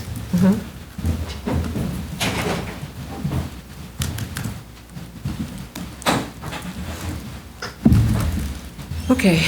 Item number 19, 2019-167BZ, 2467 Jerome Avenue, the Bronx. No, it's 167, okay. Raise your right hand. Do you affirm to tell the truth, the whole truth, and nothing but the truth in your testimony before this board and respond honestly to board member questions? Yeah, I know. I gotta ask her if she can do that. Good afternoon, Todd Dale for the applicant. So from review session, we understand that the egress issue that was raised was the primary concern. We were in receipt of the fire department letter of objection this morning, had a chance to discuss this with Inspector Daly, and correspondingly, we submitted plans that were just sent to the board. The issue, as I understand, and Inspector Daly can, add anything I miss, but the concern was raised regarding the rear egress was not from any code issue, just so the board knows. We work with the Blake architect, but the building architect said that there were no code issues with respect to going out to this covered yard and then coming back into the building, and the distance was fine. The issue was, as I understand, that the previous tenant, the grocery store, used to use it as storage back there, so you would end up blocking the egress. So after discussion, the plan that we just submitted on the site plan includes a note that says, I don't have the exact language in front of me, but essentially that the rear yard to be maintained clear of obstacles at all time pursuant to safe egress. And I checked with the fire department, they were fine with that, so that's why we submitted that note here. But I can So that defer. was actually, did someone see this submitted? Yeah, there's a note in the right-hand corner of the top, of the plan, yeah, the top, top but right-hand yeah. corner of the plan. And Okay. it points directly to the rear yard. And then the fire department opined on that then. Yes. Yeah, can we just hear on the record from the fire department? And we have an email from the fire department. Yeah, John Daly, Fire Department. Ms. Mateus forwarded a copy of the plans that were submitted. I reviewed same while here at the conference, and the Fire Department therefore has no objection. We are still sending inspectors out there to confirm that it is free and clear. Notes will be provided to our computer system for future annual inspection to various units that they are to check the rear yard. And if it is blocked or obstructed with any debris, they have to notify battalion chief, vacate the building. Oh. Because Extreme. Okay. I was reluctant, kind of worried about the distance Yeah. that they go into the rear fire stair, then using that rear fire passageway and out. So this, we came to an agreement, we put the note, it remains clear at all times, and failure to comply will result in a vacate order. The entire premises. That's the email from, All right, that's sorry. the email from the, So, it's in the record. I'm just going to read what the email says. This is actually from Chief Daly. Fire Department has reviewed the revised plans dated 2/4/20, that the architect has provided a note on the plans that the rear yard will be maintained free and clear of any obstructions. While inspectors are visiting the site to confirm that the rear yard is to be maintained free of obstruction, the fire department has no further objections to the application. And it goes on about a potential vacate order if it is found to be obstructed. Yes, ma'am. Okay, thank you. So that if this could be included in the record file, right? It's when to submit. Yeah, okay, good. Great, thank you. And I can You just see say the as note? Representative Blink, we Yeah. agree to that condition. Blink does not expect to store any ellipticals out in the yard. Yeah, okay, good, all right. Are there any speakers on this one? All right, so I'd like to make a motion to close. Oh, sorry, you need this. Yeah, I need that for something else.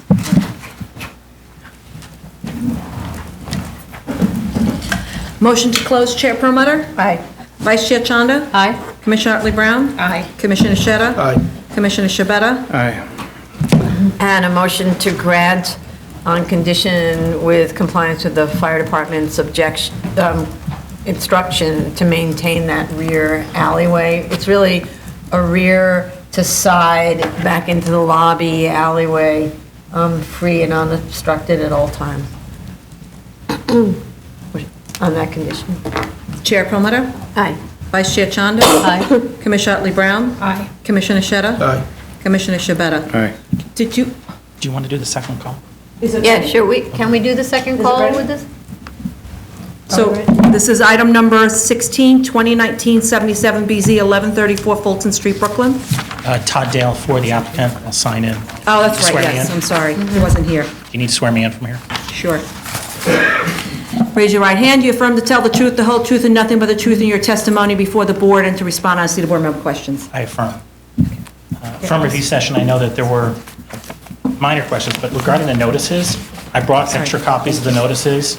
They were submitted to the record in, I think, April and November originally, but I don't know if you need to see extra copies, but I did forward them again to submit last night. I just want to verify, sorry. I have 2019-77, that's what we're on, right? Yes. Sorry. We're talking 1134 about Fulton proof of Street. service, right? That's what you have submitted. Can I see? Yeah, actually, these are the copies that we had scanned in. Okay. And those were actually submitted multiple times, but we did it again last night. We Okay. forwarded it. I know there was also a question about the community board. That's hearing. And proof of initial service, okay, April 23rd. I Okay. know there was also a question about the community board. This Yeah. I can pass up, we just have one copy of it. June 12, 2019, we met with the committee, and they expressed no objection. Okay. We have reached out again and again and again to them, Chair? asking for a recommendation, but we can't. Yeah. I reached out to the community board yesterday. They had no objection to the application. Yes. So I submitted, sent you emails saying that they said no objection to that. Yes, that part I received, but I didn't have the proof of service. Okay, good. So then they issued this formal letter of no objection? Is No, that what this is? that was just the notice of us to come to the meeting. I just wanted Oh. to give that as proof to say That you we were there. appeared, okay. Yeah, got it. Thank you. Thank you. I don't know if there are any other subsequent questions related to this primary. No, no, I would like you to, is your client here by any chance? So I would like you to let your client know that based on your own experience and ours, that their pretty scanty allowance for vibration and noise attenuation may result in problems in the future, and it's better to spend a little money now than a lot of money later when the neighbors complain, is a residential building right? Understood. I will Okay. definitely pass that information on. I would just note that, for the record, Blink and Equinox are both, experienced operators in the city and Right. are very familiar with what they need to do, and they're committed both for this site and other sites Right. to address that issue. Okay, but it's just that there's nothing shown on Understood. the ceiling. It's just padding on the floor and regular walls, so. I will pass it on Okay. above and beyond. And then, okay, I think that was it. Are there any speakers on this? So I'd like to make a motion to close. Chair Perlmutter? Aye. Vice Chair Chanda? Aye. Commissioner Otley Brown? Aye. Commissioner Sheta? Aye. Commissioner Shabeta? Aye. And a motion to grant on condition, which is related to what I just said, that no vibration or sound will create a disturbance to neighbors. Chair Perlmutter? Aye. Vice Chair Chanda? Aye. Commissioner Otley Brown? Aye. Commissioner Sheta? Aye. Commissioner Shabeta? Aye. Thank you. Thank you. Okay, item number 20, 2019-170BZ, 385 Broadway, Manhattan. Raise your right hand. Do you affirm to tell the truth, the whole truth, and nothing but the truth in your testimony before this board and to respond honestly to board member questions? This one that's open to? This is the one that's black. I know, I switched it around because everybody seems to be going that way. Still a second.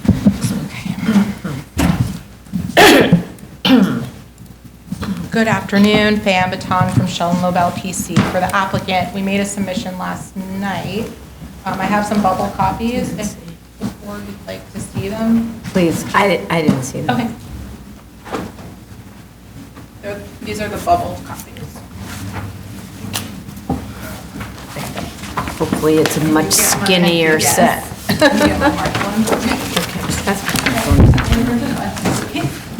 I'm going to do this by memory. So maybe you could just walk us through what's here? So first, I just want to apologize for any confusion regarding the last hearing and the submission. As I mentioned at the last hearing, there were changes to the layout because this is an ongoing project with DOB. This is not a legalization. This is still a proposed building, so the architect is constantly meeting with DOB. We did remove the treatment center, which I mentioned at the last hearing, but the rooms remain the same, other than the treatment center. The second floor still has the sauna, steam room, hammam, and locker rooms. Those didn't change. Nothing changed on the plans from what I submitted last night. Then from the January 20, the previous submission that you reviewed, other than us removing notes. So can we just, you have a lot of drawings still.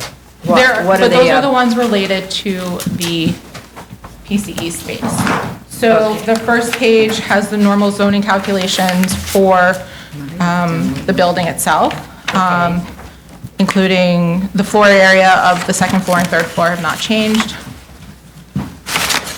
The egress, there's still the egress analysis for floors that people might have to go to get to the PCE. So those were still included, including the first floor and mezzanine, even though the PCE space is just the second and third floors. Okay, so what they're showing is, so they have to actually move through the mezzanine in order to? They may have to go to the mezzanine, yes. So we just left that in to be safe.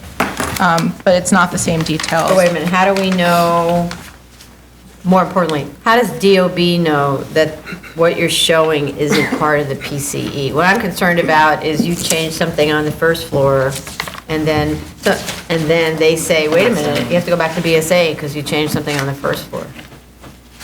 So on A102? No, I'm looking at GO5. So the egress plans. Oh, you're looking at GO5. So GO5, instead of there including the being a PCA. key that says, relevant area, or hatching out everything that isn't the relevant area, it's the whole thing. I mean, So it's now I'm hashed out. concerned that, Right.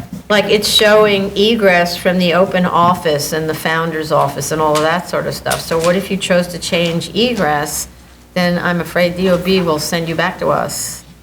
That's a risk you can take, but basically, you're throwing in more things into our domain potentially. I thought the I mean? board wanted to see the egress. No, but because of- normally the way it Right. works is you get like a floor plan. Which is here, it's still. No, yes. you get a floor plan of the first floor, for example, and we don't know anything about what's going on in the first Right. floor, or if we do, it's completely hatched out or grayed away, and the only thing that is shown clearly is the stairs that are taking you into the lobby and the door that takes you outside to the street. So what these are showing is like a fully developed plan on those floors. So, travel at your risk, but DOB may say, wait a minute, your changes are inconsistent. So the floor plans that we provide in this set, I just want to go to the floor plans for 1 second, are just the second and third floor.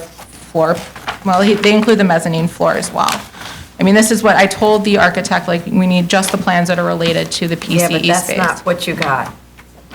The drawings, we could just go back to the full first floor plan, never mind the egress plan. It's the entire first floor. So it's the entire first floor, egress not being that easy to find, actually, because it's the entire first floor. What's the plan number? What? A102.1.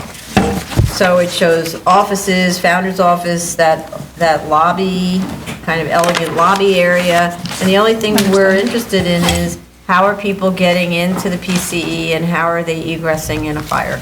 Understood. I could call, if we're still doing second calls, I could. So basically, basically in this floor plan, which, that same the one? 102, you can hatch out the retail space. Yeah. You can hatch out That's fine. the entire office space, founder's office, and open lobby. Not sure about the open lobby, because maybe that's how you get to the PCE. No, the door entrance is. This one, to go to the open lobby. Right, you PCE? have to go through the main entrance and then get into the lobby.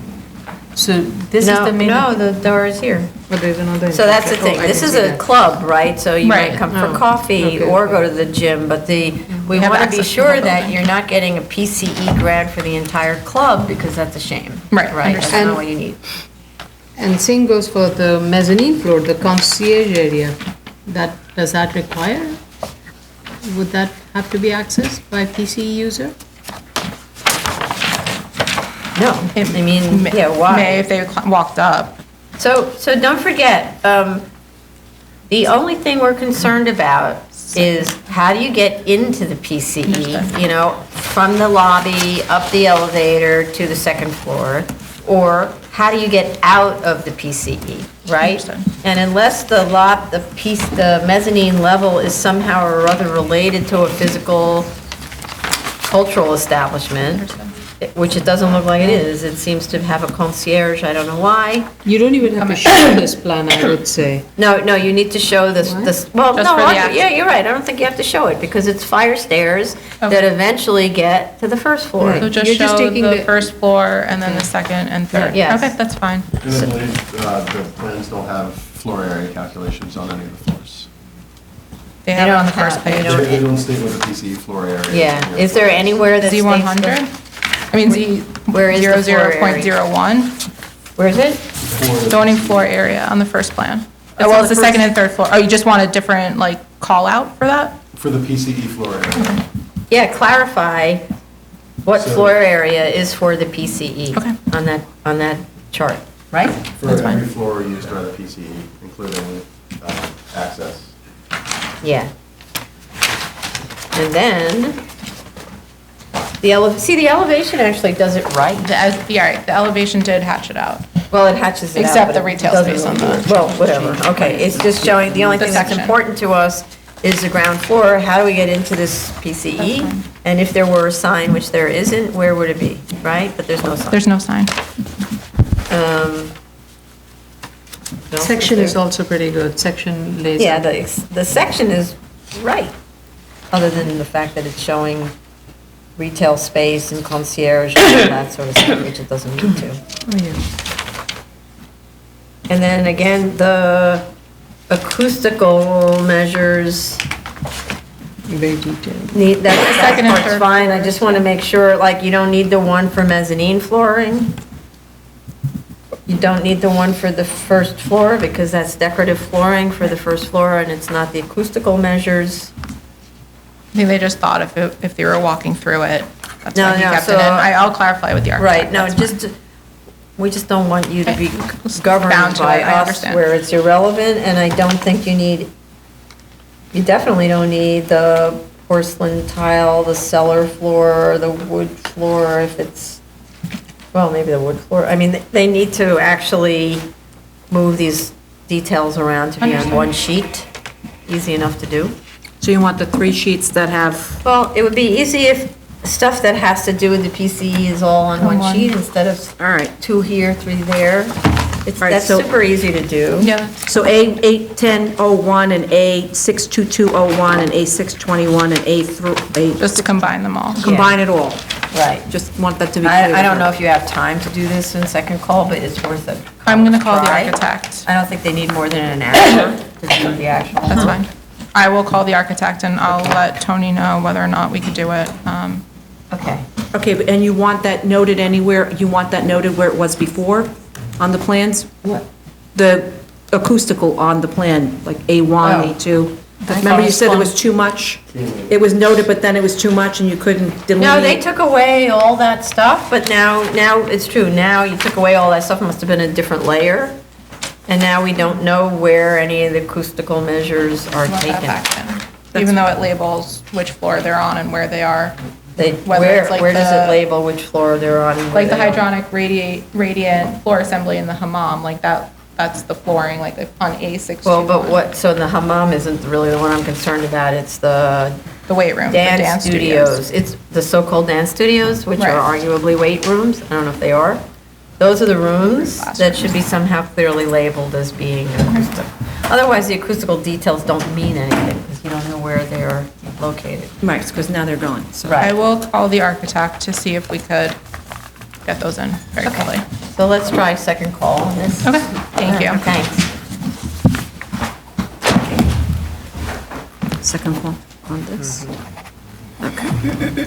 Item number 21, 2019, 184BZ, 45-20 83rd Street and 8052 47th Avenue, Queens.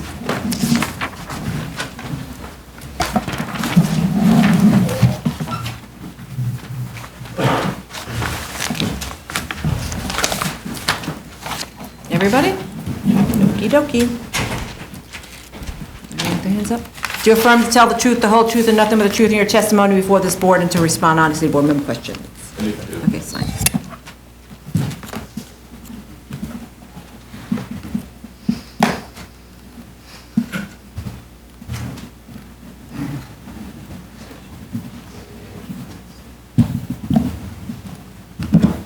Richard Lobel of Sheldon Lobel PC for the applicant. Good afternoon.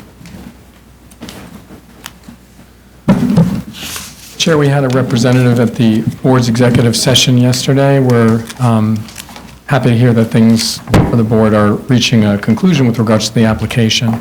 I do know that there were certain environmental issues which were raised, so I'd be happy to introduce Amber to discuss those. Hi, Amber Kartayanek, Environmental. So I do have the site plans here because I know most of the comments were around the site plans. We'll hang these up. So the submittal that was made in January was in response to the DOT's school safety comments. And I know one of the questions was why we had presented two separate options. The reason there was that we are presenting the street reversal to community board, and we wanted to make sure that whether that was approved and moved forward or did not, that we had looked at two different scenarios or options as it relates to loading and unloading and school safety, as well as levels of service. So we actually did a separate vehicular assignment for both scenarios. Okay. So you already presented to the community board, or will? So the transportation committee is next Monday, so we will be. Okay.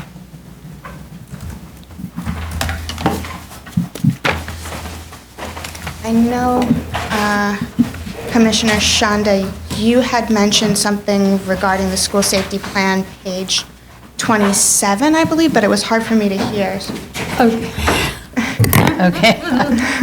See? I try to speak louder. Okay, so I think it was really a minor error, and that has to do with, I have to take my reading glasses. So it's the plans, right? Right. Or it's... There was a figure on 27, if I remember correctly. Yeah. Oh, where's the note? Your note says option 1 and 2 of page 27 of the school safety plan don't match. Right, I'm on page 4, 27. Just bear with me. Okay, so, oh,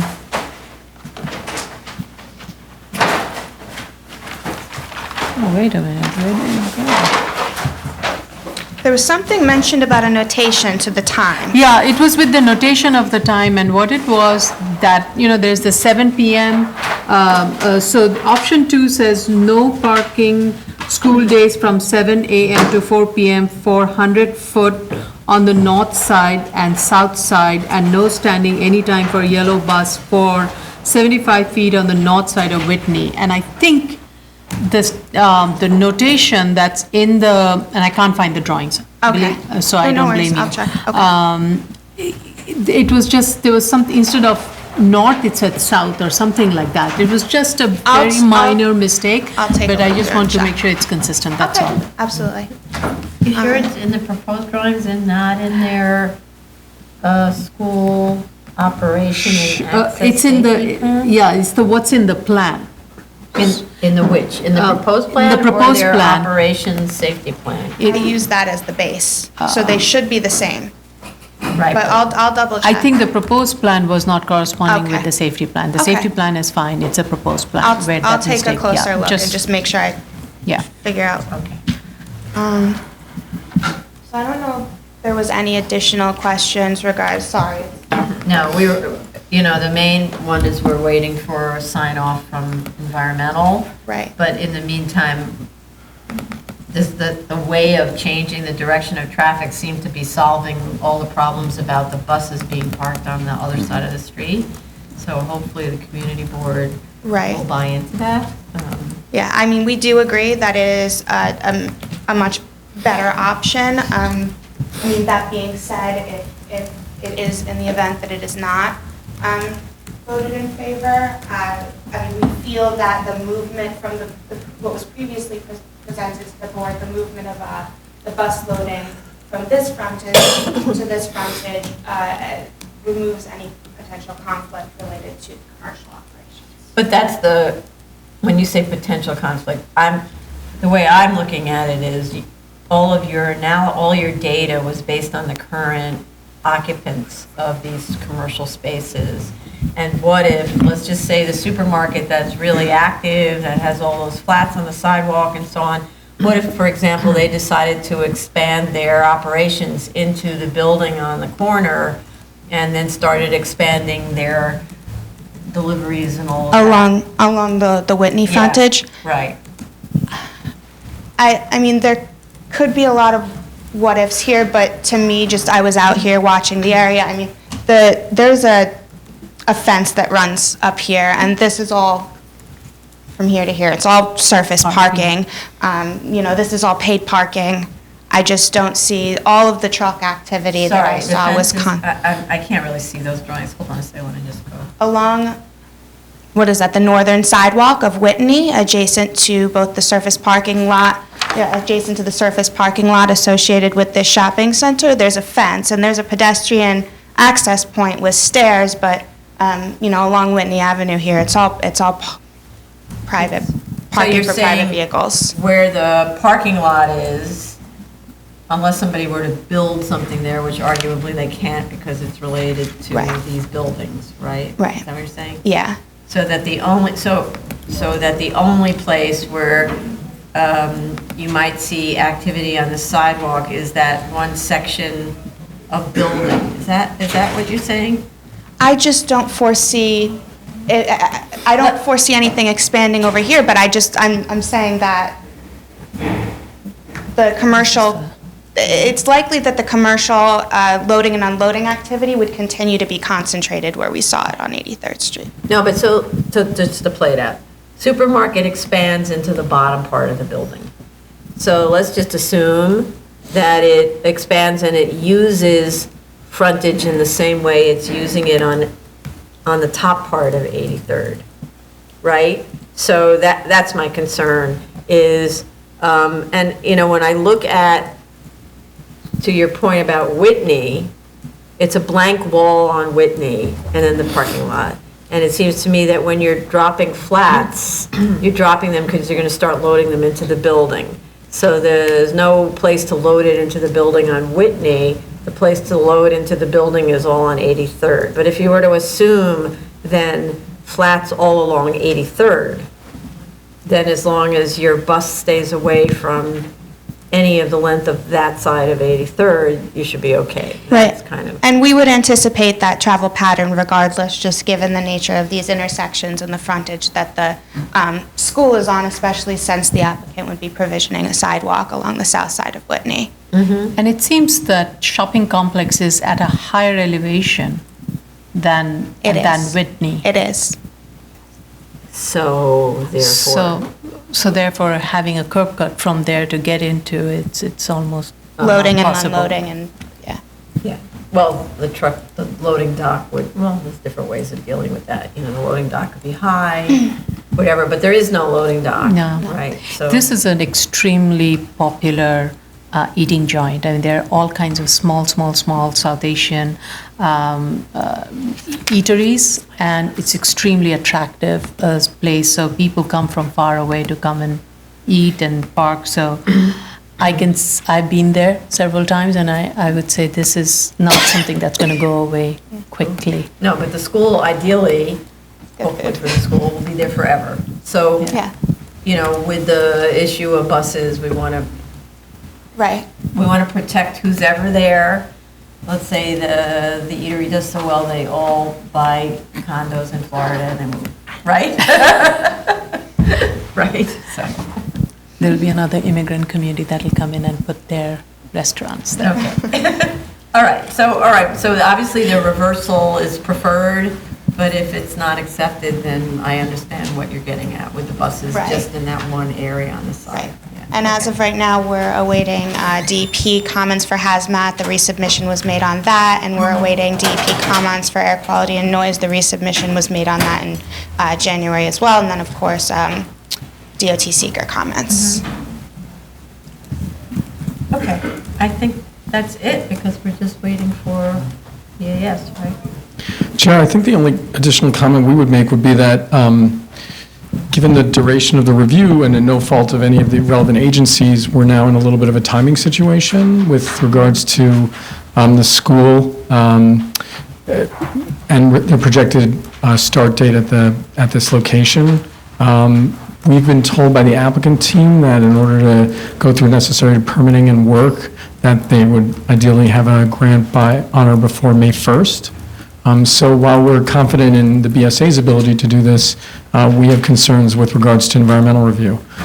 So I think as we have our additional meetings with DOT, particularly at the community board around the street reversal, we'll hopefully come to an understanding with them with regards to their review. But we would ask the board that the board consider, you know, potentially what it may take in order for us to have a determination by that date.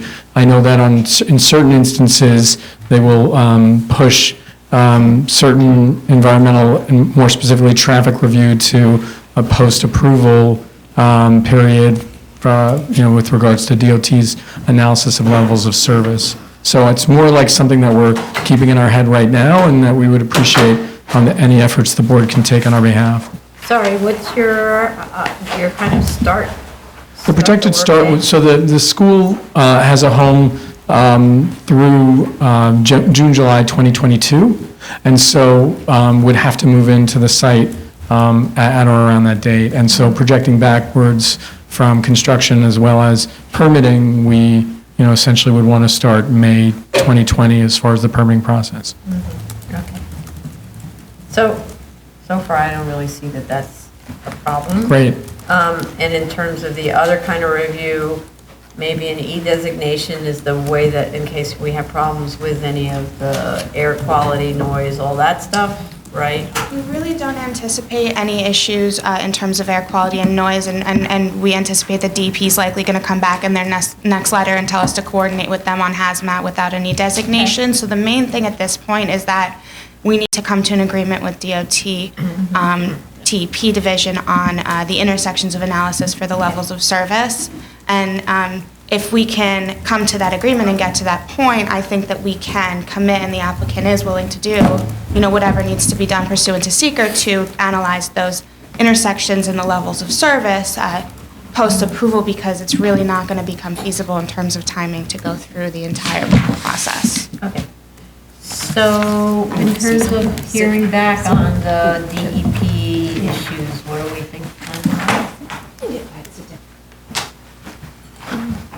Well, DOT is obviously the main concern. They've had the secret review for a very long time. Right. We haven't received any comments yet, so I keep reaching out. Okay. And as I proposed to Amber, I've also held back the school safety stuff because there were so many different versions. So now that we have hopefully a version to go forward, we could hopefully coordinate a call, at least with DOT, to see what's going on with the And comments. in terms of DEP sign off on those three, air I- quality, noise, hazmat. Yeah, I anticipate a next response for air quality in like February 19th. Oh, soon, okay. Yeah. Response from them. Yes, yes. Ah, okay. So what if we put, continued on for the beginning of March? We may have something, some direction. Well, we have heard from the community board then? By then, yes. The meeting is this coming Monday. Oh, okay. So just to help move this along, if we tell DOT, look, we're coming back in the beginning of March, we really need to get some feedback from you, et cetera, and meanwhile, we'll have found out whether community board's okay with the directional reversal.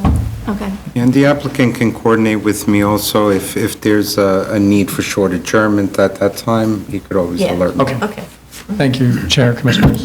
Carla? Yeah, that's true, maybe to set aside a little space for Right. something in early April or in March. Appreciate it. Okay. Just make sure the project manager. Yeah, are there any speakers on this one?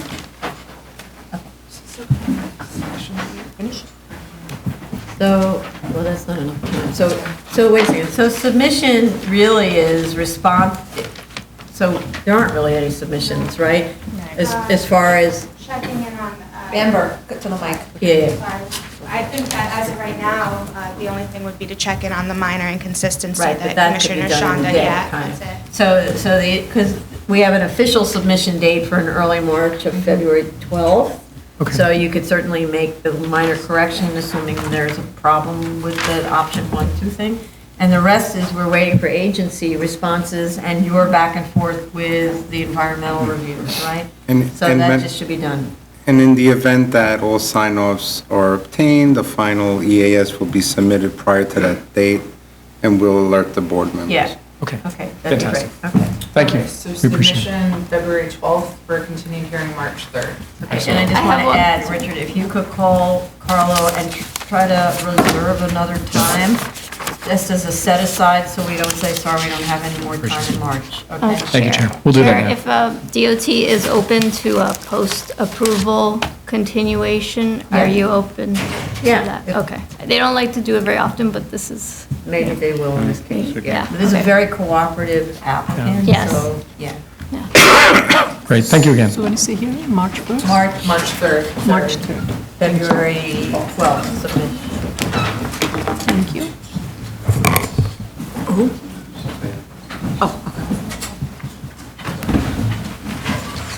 It's just a question, okay.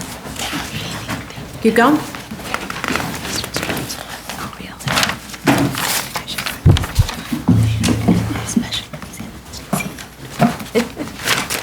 New cases? Can I call? Ready? I'm sorry, say what? Ready? Yes. Okay, sorry. Ay, okay. New cases, item number 1, 2019-37BZ, 600 West 58th Street, Manhattan. You're the only one speaking? Yes. Okay. Raise your right hand. Do you affirm to tell the truth, the whole truth, and nothing but the truth in your, and nothing but the truth in your testimony before this board to respond honestly to board member questions?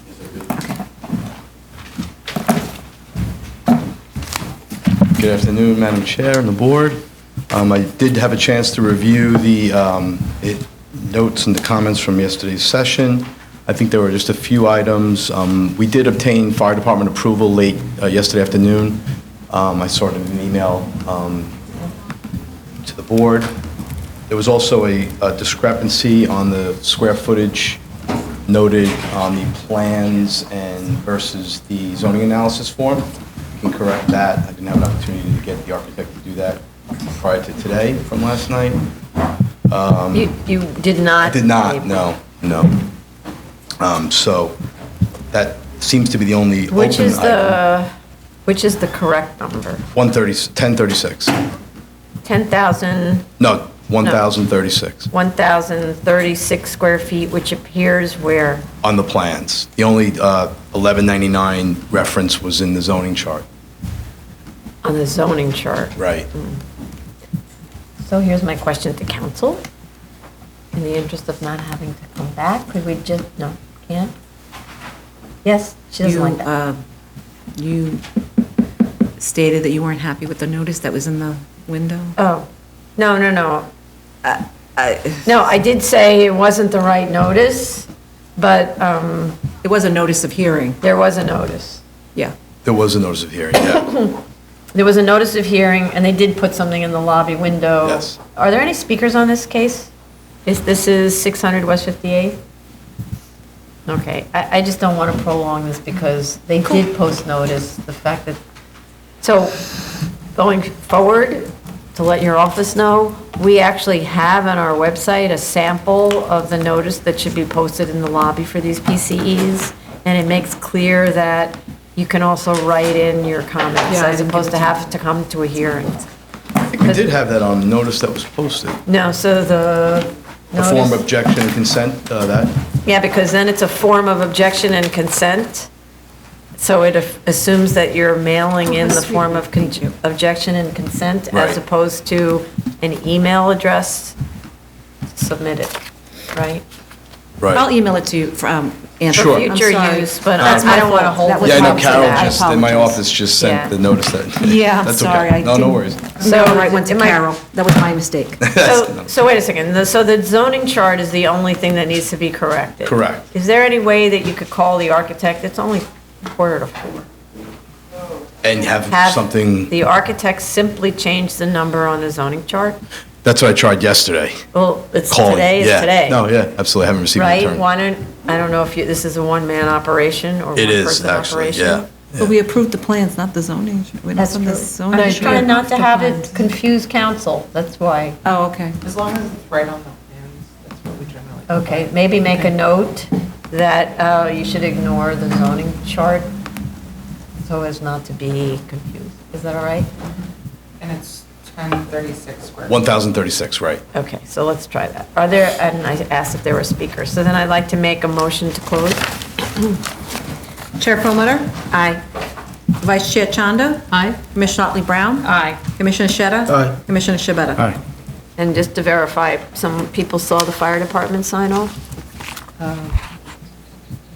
Fire department, did you sign off on this one? I'm looking, I'm sorry, to make sure. Not sure? Oops, I closed the hearing, but whatever. John Daly, Fire Department. Yes, the Fire Department has no objection to this application. The premises, it does have a sprinkler, standpipe, and fire alarm system, which have been inspected by our members. Okay, great, thank you. Yes, All I right, do have so the just fire to department say- letter of no objection, I'm All sorry, right, yes. so we're acknowledging fire department letter of no objection. Yes, I'm sorry, I All right. apologize. So then, a motion to grant, and just to clarify for the record that the square footage is correctly noted on the plans as 1,036 square feet. Chair Promoter? Aye. Vice Chair Chanda? Aye. Commissioner Otley Brown? Aye. Commissioner Sheta? Aye. Commissioner Shabeta? Aye. Okay. Thank you. Is Frank in the room? Oh, no, okay, forget it. Item number 2, 2019-165BZ, 1375 East 26th Street, Brooklyn.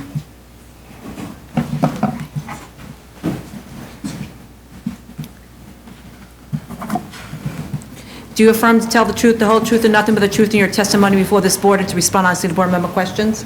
Okay. Good afternoon, Jay Goldstein for the applicant. I had someone at yesterday's review session. I understand the comments of the board. First, with regard to the notice of hearings, I don't know why the file I kept emailing to the board didn't work, but I sent it in, and I think the board has the notice of hearing. Yeah, we have it now. For some reason, the attachment was not I going attached it through. probably 6 times, and the email just didn't It work, was so I just apologize. ridiculous. We'll show the entirety of both houses for the same attached.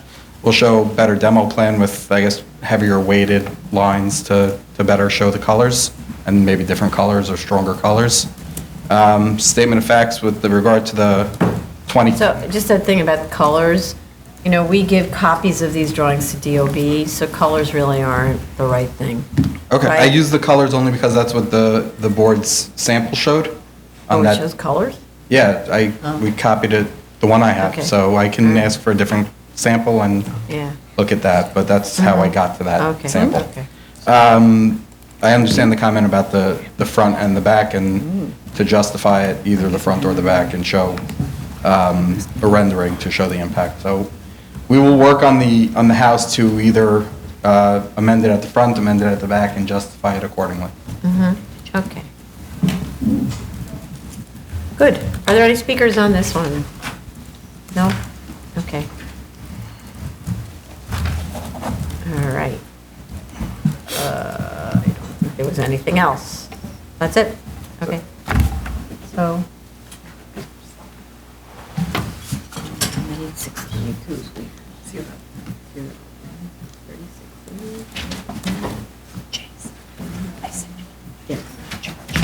Submission February 26th for a continued hearing on March 17th. Just give me, I'm sorry, can you repeat that? 1 second, let me just confirm, because it's the Jewish seasons are upon us. No, that should be fine. Okay. Sorry. February 26th submission for a continued hearing on March 17th. Thank you very much. Thank you. I just sent it to you, all right. Item number 3, 2019-188BZ, 1212 East Gun Hill Road, the Bronx.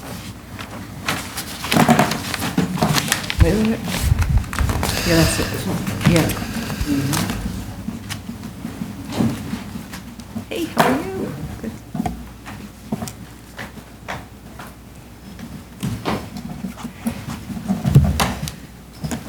Okay, Jerry, raise your hands. Do you affirm to tell the truth, the whole truth, and nothing but the truth in your testimony for this board and respond honestly to board member questions? I do. Good afternoon, Madam Chair, Commissioners, Neil Weisbart on behalf of the applicant McDonald's Corporation. I attended a review session yesterday and I'd like to go through the comments. The first question was, how long has this drive-through been in operation? We're still trying to nail that down, but we believe it's the late 70s, early 80s. But on our next submission, I'll have an exact answer. There was also a question about I just have a question because I'm not, were these things permitted as of right at some point? No? I Do we don't know? believe so. I think they were considered use group 7, and those weren't permitted in C1 districts. So the special permit was created to permit drive-throughs in C1s. So how'd this go from 1970s to now not getting any approvals? No. I don't get it. I Did you don't get a know. violation? No, well, there's actually, this is a part of a major rebuild, and building department raised the objection. Oh. Well, actually, I think we knew that there was going to be an objection, so Yes. we filed the application. There's a Have you question. started construction on this major rebuild? No. Good news, all right. You get to be our first test case on trash relocation. All right, well, we're going to get to that. I brought it up earlier. You wanted, regarding the zoning lot, because this was merged at one point with the triangle tax lot to the south. So McDonald's purchased that, and we have a determination from the buildings department. We sought to confirm that this was a single zoning lot created in 1963, which was the amendment to the zoning, the most recent amendment to the zoning resolution. And Department of Building concurred with us that this is a single zoning lot located, so we can extend the district boundary. Good, okay. And I can submit that. So you'll submit that? Yes. You also, because why does the drive-through have to be 24 hours? So these drive-throughs are the most important part of McDonald's business, and most of the other drive-throughs that come before you, and most all of the drive-throughs from McDonald's are 24 hours. And so that's why we always make that request. Okay, now to the trash container. Sorry. I think we recently just reviewed a few and they were not 24 hours. Yeah, it's true. Well, everyone that I've Whether or not it was a done, McDonald's, it might have been, one was a Starbucks, I think. Well, this morning, the one that we No. did. that's This 24 one was hours. That was 24 24/7, but hours. Last week, we had one on 86th Street that was till 11 PM. It was Yes. 1 AM and we made it 11 PM. Yes. Right. The one that was on this morning is actually 24 hours. It's 24, but in other words, the statement that they're all 24 hours was the one last Well, I week didn't at say all. McDonald's? The one on Yes, it Northern was on Boulevard. 86th Street in Brooklyn, That or was 84th McDonald's. Street. That was a McDonald's. And the Northern Boulevard one? Northern Boulevard is 24 hours. That's the one we just did, right? Yeah. That was last week, too. Oh, that was last Oh, week. another Northern Boulevard, yeah. Anyway. Okay, now to the trash container. So Jared can speak to this. So this is an existing trash container, and zoning resolution states that you can't locate refuse. Oh, wait, before you do that, because of the subject of the 24 hours, we really do want the neighbors notified for the next hearing, surrounding A neighbors. second notice, because Yes. they were notified for this hearing. We want to make sure that they're notified and allowed, and encouraged to submit comments to submit, right? So that, you know. Sure. Are there any speakers on this application? This is 1212 East Gun Hill Road? No? All right. Do you want that with the 400-foot radius or just the residences? I would as say in addition? that case, just the immediate residents. Okay, we'll do that. Mhm. So move on to the. Adjacent property owners, yeah, that's what I'd Right. say. So move on to the trash enclosure. So this is an existing trash enclosure, and the zoning resolution requires that trash and refuse storage can't be within 50 feet of a street line. What kind of trash enclosure? I think it's any refuse. Yeah, all trash enclosures. What's a trash enclosure?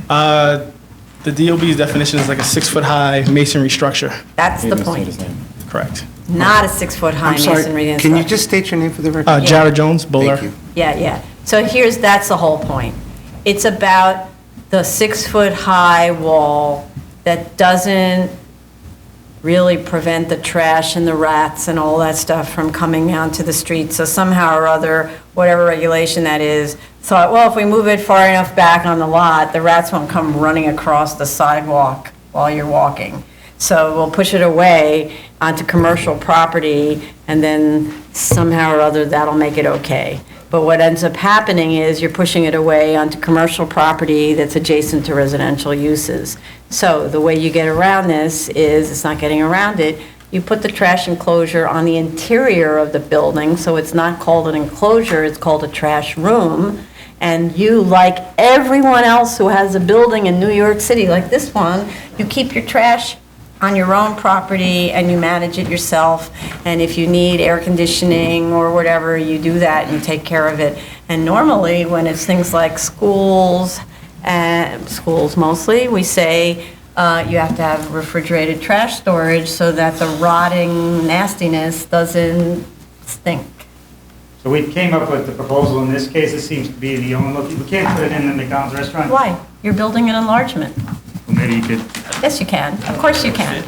well, I don't think, well, What we do you think mean we have a won't fit? solution that the board could be happy with, because we've never heard that you're requiring trash enclosure. No, put you inside heard the it this building. morning. No, I know, it's today, this is a new requirement. Yes, because they keep getting pushed onto residential property, and it's frankly not fair. Well, so we think we have a solution in this case, and.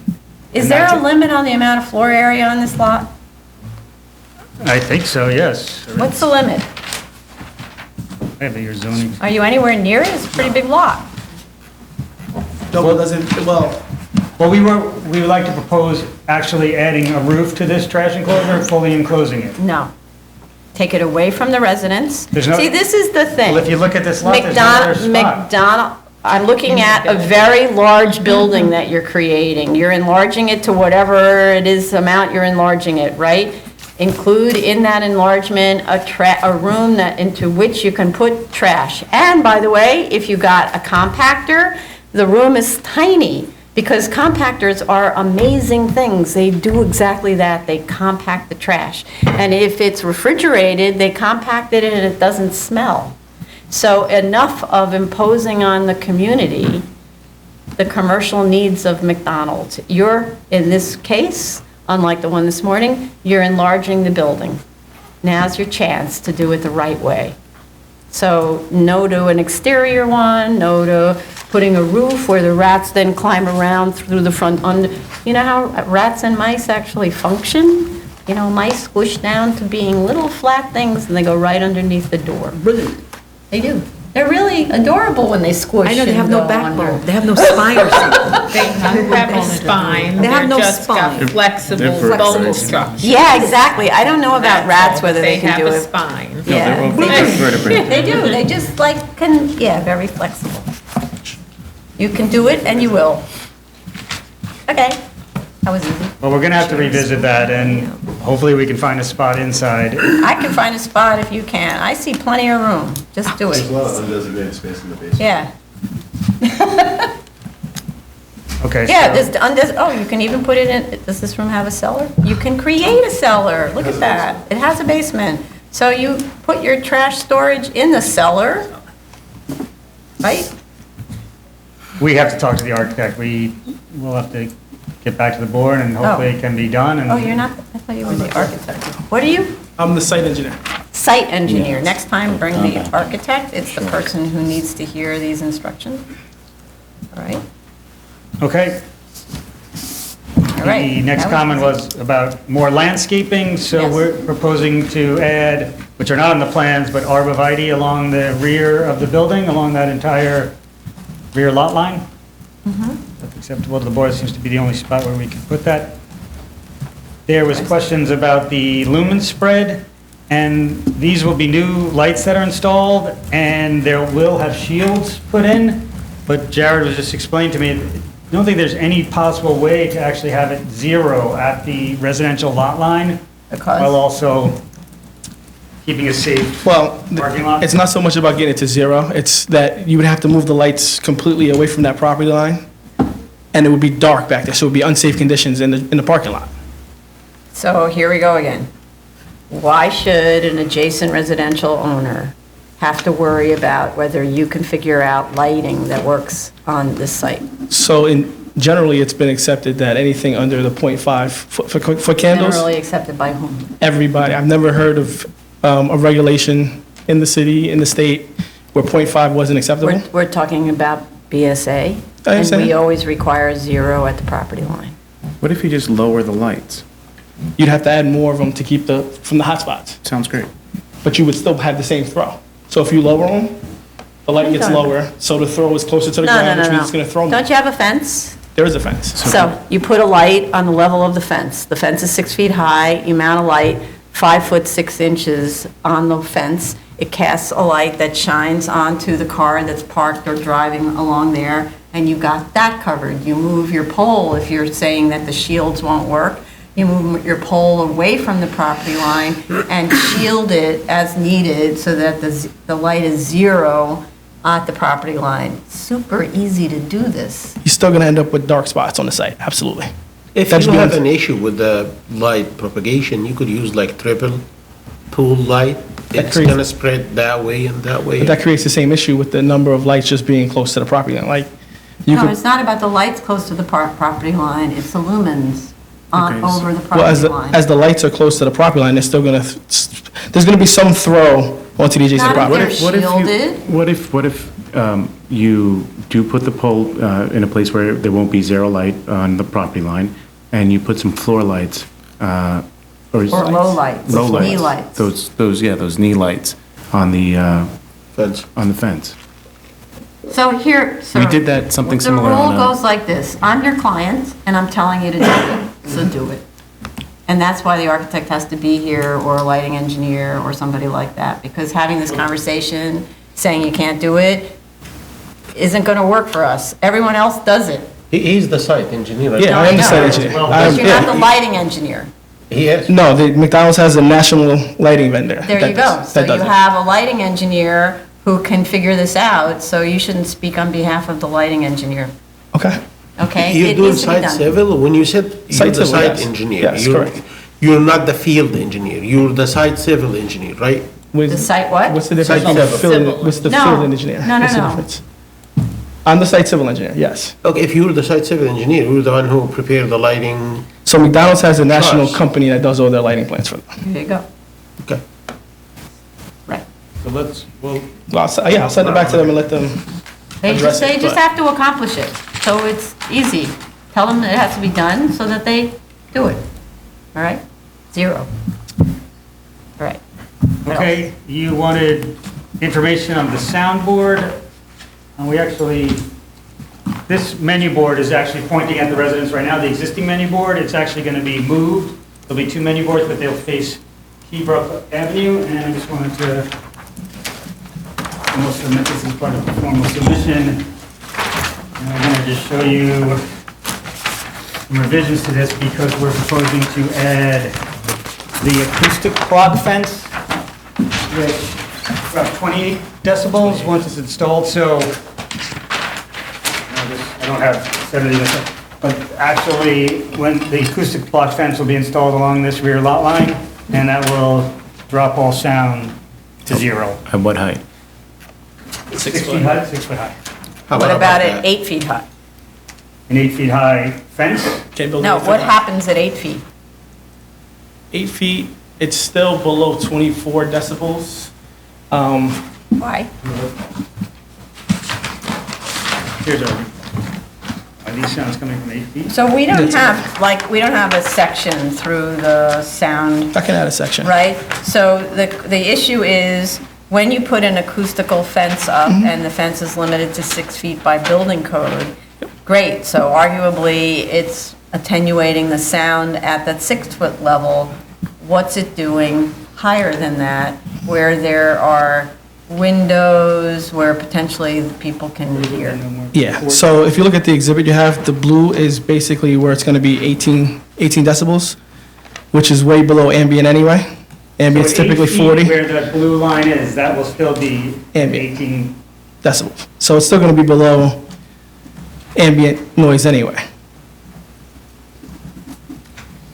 It says, what's ABC? The automatic voice controller. Okay, when it is off, it goes to 48 decibels in the green, right? That means Definitely not. it's extending over the property line in that green area. What happens at the height of 6 foot 5 inches, or 7 feet, or 8 feet? If the AVC is off, or if it's on, because it's typically on. Well, typically, what's that mean? Well, we can ensure. We can ensure that it's, yeah, we can always have it just turned on. So it's never gonna be. Can it be broken on? Can it be always on? How can we It ensure that can, it's so it can always on? be on because it's locked, it's in a lock system that's controlled at corporate. You need a passcode to change it. So you can't just change it at the store. So once it's turned on, it's on. We could commit that that ABC will always be on and will not exceed decibel level indicated here for ABC on. And this shading is at And even if it what was elevation? off, it's still only 42 maximum No, decibel. no, 48, I'm looking at the green zone. Yeah, but The that, green so, zone doesn't 48. extend. yeah, but the green zone doesn't extend to the residences. The blue is the blue goes to the residents. No, I'm not talking about the window, I'm talking about a person, it's my property, I don't want any of the That property noise is on my, my is property. McDonald's. Oh, I own that's that. McDonald's. Yeah, so That triangle okay. portion was the, lot 27 is the first residence where it's okay. at 42 decibels. Ah, okay, and the rest It- goes to the street? Correct. Is what you're saying, okay. And even this shading is at the, like the menu board elevation, right? Correct. What is the height of the menu? The speaker, if I remember correctly, is about 3 feet off the ground. And then you have the fence at The fence is at 6. 6 feet, so you still have like 2.5 foot to travel up. Correct. I believe it's Yeah, okay.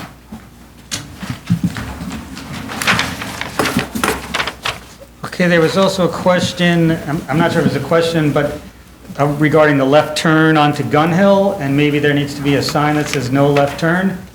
We can add that, it would be an illegal left turn anyway, you'd be crossing a double red line, but we can add a sign. Double yellow? I mean, double yellow? Thank you. We will notify adjacent owners, and the responses to the environmental assessment statement were submitted yesterday from our consultant. Yeah, can you send that to submit and CC me and the project manager, because I wasn't able to open the doc. Yes. Project manager is Darrell Ruffin. Just make sure you know that.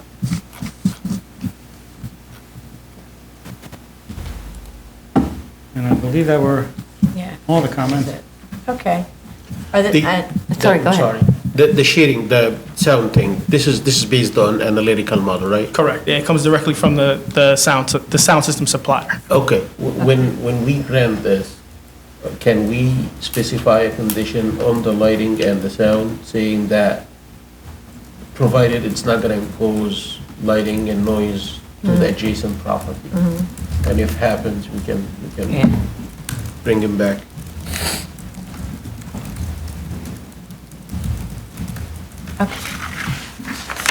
Okay. And I already asked about speakers, right? No one to speak on this?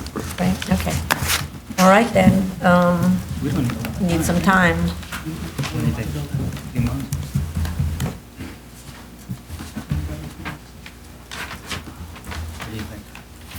When's submission date, April, May? Okay, submission date in April some point, if that works?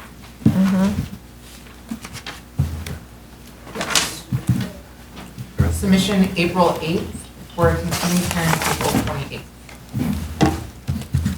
Thank you. Okay, thank you. Thank you. Item number 4, 2019-271BZ, 37 Manson Avenue, Staten Island. It's Mansion, why do you keep doing that? I don't know, it has an I. I'm obsessed with maybe Charles, I don't know. I don't know. Okay, the only two speakers? Okay. Do you affirm to tell the truth, the whole truth, and nothing but the truth in your testimony before this board and to honestly answer more board member questions? Please state, sign your name and proceed. You have to sign. Sorry, state your name for the record. Yeah, I'll be here. Maciel? It's gotta make all the trash. I'm not sure what they're gonna need. How often you pick up this product. Any French classes. There's also the You say potato, I say potato. Yeah, really. do. I don't think they're gonna walk them down to. No, that's good. They want them You have to outside, sign. you know? She has to sign. You can proceed. Because we can make them pick up more frequent and safe on the back. Right. Good afternoon, everybody. Hi. Sorry I'm the last one, I guess. No, we have second call cases. Oh, second call, good, so not the one that's holding you up so late then. Hi, I'm Stephen. Yeah. This is early for True, us. true. Stephen Mark from a Model Law Group on behalf of the applicant. So we were here yesterday to hear the comments by the board during the executive session, and I'll just jump right into it. The first time I'd like to address would be the GPS units. There was a comment that the GPS units are not shown in renderings. I just wanted to actually go through the design a little bit, just to explain what the design is, and then I'll address that. The design has the cupola on the roof. Inside the cupola will be 9 antennas. The antennas will be completely concealed. The cupola will be fully enclosed. And then outside on the platform for the cupola will be 4 GPS units. Those GPS units are actually depicted on our drawings, on drawings Z5 through Z8. Wait a minute. And they're also... Let us find Sure, Z5 and Z8. sure, and I could guide you through it if you'd like. Yeah, just a second. We have to load these photos. Okay, so it's in the application folder? Yes. Yeah, okay. Z5? Yes, Z5 is probably the best place to look. Okay. And if you see the outside of the cupola, the outside of the framework of the cupola, you'll see 4 dots. Oh. Those are the GPS units. Oh, so so what does that look like in real life? Actually, I have a sample. Oh, so it fits in a little box. Yes. The box looks like it's like 3 by 8. So the GPS units are just... Oh, it's that, okay. That's it. So they're mounted onto a little mounting bar, and that's it. Okay. And they're actually depicted on the visual simulations. They're best seen on V1, V3, and V4.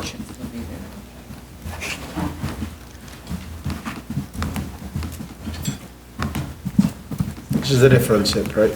I'm sorry? The PDF with the pictures? Yes, It's the photo simulation. the photo simulation. Which one did you say? The best one would be V1. That's in the And same This one. set of drawings, or that's different? Different set. No, that's a different set. So V1? This one, visual resource evaluation. Yeah, not the photos Yeah. themselves, but the photo simulations. Yeah, I got it, okay. Oh, look at that. The renderings? So those are actually, yeah, I see. So they're mounted to like a little pole, and then there's this little Right. beacon sort of mini Yeah. stuck on it, And right? the purpose of the GPS unit just allows, so it basically, it allows the equipment area to identify where it is globally, Oh. in essence. But it's not the actual transmitting and receiving of the Oh, so this communication is signals. for the communications company to know how to find its material, its equipment? Yeah, it's Oh. basically a locating device. Oh, it looks a little bit like something you'd see on a boat, you know, the little rod on the. Yeah, well, there's GPS units built into many different things. Okay. All right, thank you for that clarification. I was Not a problem. imagining some gigantic. Not a problem. It's easy to look over. Mhm. So the next item, the renderings. You asked for renderings in connection with the cupola. The drawings actually depict the details of the cupola. Now, I think the reason why you had brought that up actually was because the drawings indicate that the cupola is designed by others. That's it, that's why. The drawings actually, it misstates that a little bit, because the design of the cupola is actually prepared by the architect that we submitted these drawings by K&B. However, the actual specifications, the engineering of it is then prepared by the manufacturer of the cupola. In this instance, it's a company called Stealth Engineering. They're going to engineer it to conform with the design. So from an aesthetic standpoint, what you're seeing in the simulations and on the drawings is what the cupola is going to look like. So the reason that I'm asking this question is because we had another application where there was a proposal to put what was called a clock tower on the roof of a one-story building, right? And as we got deeper into what in the world that thing was, it turned out that it was being made more or less out of cardboard. And so in order for it to be, to conceal the units, yet still allow the sort of the penetration of the waves and so on. And so the result of it was that it was not that kind of substantial steeple that we've seen in some, you know, there's a really great version in Staten Island of a steeple where you just can't tell. Or like you have this monopole where it's fatter than your usual, but you can't tell what's And that's what inside. this is going to be. This is, like I said before, this is fully enclosed. So where we show, if you look on these simulations and you see windows, that's going to be fully enclosed. It's obviously not a window, but it'll be fully blocked so Right, that so- you cannot see through into the inside of the cupola. I think that's part of the point. So so a rendering is nice, but it's not telling us what the materials are, right? And I think that's the issue, that like, will it be so obvious that the windows are nobody's home? Okay, You so can that's a approach if you sample of want. the actual window? You can approach the chair. Yeah. It's Oh, I'm sorry. Okay, thank you for bringing a sample. So my that's your actual black blank. That would- Well, before I actually move forward though, this is an example from another site. But Okay. this is what it's going to be like, though. But so, for example, it's heavy, it's made out of wood, right? Or metal, maybe. I don't know what that's made of. Well, in many instances, they're actually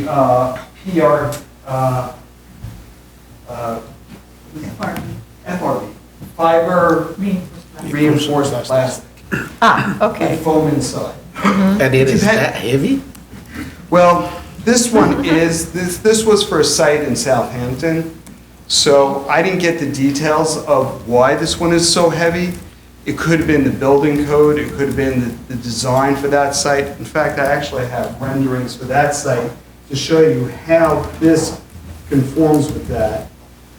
Just give me a second. There you go.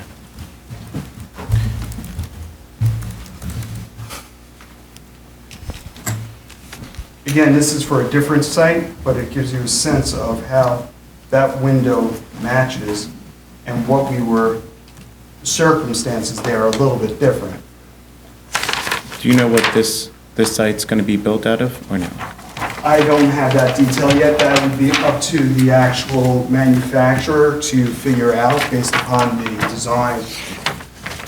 Well, so for example, on this one, I mean, obviously, if that's the window sample and it's heavy, the surrounding structure has to support that heavy window sample, which is described here as new shingled stealth concealment panels colored to match existing mansard roof, right? Right. So the thing is, So just to put this in perspective, in Southampton, they won't let you get away with doing things because they're Southampton.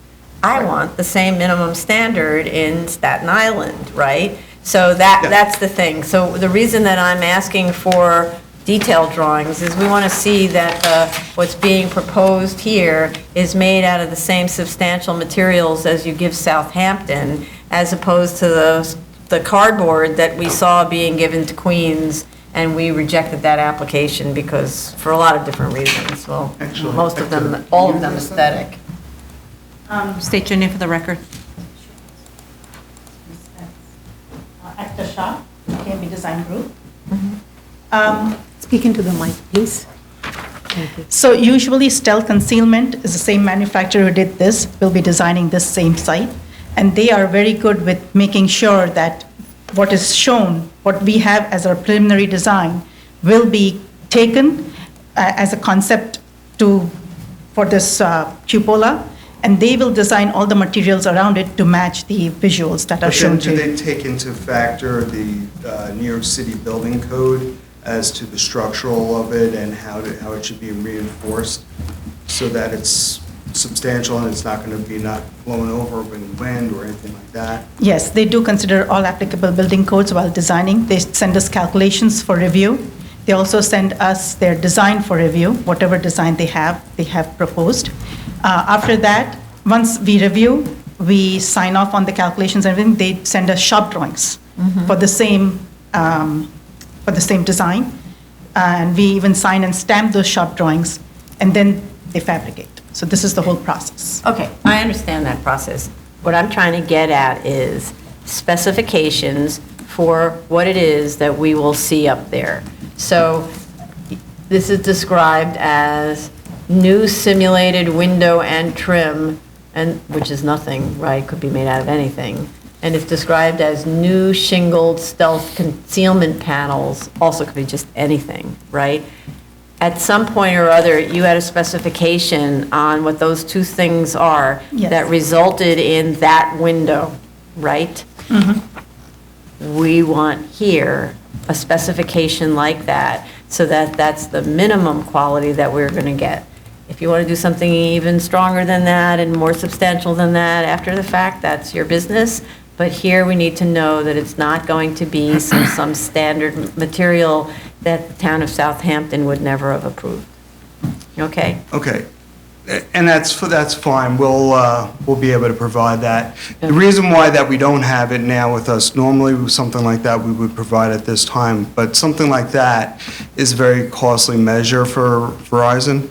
And so what they typically do is they wait till they confirm that they have approval for that before they commission the manufacturer to prepare something like that. It's a timely and costly Right. perspective. So But I'm not saying you're commissioning the fabrication, I'm saying you're giving them a set of specs. no, I'm talking about the drawings to analyze and prepare the drawings for it. So that I'm not saying you're analyzing, prepare the drawings, I'm saying you're giving them some standard minimum specs, and that's what we're going to get. That- And you could that's- just use the same specs as this, and then that's what we get. and that's fine. We'll provide that. You could have the architect add some more detailing on the drawings, like this is gonna be this material or equivalent, and leave the door open for other options. Yeah, but I don't What's want to keep equivalent the mean? door too open, right? So that's why often we get spec sheets, and it'll say model number 42376, whatever. At least we know it's that level of material, right? So anyway, that's why I was asking for the designer to give us the We'll actual provide that. material. My only point was that we do have to go through the whole thing to provide that, because then they have to design the whole, not design it, but incorporate the design into this project and into their drawings. So we will provide that. The next item is the FCC report. There was a question about whether or not the report does or does not address cumulative emissions. I believe that member Chanda mentioned that it actually does. She's correct. If you don't mind, if you go to page 3 on the report. Okay, so wait a second, let us find the report. So the report was submitted when? This is a later submission. Say again? January 23. Yeah. The Pinnacle one, January 23rd. Yeah, so it was just recently submitted, right? Yeah. Okay, This was and submitted, what page? Page 3.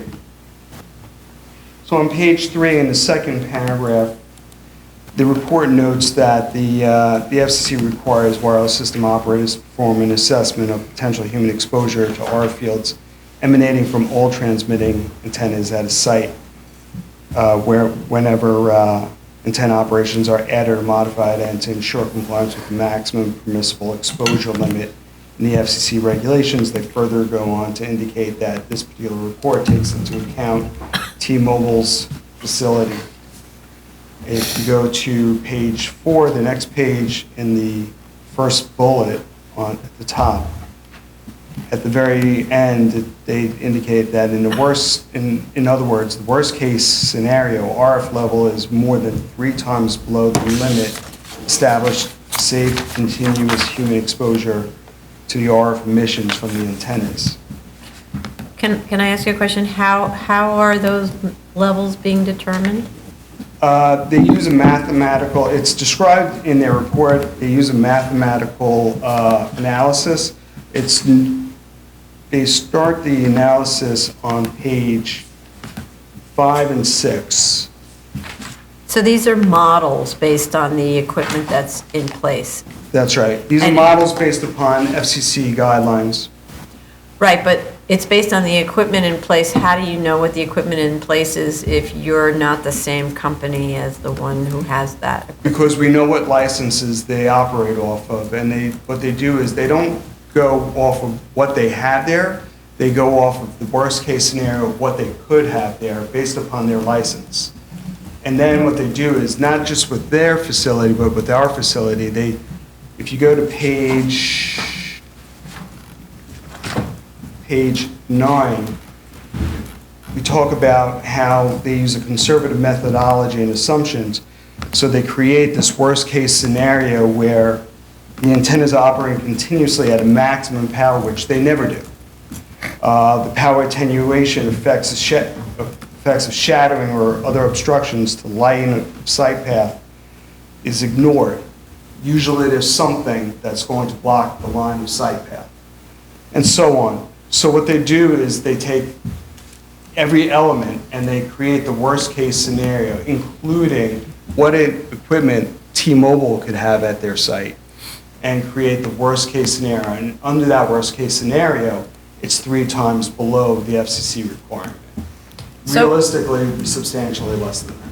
So when they're measuring this data, where is it measured to? Like, is it measured at the height of a person standing on the ground? Is it measured, where is it measured to? Well, there's 2 different factors that are done. One is at street level, and one is on roof level. Street level actually at grade, or street level? So for street level, it's 6.5 feet above ground. If you go to page 8, it goes through that. And then what they do is they analyze it from vertical distance of the antenna out 500 feet.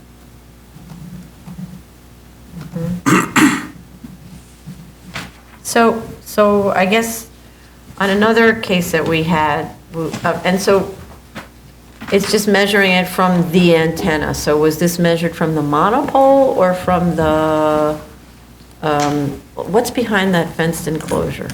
Well, behind the fenced enclosure for T-Mobile, they have their equipment. And it'll be like a cabinet, and so the way the communication facility operates, you have your antennas, however they're installed, whether or not they're in a monopole, on a roof, whatever the design may be. You have your antennas. The antennas communicate with the mobile phone. Takes those communications and it runs it to a cabinet. It's basically like a computer cabinet. And it processes the communications, sends it through the telephone line, actually. Sometimes it'll hand it off to other adjoining cell sites, but sometimes it actually transmits it through the telephone system. an online, a hardline system. In addition, you're going to have electrical connections, telephone connections. So you have a couple different pieces of cabin and equipment in those compounds.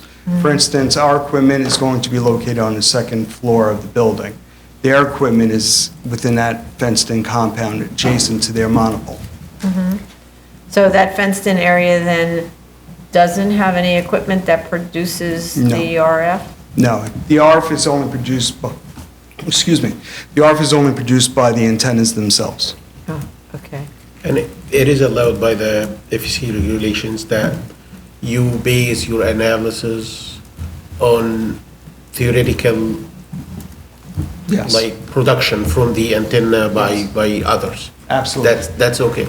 Yeah, absolutely. So one measurement is 6.5 feet off the ground, and the other is from the roof of the adjoining building, is that right? No, not the adjoining Roof of building, the it's roof of immediate- our building. It's basically to protect anybody that actually, let's say you were on a flat roof Right. and you were on a penthouse structure on top of the flat, Yeah. that roof.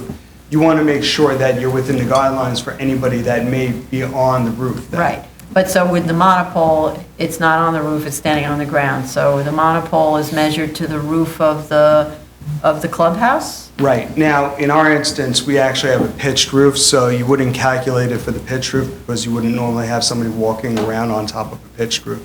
So the analysis is done at the lower roof level. At the lower roof, but when you add your cupola, Yes. there's going to be something accessible there somehow, no? No, actually, no. So how does a worker get Well, up there? Yeah, I'm sorry, I take that back. The answer is actually yes, through the cupola. The window panes, the faux window panes will be removable. So when Verizon's engineers need to go out there to access it, to do whatever, to tweak something or replace something, they will take the window panes out and go in.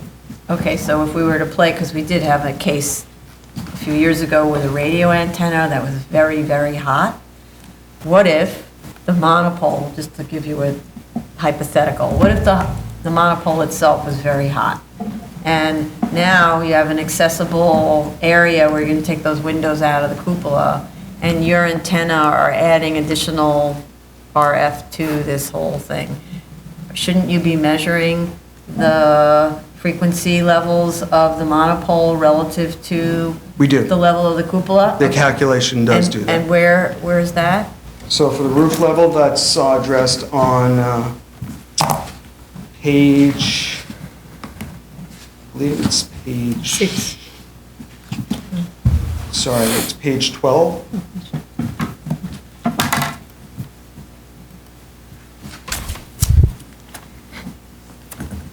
No. Is it? No?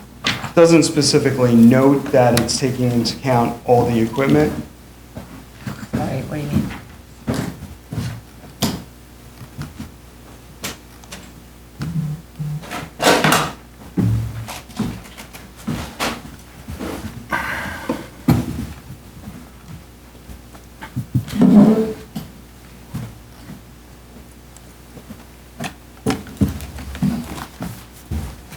It doesn't note it specifically that it's addressing both, but the analysis is, well, I know that the analysis was prepared to address both, because if you look at the diagram on page 13, it's showing you the measurements, the MPE legend for our antennas inside the cupola, and then they're also showing you the measurements from the adjacent flagpole. I don't see I measurements. don't see them telling you the measurements, it just tells you the legend. If you, It just okay, give you the legend has a physical- percent MPE legend. But it shows, doesn't tell you anything. It just is showing as white, so does that mean it's 0 to 5%? It's 0 to 5%, exactly, because if you go down to their conclusion, the maximum calculated RF level on the lower roof is 1.43%. And if you go to the legend 0 to 5% is white.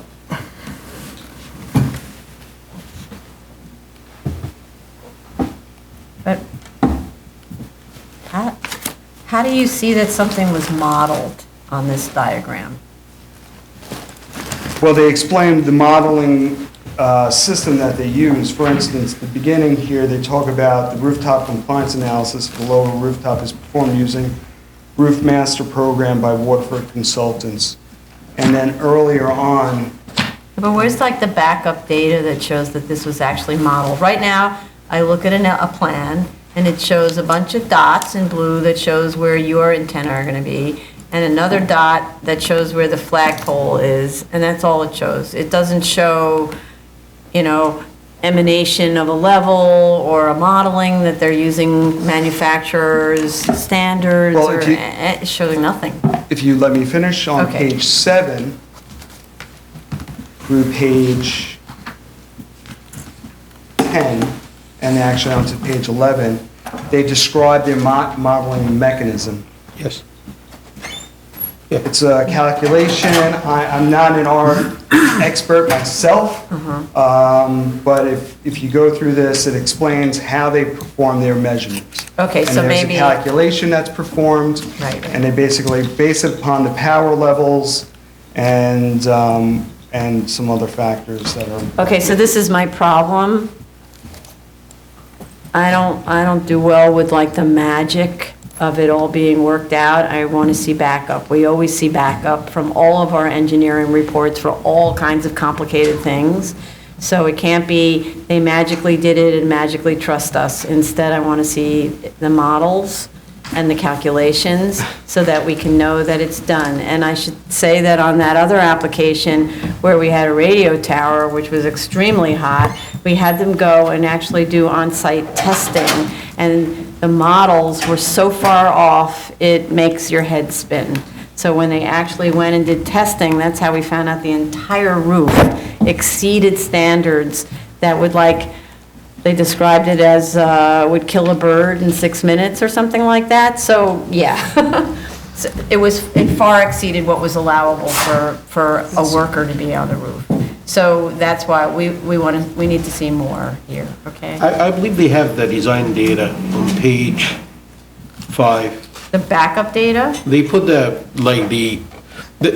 way you look at this. First of all, these are not measurements. These are mathematical models. No, I know. Yeah. So what they do, they have a software where they put the specifications for different antennas. Yeah. X, Y, Z for each. And then they put the intensity and the RF production for each of these antennas. Right. And then they run the model. And they Right. get the predicted frequencies, Right. intensities, all of that at different elevations and at different distances Right. from the reference point, which could be the cupola location. And they produce these charts, the one that's shown on We page see the chart. 11. 13. Right. They say 30 is the total MPE at 140 feet from the ground. Yes, so I 30 isn't 0 to 5. 30 is, well, but that's 30% of the FCC limit, though. So that's kind of where I Three mean. times lower than the FCC limit. The diagram that you show and the charts don't relate to each other. So the diagram tells They you. do, actually. No, actually, when you look at that floor plan, the site plan that shows the roof and the antenna, it doesn't tell you anything, Well, but that's it because tells you. that's the roof modeling. That's different Right. than the street modeling. Oh, well, so where's the street modeling? The I street mean, where's the model- roof The modeling? street modeling is what we were just talking No, about. where's, so that's at 140 feet off the ground. How is that the street model? No, that's not 140 feet off Oh, the it's ground. That's 140 feet 140 away. Away, yes. Okay, so then 140 feet away, I'm not sure exactly the relevance of 140 feet, but never mind.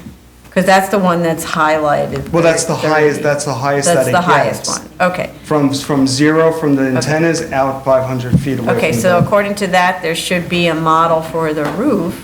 Well, the roof modeling is different, and they provide it on page 12 and 13.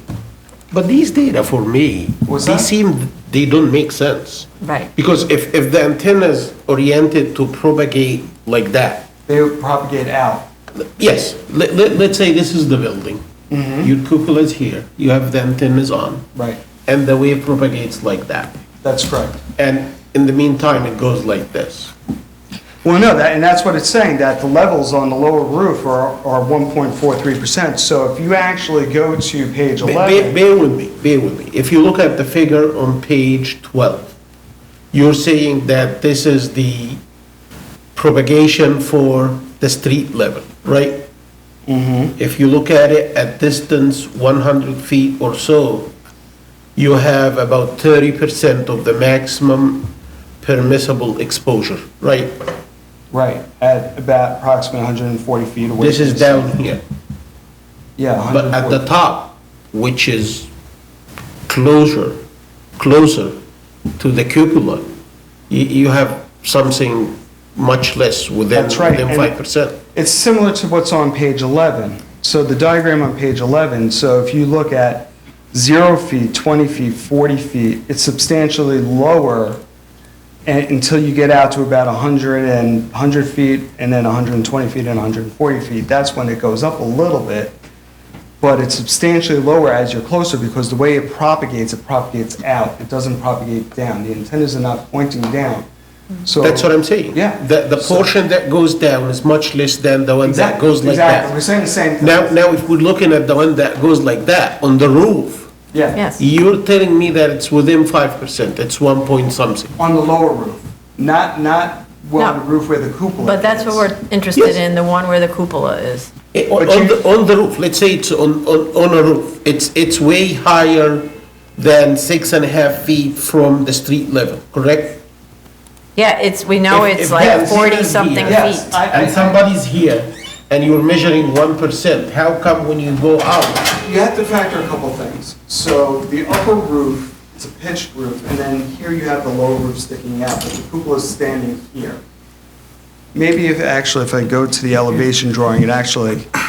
Is there a depicts it one-family there. dwelling on this, at this sorry? site? Is there a one-family dwelling? No, it's a club, it's like a. It's a yacht club. But the Yacht club. DOB has a, The Schedule A for this job has an existing and proposed one-family dwelling on the second floor. There used to be a dwelling unit that was occupied by a caretaker, but hasn't been there for several years. We're actually using the former bedroom for our equipment in that unit. But the Schedule A that's filed for this job says no change to the residential floor area of the building. So, we'll have to modify that then. Demonstrate that there is going to continue to be a one-family dwelling on the second floor. We'll modify that then. Okay. Okay, continue with the, what do you So, say? if you look at the elevation drawing on page Z6, you can see the lower roof levels down here. So when the antennas are propagating out, they're propagating out like this. So you almost have to have the antennas pointing down, and they would have to go around the edge of the roof level and then come down. So it almost has an attenuating circumstance by the upper roof blocking a portion of the lower roof. You mean you have the very low values because you have an obstruction in the way of the wind? Right. so what if someone were to be a How little about if, further back? yes, Someone were to what? Be a little further back from the point that they're doing their modeling. yeah. And it factors it factors the whole lower roof. No. How about the area up top before the obstruction? So the area up top, the way they addressed that in their report, they analyzed the fact that, I have to find that, they said something about that, about the upper roof was not analyzed because of the fact that it's on a pitched roof. And it's that- inaccessible. That's what they presume. Exactly. But the cupola is not inaccessible. And this is not on the diagram. They should have mentioned that. It is mentioned in the report. It's mentioned in the report, page 12. Thank What's you. mentioned in the report? The rooftop compliance analysis for the lower rooftop is performed using the roof master program. Roof level in the near field of the antenna depends on the power input, and I think somewhere there, I did read it. Where did I miss it?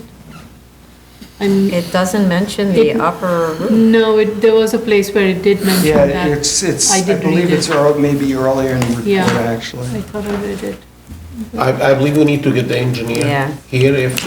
All right, we'll come back with Yeah. our. But this is, honestly, it's like I'm looking at excavation somewhere, and I'm giving the DOB the anticipated movements around that excavation. And I'm saying, this building is gonna sit at 3 inches, this building is gonna sit at 1 inch, this building's, and somewhere, I'm putting white, I'm not saying anything, and white means it's not gonna sit it. But I haven't looked at this area. I didn't evaluate it. So I should have boxed this area and say area not evaluated. Yes. They didn't do this yet. No. They just put the plan in and anybody look at it will understand that, yes, we have 0 exposure here, we're good. 1.43 exposure, we're good. But this is not the case.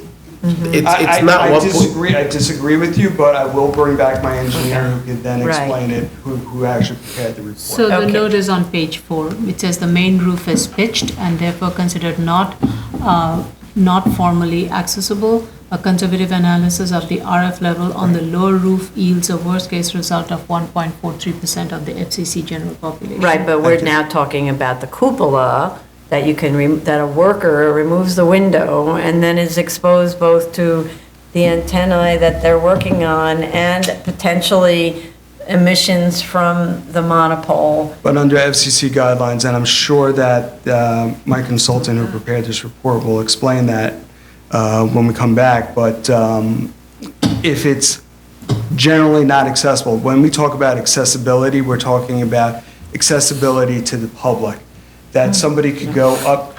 No, actually, there's two, we know this. There's a public let me and finish. there's a worker, I okay? know. All right.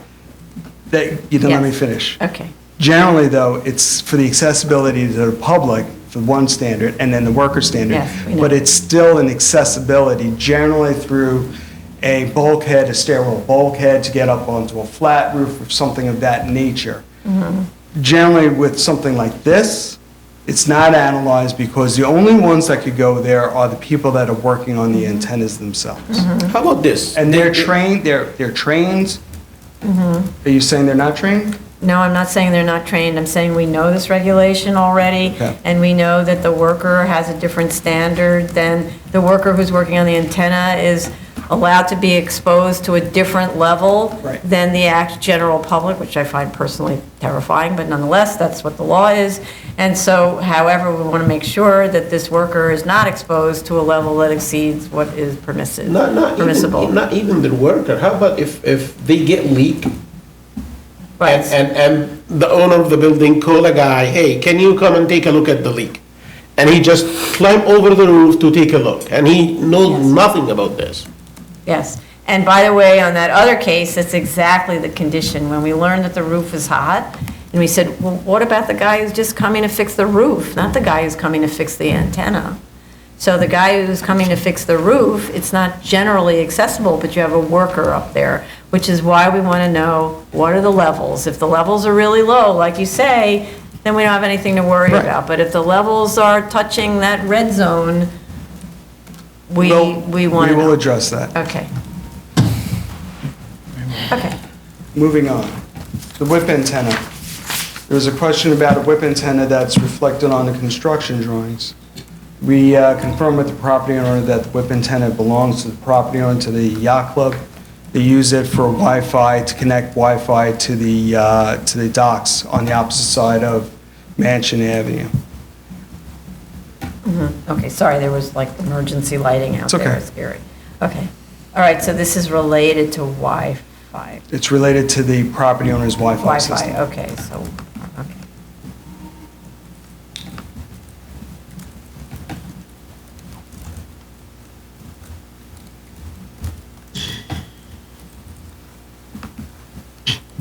Okay.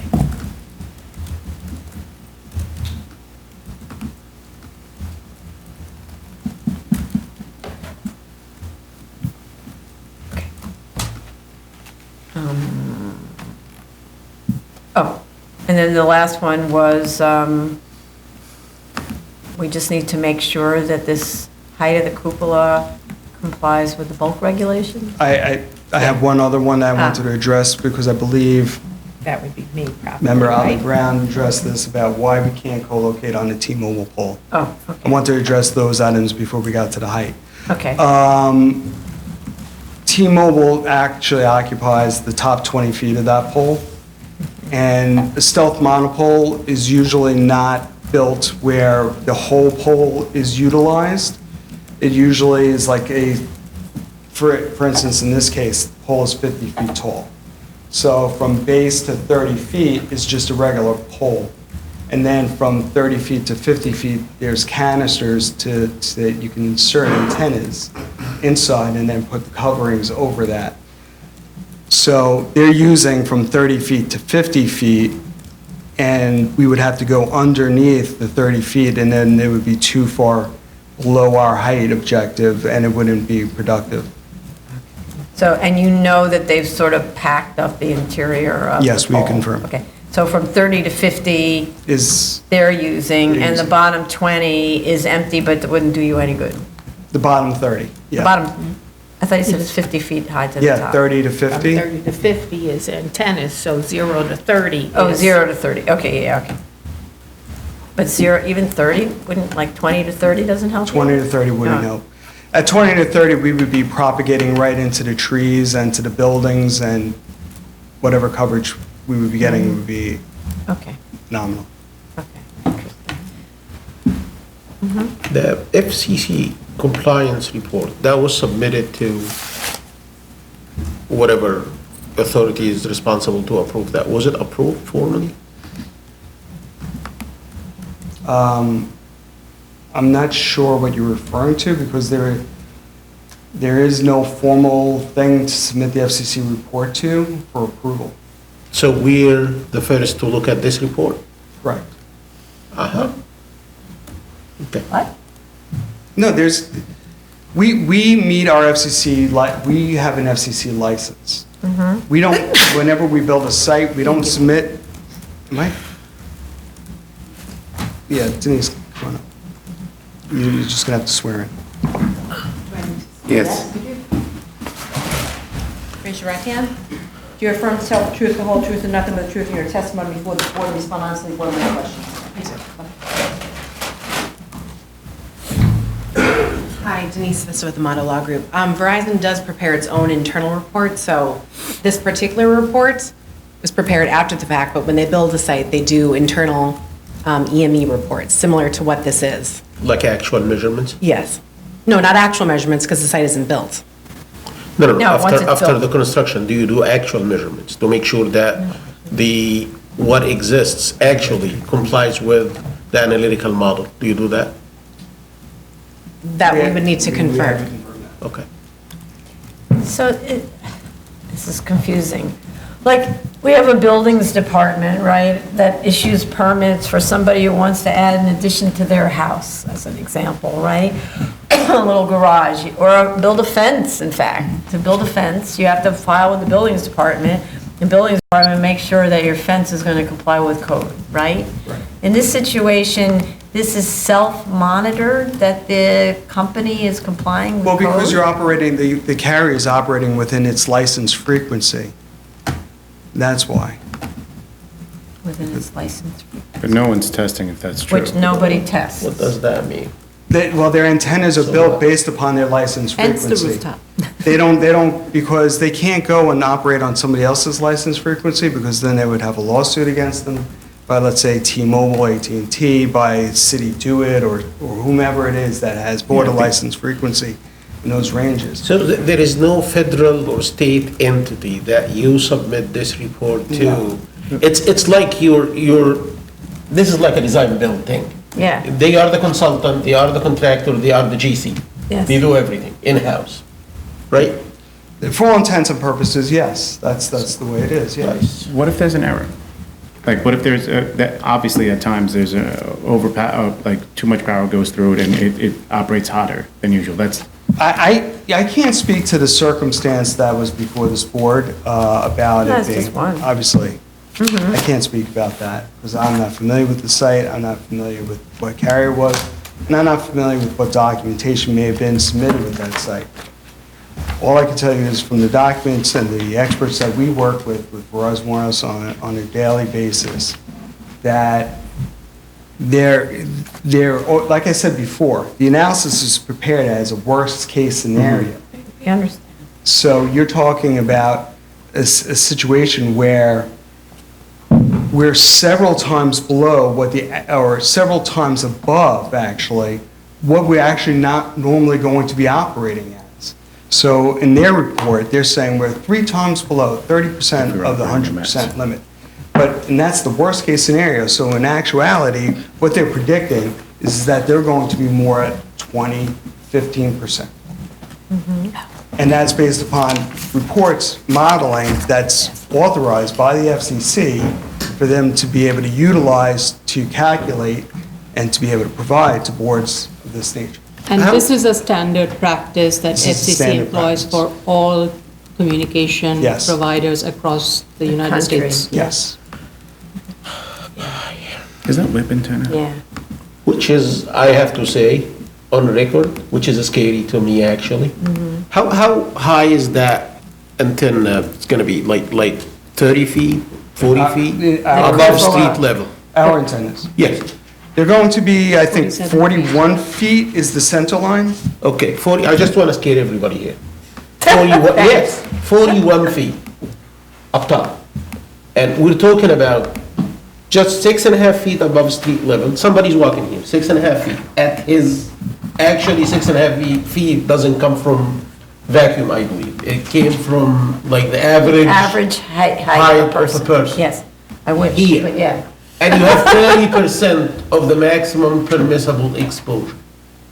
But over there, 40, what, just right next to that damn thing.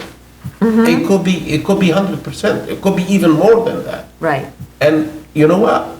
This report was not submitted to anybody who's specialized in We know. this kind of Aren't things we to look at it. preempted from Yes, having no, this no. debate? No, we're not preempted from having the debate. We're preempted from making a decision based on that debate. Right, so No. if we're preempted from making a decision, why are we having this conversation? Because at the same time, it's quite difficult for all of us who read the paper, who know what life is like in the real world, to accept the government's imposition on local municipalities in this way. And I don't disagree with that. That's one reason why, on that one case, we pursued it. And we pursued it within the confines of what we were permitted to pursue. And we found that the roof was dangerous. And so, no, but There so. were like 80 antennas on each roof. No, the issue was, it wasn't Totally 80 antennas, the issue was there was a radio tower. So, but we didn't know, and what we were given was a model. We were given, based on all these antenna and the model that we're allowed to use, and FCC this and that, we comply. And then the commissioner at the time suggested, well, I'm finding it hard to believe that you still meet those criteria, so why don't you do an actual measurement, right? So I don't think that we're precluded from having conversations. We are precluded from deciding based on those issues. But for instance, on that other one in Queens, the reason we rejected that one was on aesthetic grounds. And so a lot of this discussion is, are you in fact complying with FCC guidelines? And is it going to be aesthetically pleasing in the way that like the steeple was and so on there? So. I don't know, I'm confused, because I think we all kind of agreed yesterday that this is a very aesthetically pleasing cupola, and they are showing the report that it meets the FCC guidelines, and we cannot change the FCC guidelines, we cannot undermine FCC guidelines, we have to abide and accept the FCC guidelines and the FCC's methodology of how they expect these operations. We may not like it, but that's what they are expecting it nationwide for all such operators to behave as, and for us to say, we don't accept the report, almost it's like doing. No, that's not, To me, I that's need to correct that. I'm sorry, I have to clarify. Yes. They just mentioned on the record that they did not check this against whatever guidelines No, the problem. Yes, they are not required to submit the report. They're required That's to prepare the report. That's correct. And I think No, that no, you no, I'm not saying are inflaming I'm everybody. going to interrupt because I want the instructions to be clear. We have the right to ask for backup material from every engineer who gives reports about every kind of thing, like the Federal Aviation Administration and so on. Don't interrupt me. And we have the right to ask for it, and we did not receive any data on the information about the level of the cupola and a worker who's working at that level. We have a right to ask for the information, and the information will be provided as this applicant said it would. And we have a right to ask for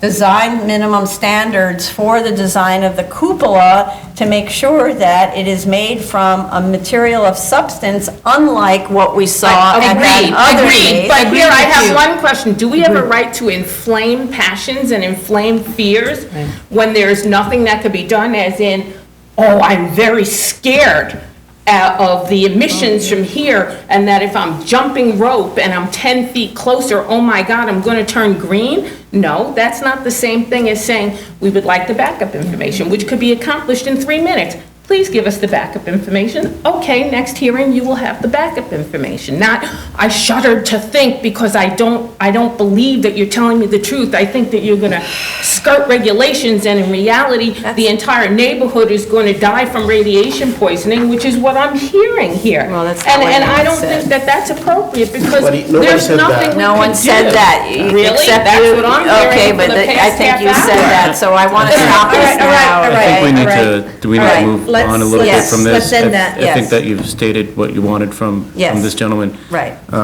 And right, okay, are we done? I'm just going to finish this one part by just making one notation for the record. You've made your position clear. We will pursue some of those issues with our consultant and with Verizon Wireless, with their internal engineering department. However, just to note for the record, according to 47 USC Section 332C7B4 of the Telecommunications Act of 1996, no state or local government or instrumentality thereof may regulate the placement, construction, and modification of personal wireless service facilities on the basis of the environmental effects of radio frequency emissions to the extent that such facilities comply with the Commission's regulations concerning such emissions. Our report was based upon FCC guidelines on how the modeling should be prepared. The modeling was utilized pursuant to those guidelines. The report was prepared pursuant to that modeling and shows that the facility be well within compliance of the FCC guidelines. However, I will have the follow-up discussion with my consultant and with Verizon to see what other information we may or may not be able to provide this board at a later date. Also, are you backing off from what you're willing to give us now? I'm saying I'm going to inquire. I can't make promises for something that I'm not in control. So we didn't get an evaluation for the exposure limits on the pitched On the roof. pitched roof, that is We correct. didn't get that. I just want to make this crystal clear, and that's why I was panicking. Okay, and I will follow up. I can't promise to give you something that I'm not in control of.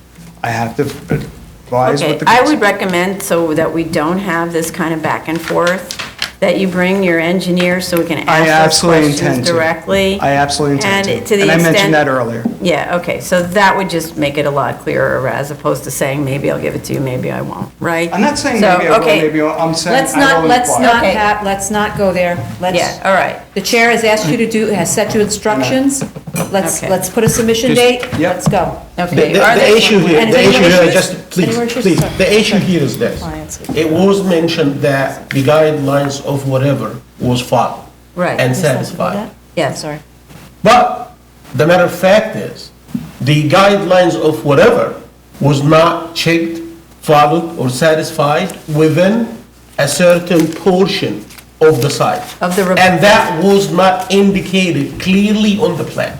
Correct. That's my big issue. Okay. And we All right, will so address let's that on the leave- Let's resubmission. leave it at that. Okay, good. So then, are there any speakers on this? No. We just have one. We have one last, Madam Oh, Chair? the height, I'm sorry, we do have the zoning issue. yes. Thank you. So the zoning, but we, do you I have? did, that whip antenna that we mentioned, does that have any value as, with regard to? No, because it's a non-licensed frequency. Okay, but So the does, FCC doesn't govern it, and it's not factored into it. so it's not factored in, it's not factored into And it's like not part of a this combination of No. when they, because you factored in the T-Mobile because that's licensed? Yes. So we don't know what the total effect is coming off that roof. I don't even know if it would even add to the effect, honestly. that's- It's a different communication system. It's a Wi-Fi system I- versus, If the engineer can answer, if it adds to it or, if- I don't know the answer to Okay. that question. is that for your engineer, if they can Yes. answer, if it adds to it, I don't know. I will inquire. Thank you.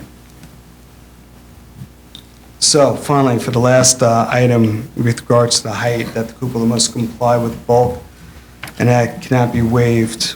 Obviously, the board has spent significant time in consideration of this issue, in consideration of the letter signed by Commissioner Livian previously in 2003, and I'm sure the board is fully aware of the TPPN 5/1998 requirements. That being said, what we're here for today is in connection with the denial by the DOB for the cupola. The reason why is in 2018, October 2018, the DOB made some modifications on how they were analyzing and interpreting the TPPN 598. That, one of which was that any stealthing structure, any enclosing structure needed to get a special permit from the DSA. Based upon that, and the fact that the DOB did not include in their denial any aspect for any requirement to meet with bulk, we proceeded under that fashion. That being said, we did have two things prepared. We have an additional elevation drawing reflecting the sky exposure limits, and also a modified zoning analysis, which is going to have to be modified again to address the issue about the residential use. But I'll submit it anyway at this point.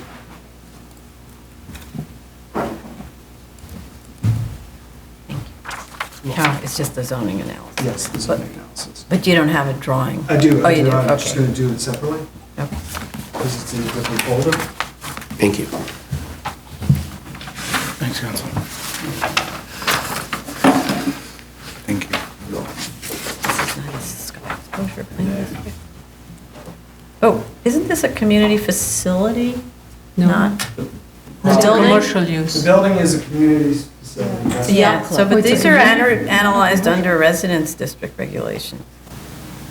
This is all I thought we- 23. I thought we analyzed it under both. It's all analyzed under 23, not 24, other than the parking. Oh, in connection with the height? Yeah. All right, we'll have to have that revised. And you could also, I suppose, look at it as commercial, and that's the other thing, it's really a commercial building with a community facility use, or a commercial building with a commercial use, depending on how DOB looks at it. So you should be looking at all I don't- those regulations. Right, the residential regulation doesn't apply here. You should just look at the commercial district and the floor area, the height So and we'll setback revise the zoning requirement. analysis to do that. Yeah, it's We a section- we revised the elevations to address the commercial district. I have just one other handout.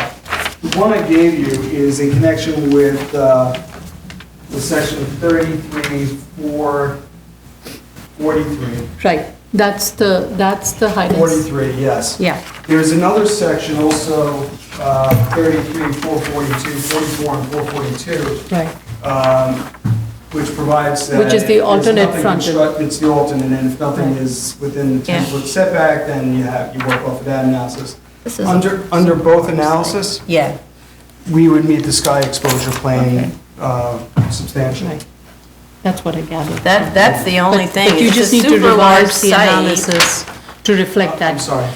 You just need to revise the analysis to reflect that. Don't use the residential floor area, use the commercial C3 district.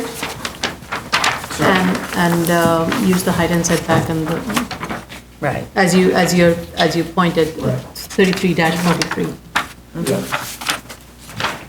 And just for the record, by me submitting these items, I'm not here conceding to the fact that we don't need to meet the bulk, that we do need the bulk requirements. I'm just providing you the documentation to show you that if we did, we would comply with it substantially. I can appreciate that. So, that's the end of my presentation, unless the board had any further inquiries. Okay, it's 33,430. 33,443 is the, and then 33,442 is the one that 44 is the applies. alternate Right. front end. It provides but I wanna see it 1.4 to complying 1 instead of C3 1 to 1. district. So it says in C3, right? C3A. Yeah, C3. C3A. C3A. Oops. In C3, you have a It's- one-to-one sky exposure plane above a height of 30 feet. So your sky exposure plane is incorrect, but it's above a height of 30 feet, which is correct. So it's just, you have to change the drawing. And the other one I'm is. sorry, how is it incorrect? You have No, it no, at no, you have it 1-to-1 at on this 1-to-1 page. on this No, one. You're looking at the alternate. 1.4. That's Yeah, the that's the alternate. alternative. That's the That's the alternative. alternative. I gave you two different analysis, one under 34, under 43, 3343, and one under 3340. 442. 44. So 442 is 1 to 1.4. Yeah, but this is the initial setback of 10. I'm not sure that this is done right So for alternate under setback. under 44 and 442, if there's no construction, nothing Right. within the first initial setback, and under 442, the initial setback with a wide street, which Mansion Road would be considered here, it's 10 feet. So the initial setback is 10 feet, as depicted in the elevation drawing. Under 442. You could scrap the 442 drawing because honestly, we meet the 33, 43.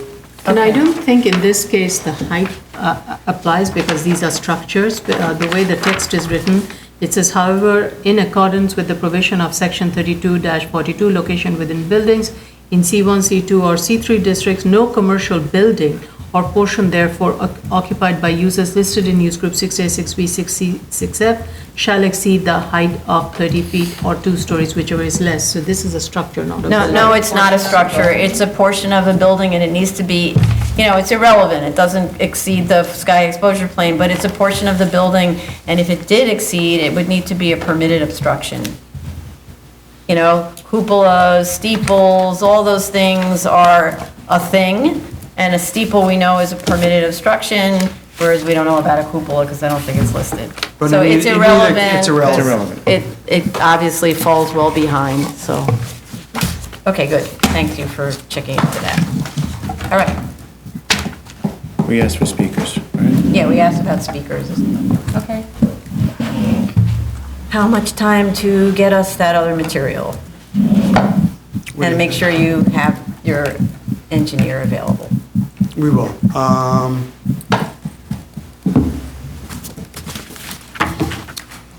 The manufacturing, that may take a while. 4 to 6 weeks. So about 2 months. 2 months. Okay. Okay, submission date, April 1st, with the continued hearing, April 21st. Okay. Thank you. Thank you very much. Thank you. Have a good night. You too. Thank you. Second Everybody. full items. Item number 18, 2019-159BZ, 249 Church Street, Manhattan.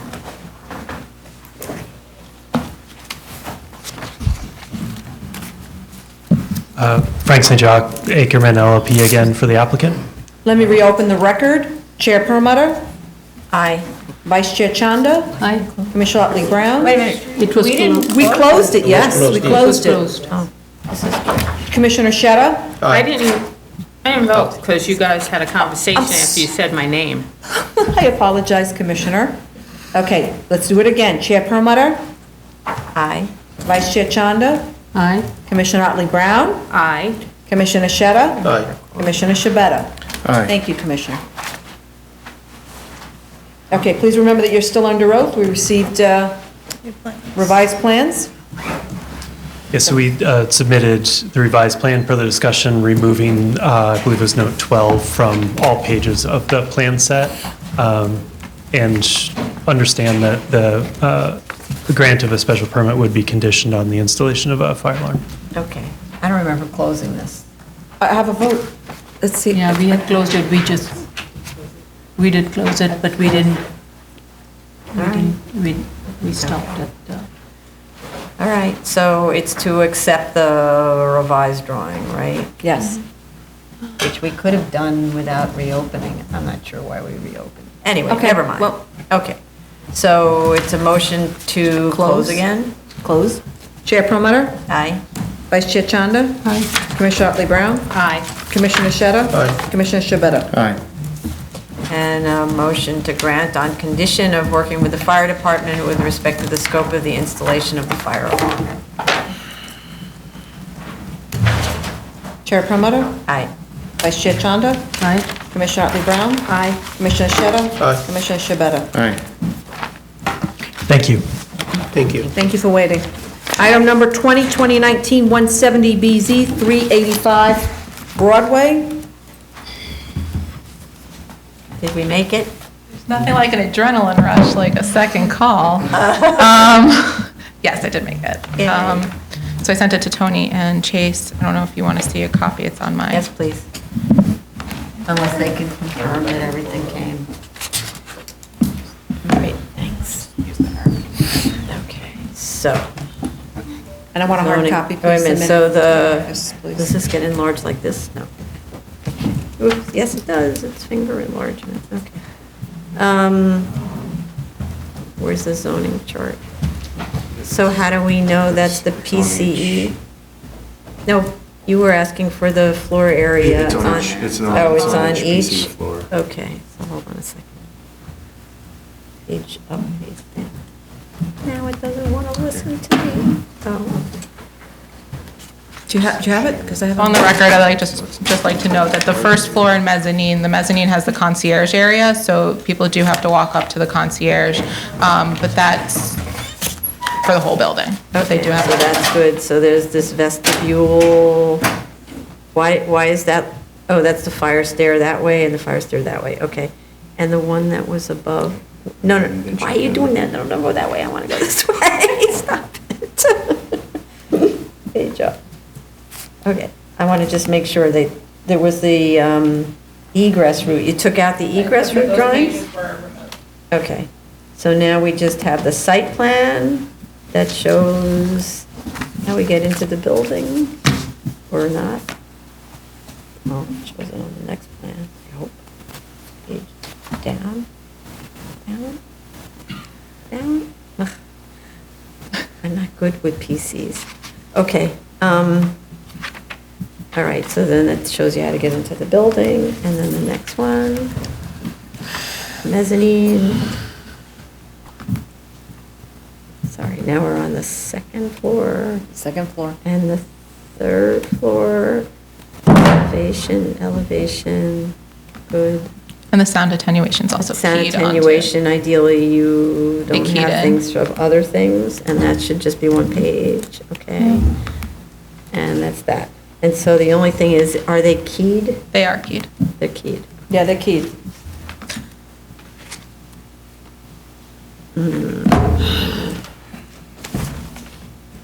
How keyed? 62107. And then also, What? right, it goes to the numbers. 621 indicates the what? Go forward. Speaker. No. Oh, man. Sorry. I can't. 62107 means what? You have it on the page. I don't know. Oh. Okay, 62107 means the mat floor. Okay. This is the most contentious Kind today. Kind of. What? This just claiming how contentious this hearing, this particular application was. Yeah, it's just because I can't use the computer. Okay. All right. Okay to accept.